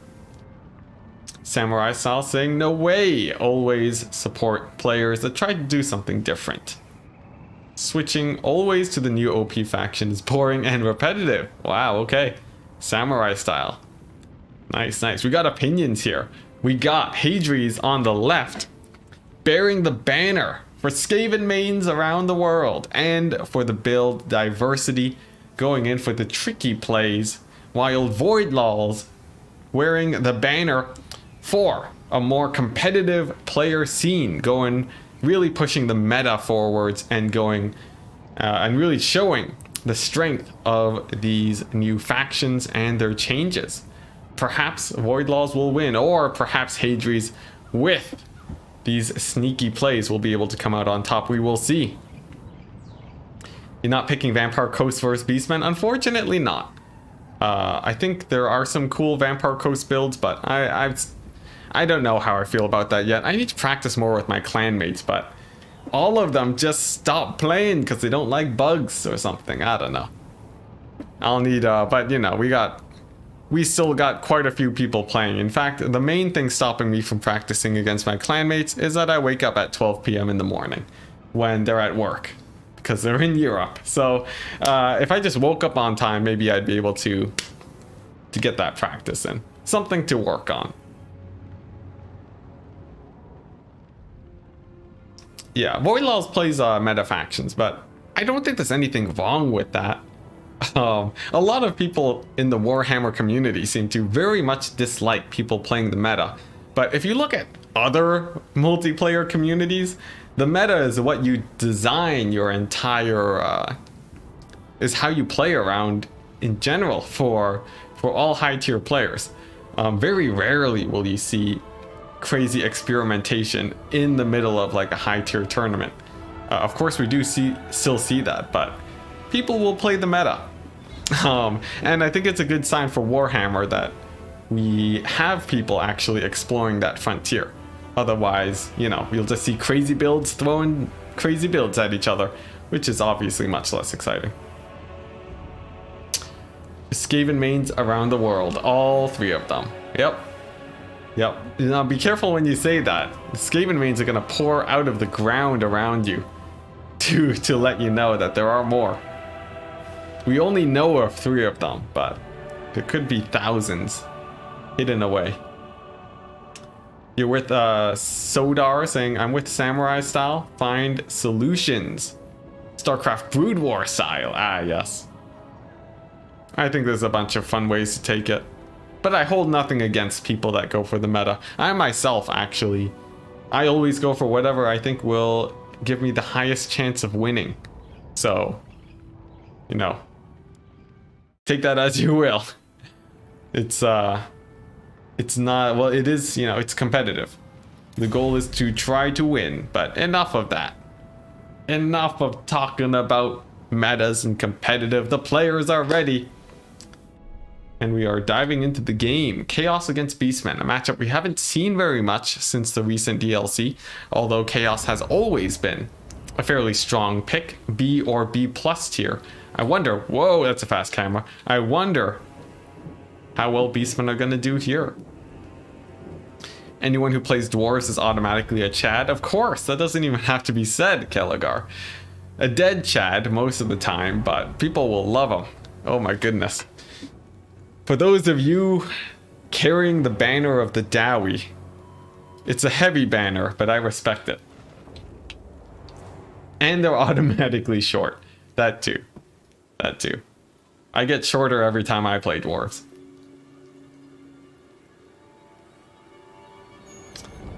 Alright. So here we go. Chosen One saying, nobody wants to play for 4 hours only to lose because your build was weak. Well, I think the solution is to make a better build there, but I forgot. We moved on from that topic. So, my goodness. Well, yeah, we're in the loading screen again. Oh, jeez. What I would do to give Void Lols better internet. We'll make it though. Potato is chugging along. You can see the calculations flowing through its mind. 1 + 1 considers. It finds an answer. It considers again, double checks, and then outputs to Void Lols with the best computer in the world, loading on in. Oh, I should have won. I should have won just to prevent this, but you know, what can we do? Chosen One saying, I won't deny it. It gets repetitive. That is true, especially with that greenskin meta. I'm with you there. In the previous patch, I think Warhammer, to really not settle into a meta, they need to be releasing patches fairly regularly, because although the game does have a lot of complexity, eventually the community does sort of settle in the same place, and you need a bit of shaking up to really, you know, get somewhere. StarCraft Brood War, though, is such a good game, though, where they actually didn't need to put in any patches. Just the variety of maps was enough to shift the meta for StarCraft Brood War. And without any balance changes, it more or less worked out. Obviously, CA is not Blizzard Entertainment at their peak, so you know, they're not going to have a perfectly balanced multiplayer for Warhammer, but I think what we have is pretty great. Someone donate him an old SSD or something. Well, if he wins this tournament, he'll be coming out with 25 Canadian big ones, enough to buy about a quarter or a third of an SSD. Only 2 more tournaments after that, and then we'll be good to go. Warhammer, quite a demanding game actually. So many different assets. You play co-op with a friend with a 10-year-old PC now. now and then. A good test of patience. Yeah.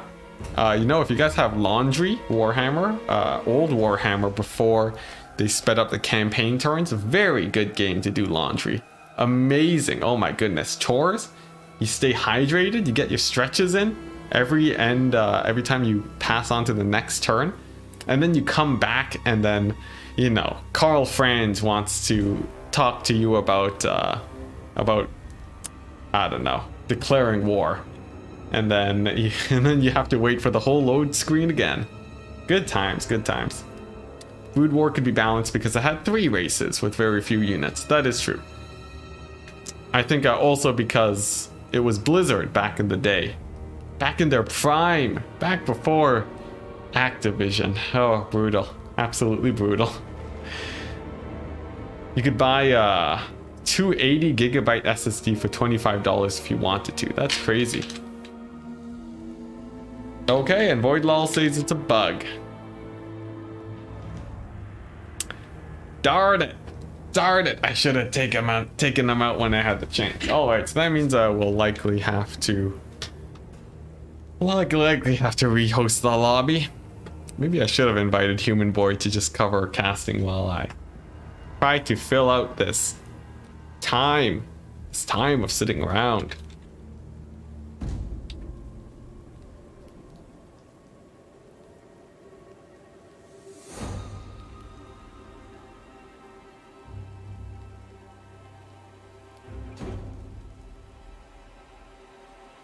Alright, well, if he does leave, I will take a screenshot of the builds so that players can go for the same builds and we'll be good to go. The hamsters powering Void's PC are working overtime. They're getting tired now. It's been about, 4 hours of running for those poor guys. Oh, maybe his PC is just a room filled with monkeys and typewriters. And they're printing out the Warhammer screens in front of them. Converts text to image somehow. I don't know. It was a terrible metaphor, but I went for it anyways. Or maybe not metaphor. This could be the longest best of 5 ever. It may be. It may be Chosen One. Well, we can go ahead and look at these beautiful tree models over here. You can see a nice green. The modelers. Very under-respected team for Warhammer. They have to do all this terrain and everything. So, I'm quite impressed by them.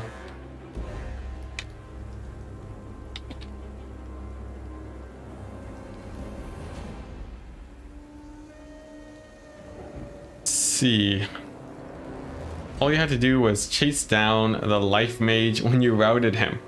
And you wouldn't have had to endure this. How dare you, Enticity, say samurai style. I know. This is all I had to do. Just keep on chasing. I'm getting flashbacks to those games. Why is the viewership increasing? I'm looking at trees, guys. Go to bed. Oh, man. Void is giving orders in-game per fax. Yep. I did instruct Voidlaws to leave the lobby and to set up another lobby for us to join. So that should be good. The flashbacks, I know. It felt like it was mere seconds ago, mere hours ago when I was playing against Voidlaws. So optimistic. And I was like, you know what? Let's be super efficient. Let's turn off fire at will. What's the worst thing that could happen? Darn it. Oh, darn it. Oh, man. It doesn't upset me that much, but it upsets me a little bit. Maybe upset is the wrong word, but the instant regret. All right, enough of the trees. Yo, look at this. Whoa, okay, wait, look at this. Oh, man. Someone got lazy. Come on, CA, what is this? Oh my gosh, what is this? CA, how could you? Oh my goodness, let's just look away from that real quick. Let's see. Yes, Void is gonna host another lobby. All right, so that's the plan. Yeah, oh my gosh, look at this though. Oh, never mind, don't look at it. Yeah, you can really tell that they did the terrain to set up for this square And obviously it's a cost-saving technique for the developers. Eventually, as you zoom out, you get less and less detail as you go into the distance. And there we go. We successfully lost connection to the game. Okay, I'll host. Host then. Alright, so there we go. I shall host the lobby. We'll call it Enticity Finals. We'll throw up the screen blocker. We're gonna invite Void Laws to the lobby, open a human player slot, and then invite Hadries. Here we go. And the lobby is up. The players are coming in. The map is set to Oakenhammer. And then we will be able to see the glorious match. Can one of my mods, if you are in chat right now, could you take a screenshot of the builds? I sadly forgot to. And then just post them in the general chat of my Discord. That would be great. Or if any mods are in chat, just a message to let me know that you're alive in there. There goes another 5 minutes, I know, right? But you know, a 5 minutes spent with chat, staring at a loading screen, totally worth it. Totally worth it. Void Laws. He's resuscitating those hamsters, giving CPR to the poor, lifeless bodies. But we'll have to see if they come back up. Let's see. Are there mods in chat? I think my mods might have actually died of old age from how long this tournament has gone on for. Could someone in one of the viewers just jump back in the YouTube video, and you should be able to take a screenshot and then post it in general. That would be best.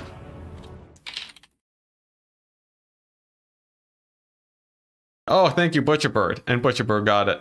Sick. All right, so the armies are set. Let it be known that that you have to take the same armies. Oh wow, Butcherbird on the phone posting. Wow, now that takes some commitment, guys.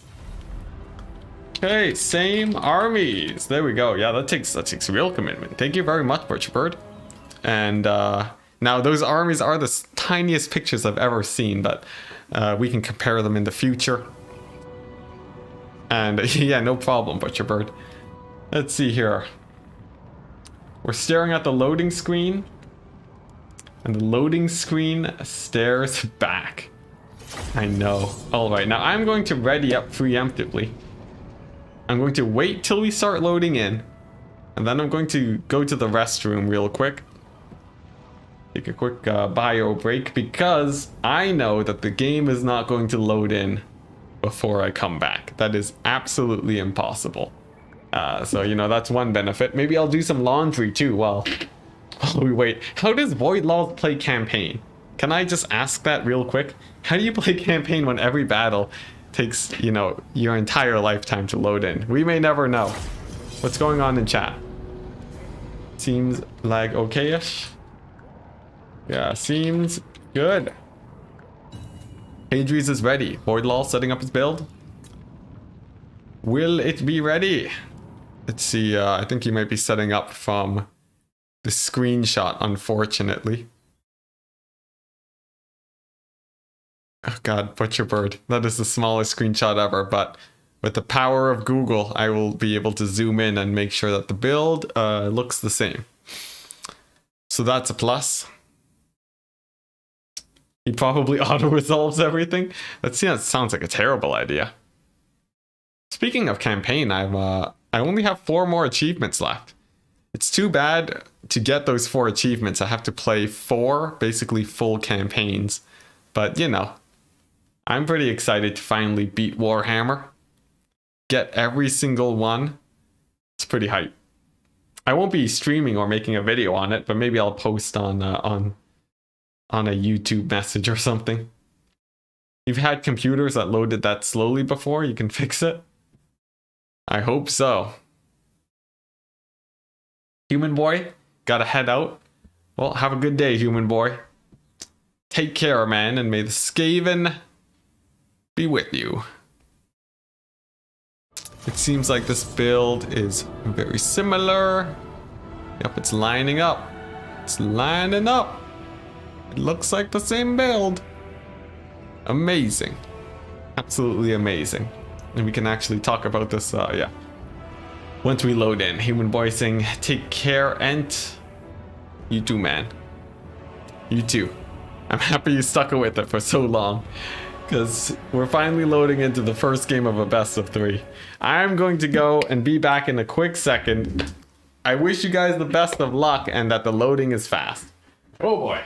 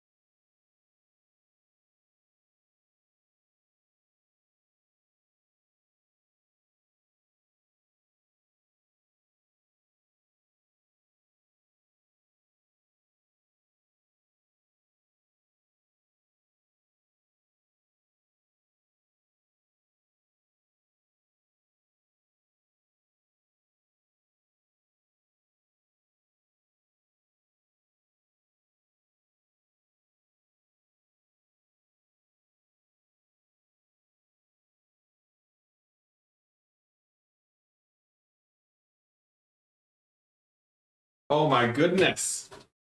Would you look at that? Who would have guessed? They're still loading in. Amazing. All right, so here we go.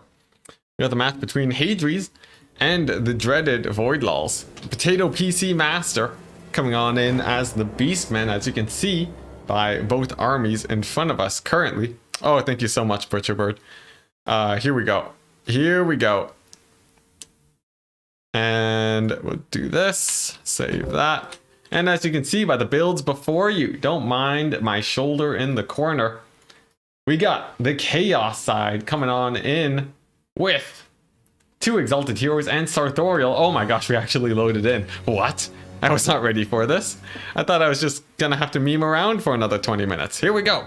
So the armies have loaded in. We have lost our cinematic smoothing. I have to turn that back on. There we go. And for Hadries coming in as the yellow player. He's going to be coming in with Sartorial, 2 Exalted Heroes with their attack boosting ability, I believe. Sartorial, Final Transmutation. Plague of Rust is a bit interesting. I guess that's for chariots. And for those of you that like whoopsie daisies, your elite infantry, chosen with halberds ×2. Insane. Chaos Warriors with halberds, 2 Manticores. It's a blob build with elite infantry. Skirmishers too, to make sure that you can chase off units, and that's it. It's a very simple build from Hadries. Meanwhile, Voidlaws coming on in with Khazrak One Eye. Who would have guessed? Now that's a hot take for sure, but he does have very good stats, so I'm wondering if Khazrak is actually good here. He has just his armor, which I think is just a melee attack boost. Of course, Traderkin and Bray Scream. And there you go, it's just the damage resistance buff. Not nearly as good as Lucky Banner, but still definitely going to be quite helpful. Voidlaws is ready, and he also has quite a few Razorgore herds, some Chaos Spawn, good amount of mobility, but a lot of the mobility here won't be that good against these chosen halberds. In fact, the scariest thing is probably the chariots, if they can get the charge in on the back. But if the halberds charge the chariots or brace, these guys won't be performing nearly as well. If they can't load in, you give them 2 AI armies and they have to fight it out. That sounds pretty great. Where is Bunnies when you need him? Sadly not here today, but what do we got? What do we got? How do you guys feel about these 2 builds? I personally feel like the chosen halberds is a very hot take, but Hadries has clearly been experimenting quite a bit recently, so he has to have seen some success with them to be taking them. Of course, Bray Scream is the go-to ability against elite infantry, plus Traderkin. against the blob is going to be quite devastating, but I think the double manticores and the 2 exalted heroes, they'll likely be able to push back the chariots. And from there, the cavalry definitely will be dying. Same with the chaos spawn, and in this case, beastmen infantry basically moot. They are simply there to ward off these horsemen from pressuring more expensive targets. So I'm quite interested here. Since I believe Voidlaws will be the attacker, let's go ahead and move the camera over here, and the battle begins. And here we go. So both sides are progressing towards each other, and we'll see how well Hadrius can defend his Marauder horsemen. Of course, he doesn't have many units to actually protect them in this case, and if they have to retreat, they don't have a whole ton of room to actually escape to. Could be a pretty bad situation, but just to start off, it seems like they will just be firing in onto these Ungor spearmen herd, getting in a nice amount of damage. Actually, fairly good chunking damage, but nothing that's going to turn the tide of battle anytime soon. Sartorial playing quite aggressively though, just moving right on up. It looks like he wants to terror route them off the edge of the map. Fairly good play. And over on this right hand side, what do we got? Razorgore herd, cavalry going in for the surround, but not exactly finding a lot of good targets. None of these guys will do well against chosen halberds. And oh man, the Tuskor chariots charging straight into the Marauder horsemen. Will they get punished though? Sartorial does turn around and some nice volleys do go off. I feel like this is a really nice trade for Hadrius so far, being able to retreat, but it's only a minor one. The dogs do get into position and they will be stopping the horsemen, I believe. But no, they just charge right on through the dogs, actually getting a sort of a weird surround just by that positioning. But it sort of doesn't matter. Look at that damage coming in on all of these units. But here we go, the big plays. They do begin. The Traitor Kin drops, and that's going to be hitting everything in this army here. Actually, wait, is that a final transmutation? Or is it the Traitor Kin? I think it was a final transmutation, but I can't see any of these. Yeah, I think it was actually final transmutation from Sartorial, hitting all of those units, getting a pretty big rout on the Beastmen cavalry side. But there we go, there's the Traitor Kin. It hits the dogs and the horsemen, and that routs off that group of units. Both players setting up a fairly nice blob to use the AoEs on, and it more or less trades out evenly. A lot of back and forth though, and taking a look at the halberds, they are still quite healthy. The skirmishers for the chaos though are off the battlefield, and that's definitely going to be quite rough for Hadrius. But the fact that he has so much elite infantry actually makes me a little bit worried for Voidlaws here. You know, it's very unexpected to see 2 units of chosen halberds, but they're still at full HP, and unless this Brave Shaman gets some really nice AoEs on them, it's gonna be pretty hard to take them out. Manticores are looking to be routing off the Sons of Goros too, but look at this. That AoE, that Brave Scream is just waiting to be casted.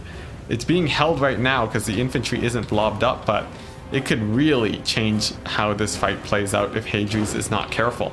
Sons of Goros too, routing off in a bad direction, will actually rally from the terror route, edge of the map. So close, but sadly they don't go in that direction. And it's going to be a big fight over here. Now, this is very close to the edge of the map. Another Traitor Kin looks like it's going to be dropped.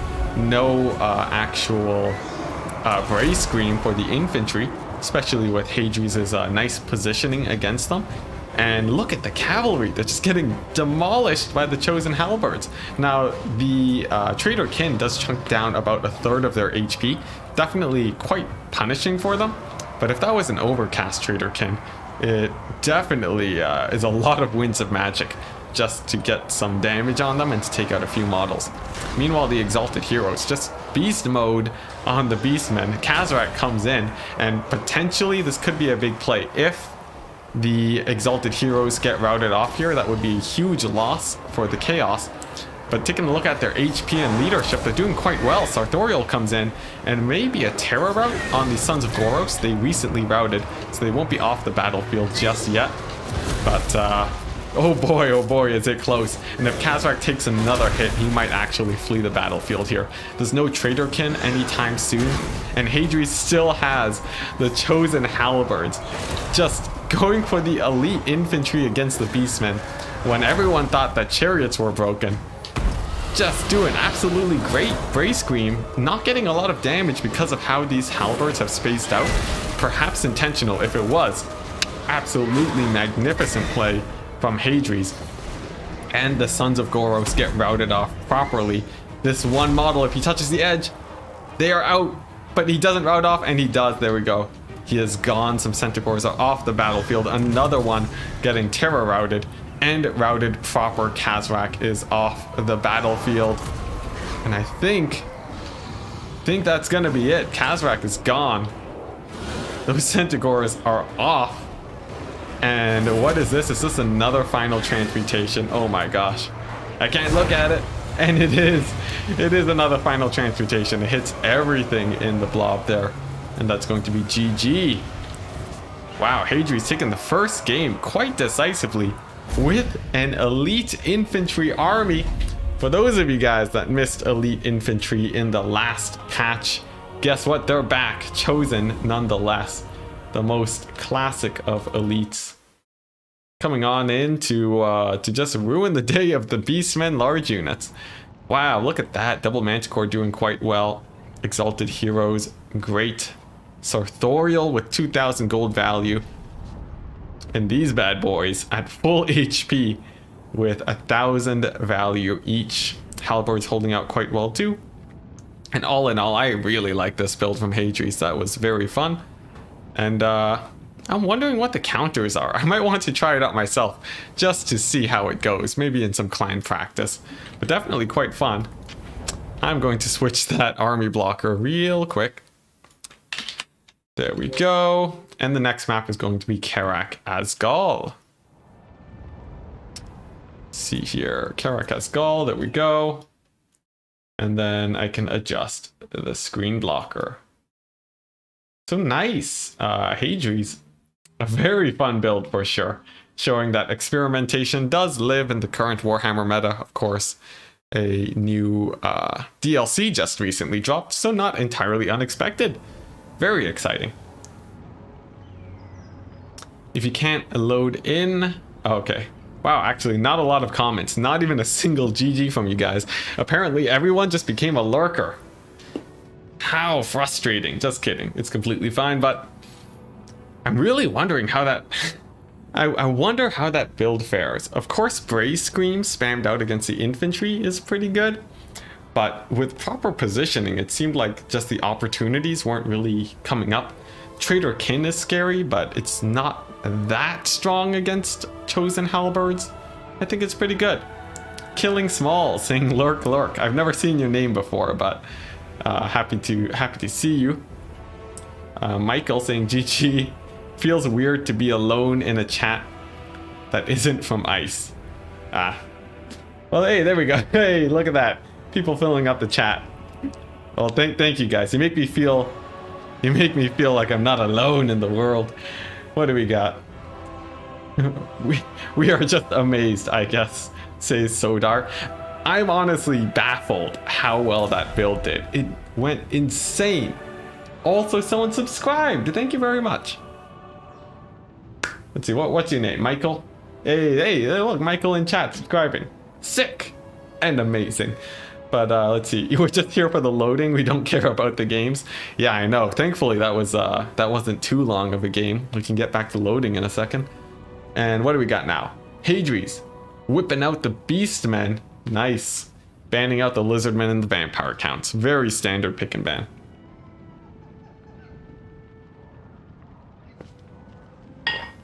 Very, very nice. I wonder. What will Void Lulz decide to do against the Beastmen here?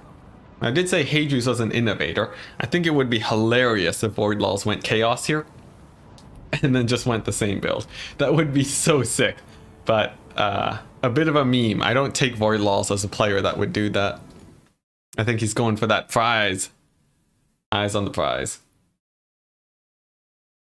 But there we go. Hadri's with the first win, proving to Legion that prediction was incorrect in game one nonetheless.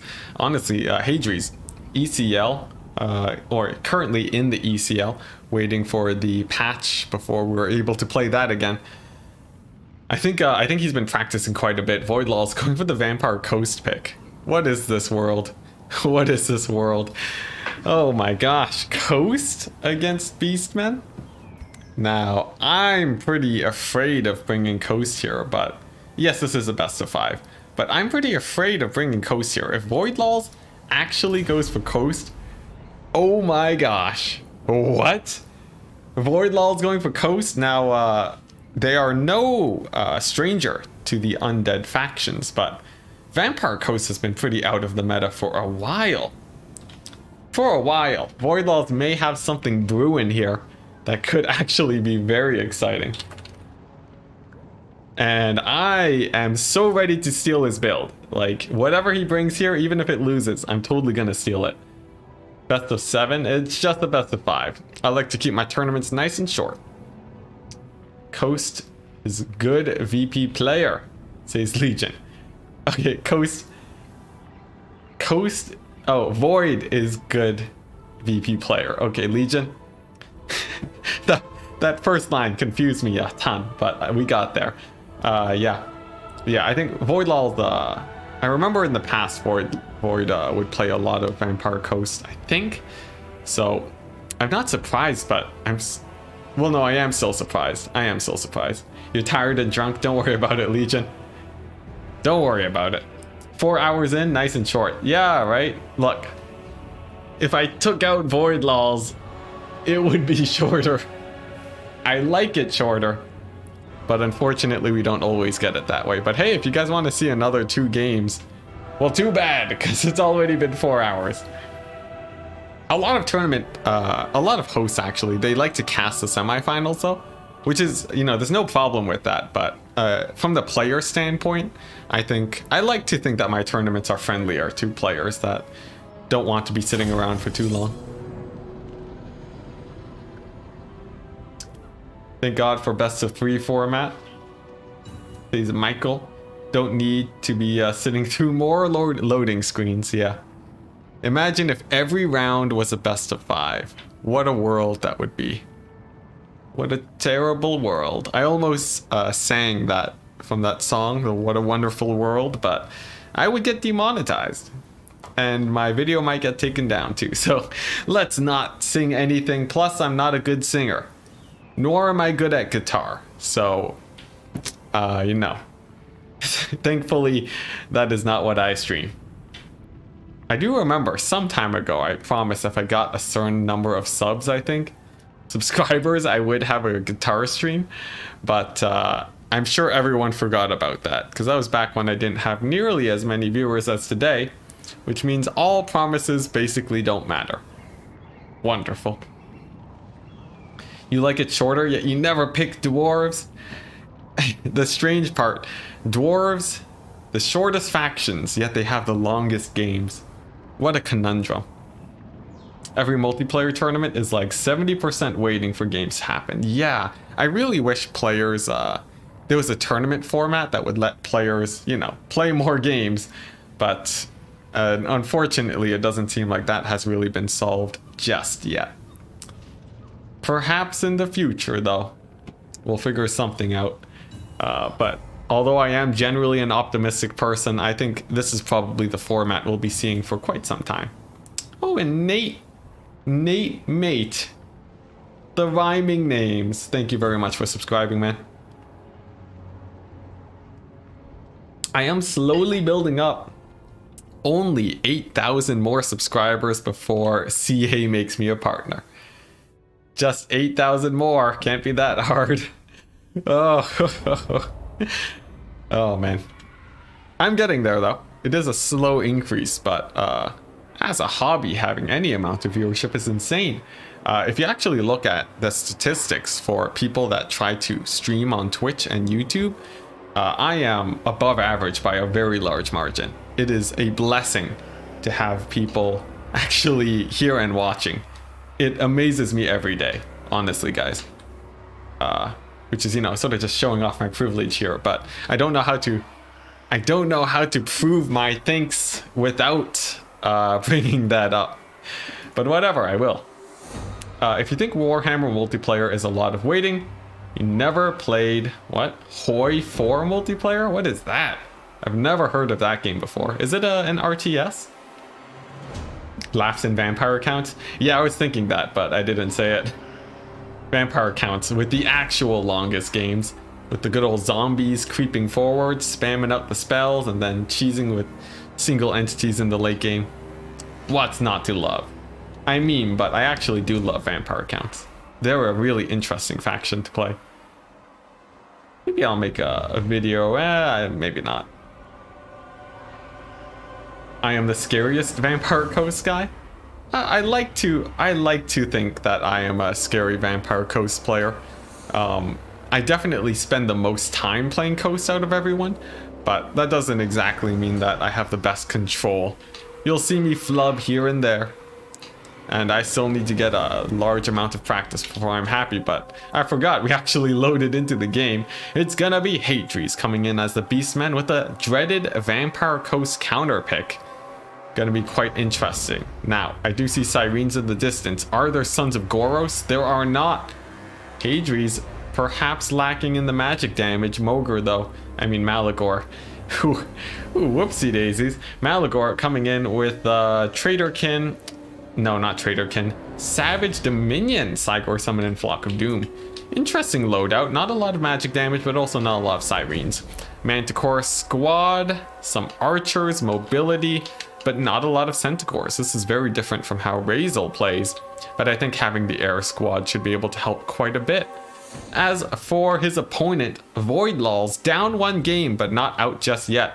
Going for the Noctilus double gunnery white play, positioning very far forwards with the Arawar Rotting Prometheans. These guys, high armored beastmen, don't always bring armor piercing here, and these guys can actually be quite brutal, especially against chariots.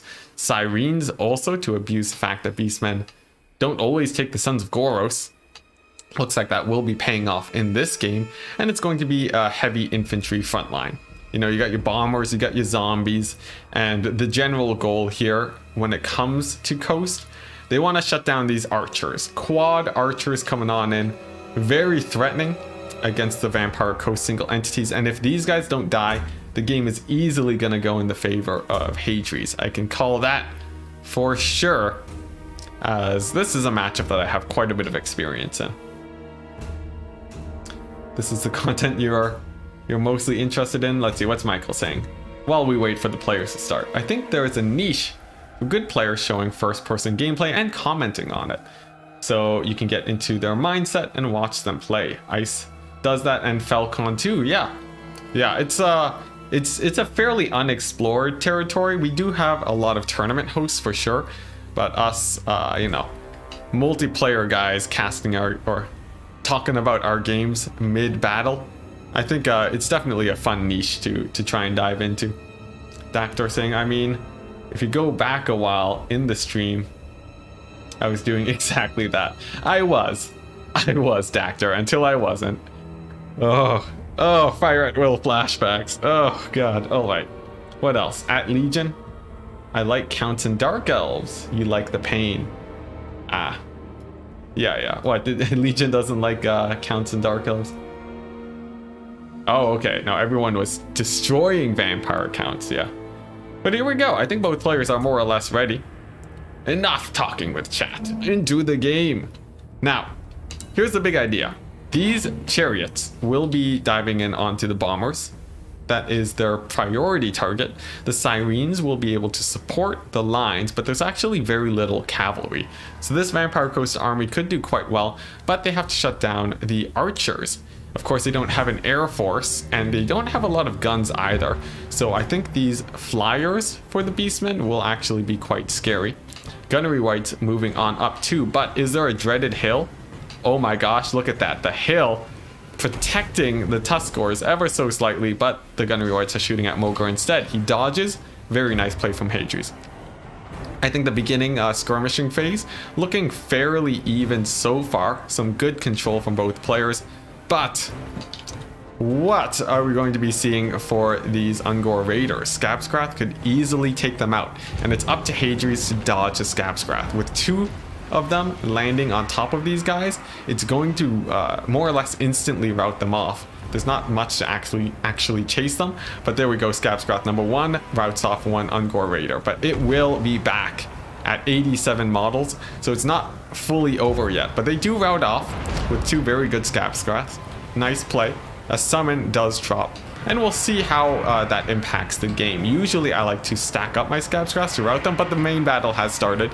Harpies, a millisecond too late. The bombers still get their drops off. A big AoE, Flock of Doom dropping on all these guys on the left flank. And dogs lying in wait to shut down these forces. Psygor summon 2, and it looks like it's going to be a big dive on top of Noctilus. He's going to be taking quite a bit of damage, but he is very tanky. He has a ton of zombies supporting him, and I don't think Noctilus is going to die just yet.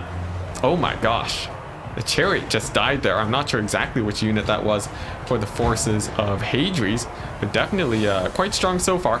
Looking at the actual lines though, the Sirens are going to be quite a pain to deal with. But the dogs do dive in. Another zombie summon does drop. That means fewer attacks in the late game. A Flock of Doom, but the fact that the Gunnery Wights are still alive, it's going to be pretty scary, I think. As the Gunnery Wights, they do actually pose a very large threat. Even if Noctilus goes down, he's going to need, Hadri's that is going to need these 2 Manticores to live. Otherwise, those Gunnery Wights, they're going to be quite a bit of a problem. They do get mucked in, though, by some infantry, and that's going to be very nice for Hadri's. One of the Ungor Raiders, too, coming back, not dead yet. They're going to start posing problems in the late game, as the Archer Fire is actually really good at dealing damage. And meanwhile, these Rotting Lamprey's Revenge, Rotting Prometheans, are going to be trying to save Noctilus. It looks like they will be successful. With their high mass, they stop up the chariots and the Manticores, but so far the Manticores haven't taken a ton of damage yet. And I'm still keeping an eye on those Raiders, who are wondering, will the Raiders be able to get their value in? Now with the front line of the Beastmen actually falling, the Sirens are doing rather well for themselves at holding off, at pushing these Raiders back. And it seems like the coasts have taken a pretty nice advantage. Balance of power is usually in the favor of the Beastmen, so the fact that it is so even is pretty bad. And the second Scabscroth drops, killing off one of these Ungor Raiders, running off the battlefield at 53 models. Cowards, or cravens as the game might say. Gunnery Wights in the meantime rampage one of the Feral Manticores, and we are now seeing the revenge of the Ungor Raiders. Will they be able to pepper down Noctilus and the Gunnery Wight in time? And will these Manticores be able to get the snipes that they've been looking for the entire game? Rotting Prometheans are securely holding off this flank. And oh my gosh, the Vampire Coast balance of power. It is in the favor of Voidlaws now, showing that he is really using the advantage of Hadri's not practicing this matchup to his advantage. The Manticore gets rampaged. Malagor tries to come in, but this single entity squad is just a little bit too much, and especially not having enough magic damage is really punishing Hadri's right now.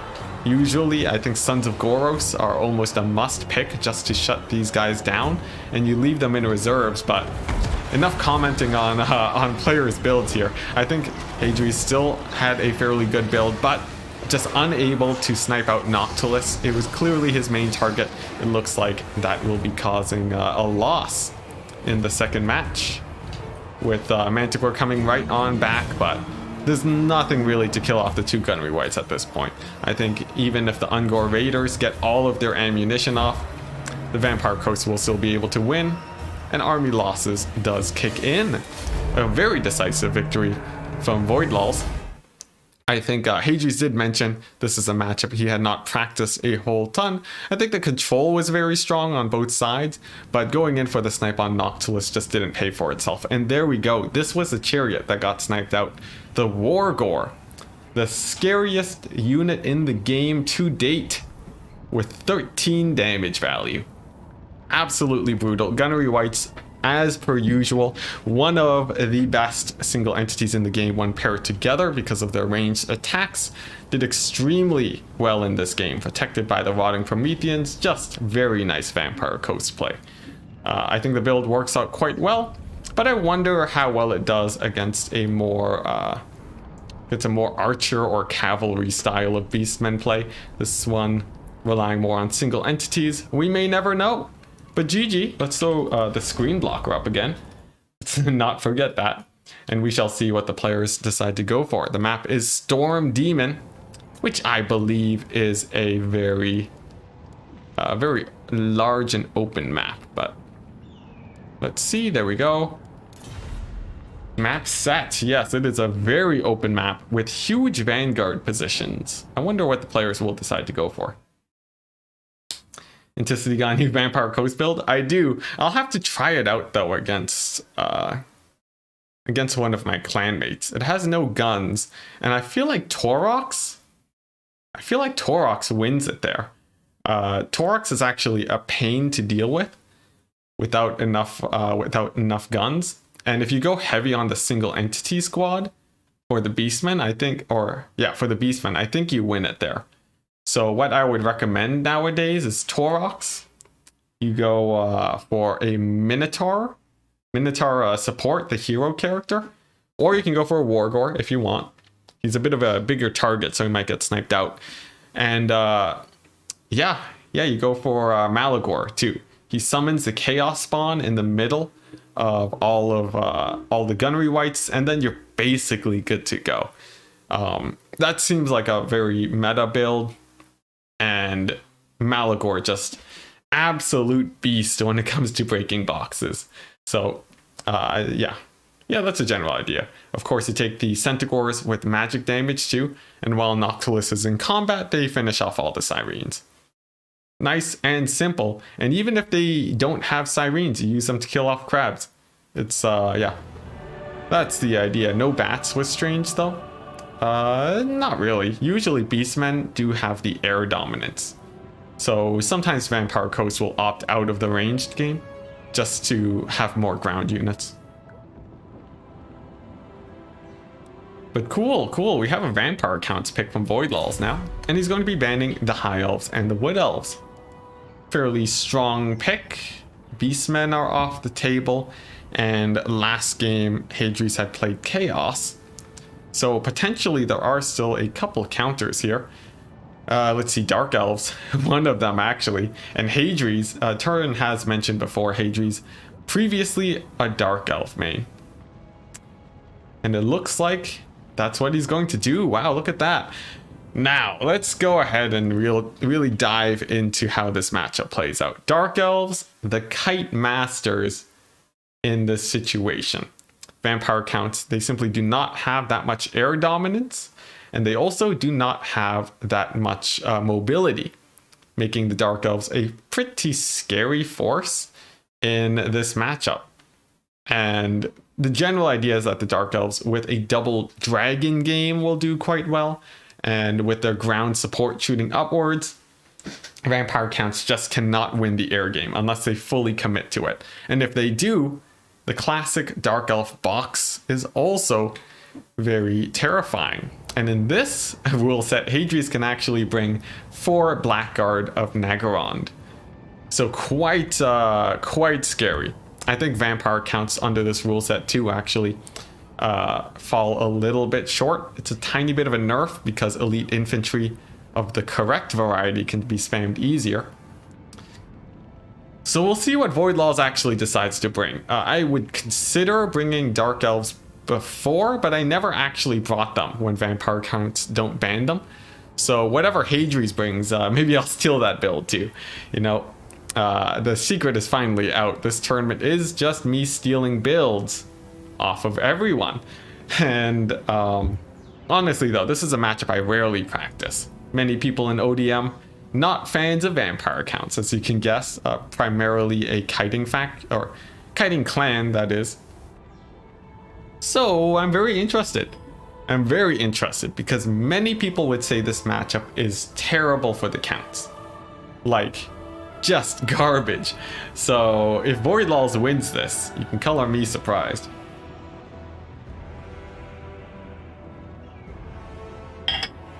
What do you guys think though? The fact that Voidlaws doesn't ban the matchup means that he has to have a build Does anyone in chat have an idea on what to bring? I've experimented a bit with like a single entity sniping style. You bring Gaze of Nagash and you just shoot Marathi out of the air. There's a potential there where that is rather scary. Alternatively, I don't know, there's a Kemmler style where you go all ground force as the vampire counts. Works decently. It's not gonna blow any minds by any means, but yeah, you know, you can avoid the air squad, and if they land, you just surround and kill them. Bring what he brings. I will, Butcher Bird. I'll copy both of their builds. This is the only way to get better at multiplayer. Honestly though, I think if I had to choose between having the perfect builds or having perfect micro, I think micro is actually a lot more important. Dodging spells can save you hundreds of gold. Turning on fire at will. Oh man, there are so many different ways. And there we go, Void Laws, he taps out. He's like, I'm done. It's over. Oh my gosh, let's see if we can re-invite him to the lobby. Technical difficulties, guys. Technical difficulties. Strangely enough, despite there only being 4 rounds in this tournament, it has lasted longer. Unfortunately. I regret not calling Human Boy to assist me here, but I guess he did go to sleep, so maybe it's for the better. And Void Laws is back. Woo! He figures out, yeah, I don't want to, I do want to face off against Hadri's Dark Elves, and he's ready, thankfully, so we can ready up, and that means that the game will be starting soon. Let's see here. Hadri's played Dark Elves on stream before, that's exciting. Butcherbird, as soon as the game starts, fill me in, because we won't be seeing the armies for a while. Did Hadri say he's ready? He gives a good luck, have fun. Both players readying up and unreadying, because for some reason you can't message players when you ready up, because this menu likes to disappear. Quick example, if I close this, you can't open it. Thank you, CA. Why CA? But I'm sure with Warhammer 3, the quality of life should be off the charts when it comes out, and man am I excited. It's 4:30 here, Butcherbird. 4:30 a.m. I sure hope not. Minnesotan? Okay, never mind. Never mind, yeah. You're in the PM hours, sick. So not too bad for you. Alright, nice. CJ, charity shop PC god sake. Lol. I feel like something went wrong with that sentence, but I get what you're saying. Void playing the matchup often? I think so. Void played Vampire counts into Dark Elves. Yeah, I very often see him leave it open. And because I'm not proficient as Dark Elves, I usually let him get away with it. Practice with him quite a bit, says Legion. He knows how to play it well. The question is, though, Hadri's very much enjoys Dark Elves. Maybe Void Laws is unaware, but I would not leave this matchup up against Hadri's. This is one that, at the very least, I think we'll have a very contested match. 5:30 a.m. here. Hey, we're in the same time zone, Derek. That means we're somewhere on the same longitude. Latitude is this way. Longitude, yeah. We're somewhere on the same vertical line. You just got home just in time for some battles. Well, hey, you have at least 2 more battles to watch for this tournament, and up against 2 very high-tiered players. So I think it should be very exciting, and nevertheless, no matter what, it should be quite informative, I think. 10:30 p.m. for CJ. Getting late. Getting late. Most of the European watchers will be pushing the 12 o'clock now. Yep. It's 12 hours from you, says Butcherbird. Never mind. It's insane. Well, like, I guess it's 13 hours, but anyways. CJ saying 38. Like what, 10:38? Oh, okay, well, yeah, there you go. I don't think that really needed to be specified, but I'll take it. And I'm very excited. I'm very excited. But it is, it's trickling away because I forgot. I forgot the load times. Do your stretches, guys. Do your stretches. Oh man, and it's starting to become a hungry stream again. Because I am ready to grab some dinner as soon as this is done. Darn. Darn you long tournaments. It's classic though, it's classic. We got the water, we opened the window, we turned on the lights, and we're now hungry. This is as classic as it gets. And I don't think it'll ever shift from that, guys. But still very fun. Now, this map is pretty interesting. For those of you that don't know, the Vanguard is actually the entire map. The deployment zones are extremely small, and most wide builds actually don't even fit in the deployment zones. As for the Vanguard positioning, most people don't usually take advantage of it because the map is so wide. It's so large that your non-Vanguard units just never make it to the fight. So because of that, you actually see most people playing fairly normally, deploying on their own boxes most of the time, and then slowly advancing towards each other. If builds are kiting, it generally gets quite a bit more exciting, as this is a very nice map for kite builds. But we'll have to see. We'll have to see. We'll keep a close eye on it as we load in. Sometimes Void will eventually connect, but sometimes they won't. In the meantime, though, I guess we can take a quick look at these warp stone craters. You can see the artists here that actually decided to lay this out. Actually a little bit of work, you know, working on these the patchiness of the grass here to make sure that it looks nice. Putting in this huge warp stone shard, putting it in the ground. It's actually much larger than it is above, the classic iceberg effect. And actually one thing that modelers, or like one thing that map designers will do sometimes, they'll use the same model, but they'll rotate it and then have different parts showing up. So if we take a quick look here, actually no, this little warp stone stuff does not go under the ground. Very interesting here. On the standpoint of CA, I'm actually quite surprised that they didn't opt to reuse the model. But this one is reused, and you can tell it has that same shard shape, we'll call it. So, very good. Nice reuse of assets there. Very good choice for sure. Meanwhile, we got these big old meteors here in the background. Imagine if we had battlefield effects, guys. Imagine if a meteor could randomly take out your army. That would be insane. Okay, and Voidlaw saying that it's time to relog into the game. Oh, wait, but the meteor moves, but Voidlaw's unfortunately drops. We'll see if the lobby is still up. All right, so there we go. We got the builds. This time I will remember to actually screenshot them here. And they're looking like pretty fun builds. Ice Power going for that sweet double Marathi dragon play. Very, very nice. And there we go. Whoa, that's a big one. There we go. So Voidlaws actually went for the anti-air style, coming in with the Tempest ability and the Graveguard Ground Force. Now, I think Ice Power wins the air game pretty decisively here, so I'd be pretty worried if I was Voidlaws. I'd be pretty worried. Yeah, it's a long one. Oh man. Oh wait, so here we go. How do you guys feel about this matchup though? Looking at the builds now, what are your predictions on who's gonna win? I'm pretty sure Ice Power has it, but I'm not sure. Ice Power? Crap. Oh crap. Hadries has it.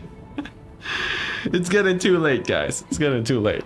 Legion saying Void won because there's no heralds, which means that the ground army will do much better.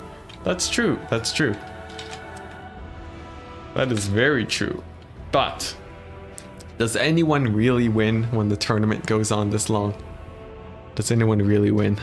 I don't know. Don't know. But you know, people are still watching, so I guess someone's enjoying it. Honestly though, the Graveguard great weapons are going to be hard to deal with. There are 3 Dark Riders, which is pretty good. But like the air game is going to be 6 breath attacks too. It's going to be pretty crazy. Is this a double black dragon, not double manticore? Yeah, that is true. It's not double manticore. Oh, actually, Adries. Actually, it's actually not legal. It's actually not legal, guys.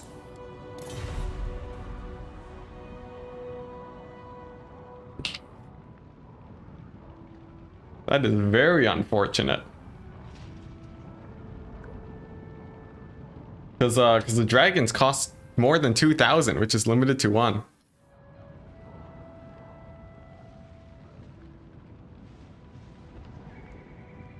Oh my goodness, that's brutal. It's absolutely brutal. What's it? Screen count's weird? What do you mean? What screen count? I have no idea what you guys are talking about. Let's see here. Let's see. I think that technically lets Void Lulls rebuild. Is that how it works? All right, let's call a mod in. Let's call the mods. Let's see. Oh man, well we'll do this while we wait for Void Lulls. All right, mods. Hadries has legal army. Does Void get to rebuild? Question mark. I forgot what standard procedure is here. I'm pretty sure standard procedure is that Void Lulls does get to rebuild, unfortunately. No idea. But it might not matter. It might not matter if Void Lulls just lost his internet. All right, let's see. But yeah, so under this rule set, to stop, you know, the big monster spam that would be allowed otherwise, the maximum on big monsters is 1, which also does limit skink oracles, and it is in line with the banner rules. But it does mean, however, that it's gonna be a bit too long. Yeah, I'm thinking you guys could just play later and send replays. All right. So we may have to close it off here because this tournament is actually going really long for both players. And the stream is going very long for me. And honestly, there's still 2 games left. But we'll have to see. Void restarting Steam probably. Yeah. Idris, if you're running out of time, feel free to go for that. Your call. All right.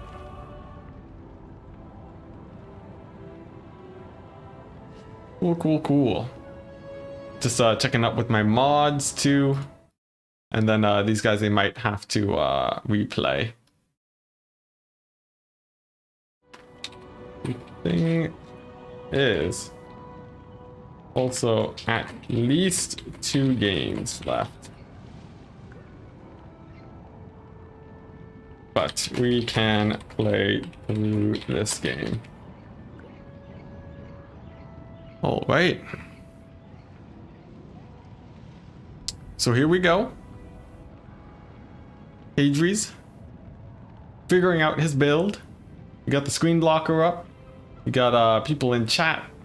Wasn't it quick battle constraints? It is quick battle constraints, but there are a few extra things just to make it similar to banner rules. I'm considering removing the extra stuff since honestly, just a full-on quick battle limits doesn't seem too bad. But I'm not sure yet. I might ask everyone about it. Yeah, actually, yeah, I'll probably put up an at everyone message and then question them about it. But for now, we'll continue playing this. All right, here we go.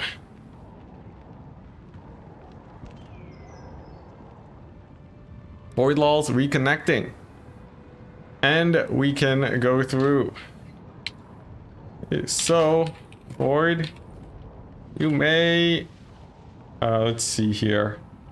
Well, let's see. Did we actually load into the game? If we didn't load into the game, didn't really matter. But then Hadri's got to see Void Laws' build.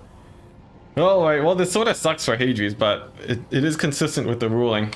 Change your army. Let's see here. Unless Hadri's decides to just remove the dragon. It's harsh punishment, but at the moment there's no way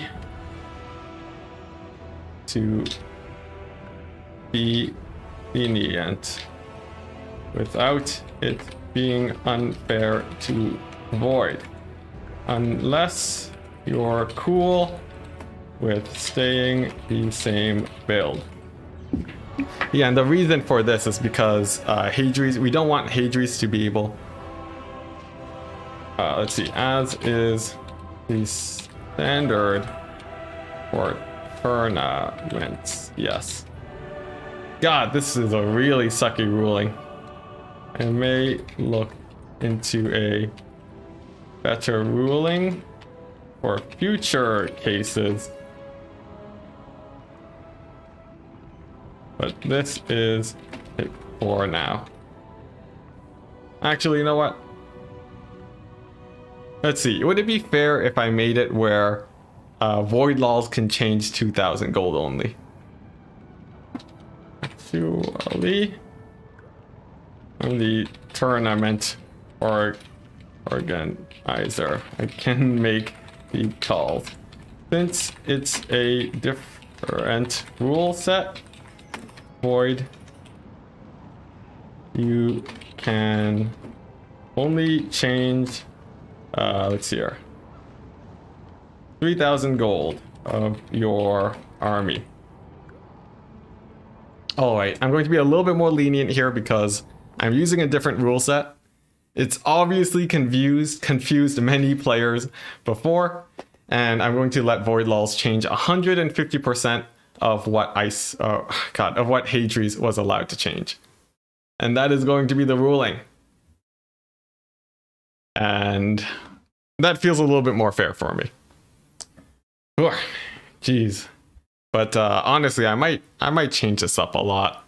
The unit maximums are, if you want to stick to CAA limits, it really avoids a lot of confusion if you just go all in on CAA limits, and maybe that's what I'm going to do.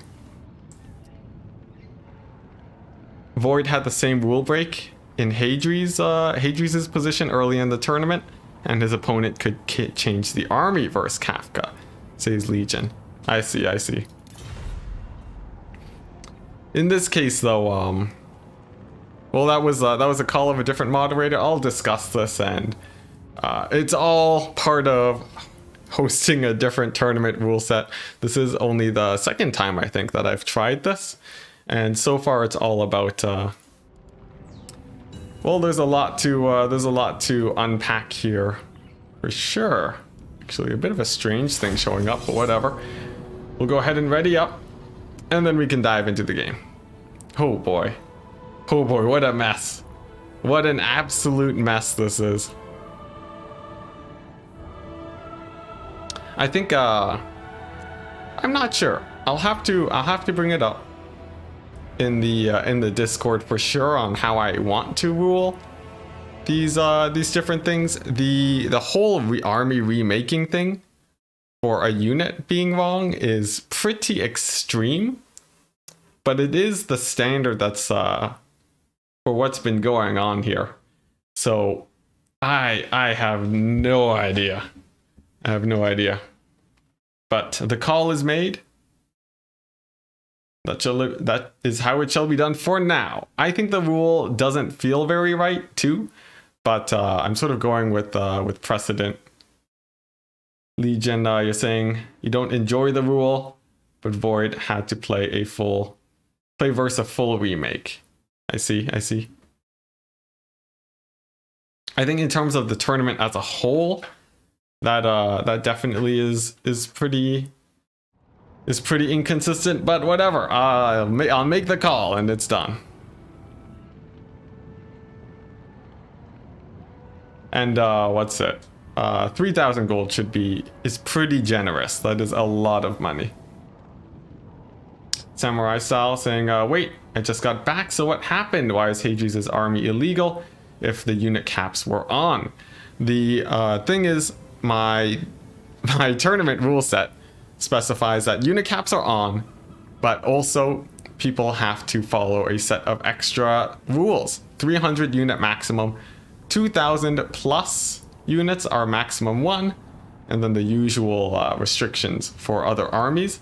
In this case, Hades went for a double dragon in the air, and that is not legal because the black dragons cost 2,100, which is actually very different from how banner rules plays out.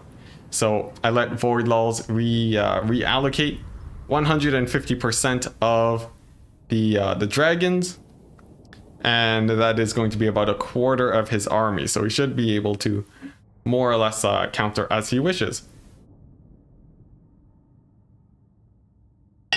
I think the advantage should still be quite significant, but for a rule break, man, I'm not sure, because I want to be even between players too. But nevertheless, it's already been called. The players have made their decisions, and we will be diving right on in.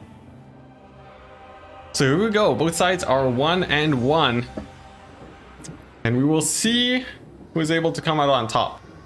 For Hades, he will be playing as the Dark Elves, coming on in with, whoopsie daisies, my camera keeps jumping, with an air squad build against Void Lulz as the Vampire Counts. Now the Vampire Counts, they usually have a fairly bad matchup here because they have to choose between breaking boxes or breaking the air game. And in this case, Void Lulz did get to prepare a little bit against the air game of Hades, being able to reallocate 3,000 gold of his funds because of a rule break on Hades' side. So we'll see as soon as we dive into the battle how this actually ends up playing out. And I forgot that we have to go through a loading screen again. So I hope everyone's doing fine in chat. And as a general opinion, how would you feel if I used the ladder limits and just had no other restrictions? Do you guys feel like that would be terrible? Or if we should keep some exceptions, all exceptions? There's a few exceptions that are a little bit like they seem like they're not really needed, especially on the front of the 2,000 gold maximum. The duplicate spells too feels like we could possibly get rid of that. I'm not sure. Yes, that's right, Butcherbird, it is more loading. Michael coming in with the first comment saying just the ladder limits alone is fine.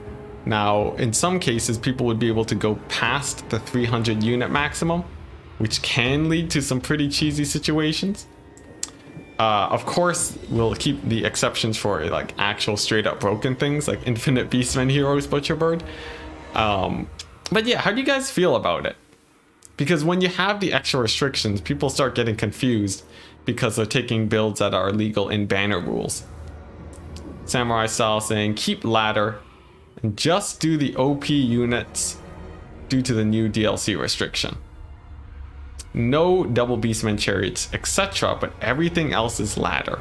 Do you guys feel like the 300 unit maximum is required too? Because on a personal standpoint, I don't really care on how things are actually set up. So, like, I don't care how I play the game as long as there's enough competition. And most of the restrictions are sort of aesthetic and not actually super important. So I'm wondering if I could just take out a few of those limits. And I might for the next tournament. But this is definitely getting into some real big rules development territory. If it's ladder limit, can I bring 4 Beastmen heroes then? That would be a no if we keep the exceptions. Let's see, Michael saying ladder is fine except for broken stuff. You want to be able to steal builds. Let's see. One thing that is sort of weird, you can get a lot of the same units being spammed out. A lot of people don't enjoy having heavy amounts of unit spam, but that is also fairly aesthetic. So I'm not sure. The more restrictions, the more similar the armies look. Although you do allow, you do cut out various forms of cheese with more restrictions. For example, everyone agrees that we should not have corner camping as part of the rule sets. But in terms of a 300 unit maximum, who knows? Who knows? It's easy to shut down single entities with wide armies. I think so. It's, like I said, it's more aesthetic. Do you want to play in a game where that is something you have to consider?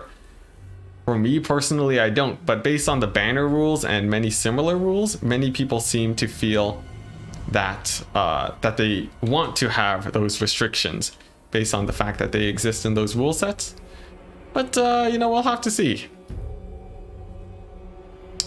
The screen blocker is there because the armies haven't loaded in yet. I'm keeping an eye on Void Laws' build to make sure that his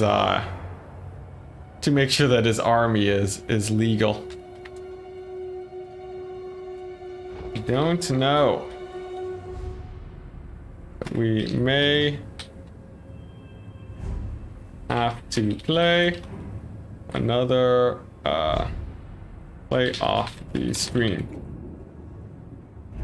Let's see here. Perhaps it should be better if both players remade, but the non-rule break player got 2 additional bans if they picked first, or got to counterpick with 1 less ban. Yeah, there's a few ways that we could have done it. We could have done with a full remake on both sides. Oh man, yeah. I'll need to figure out how I want to actually set up rule disputes. But there we go.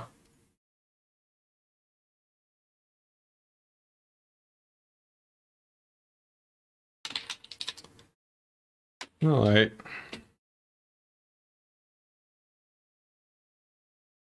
Let's see here.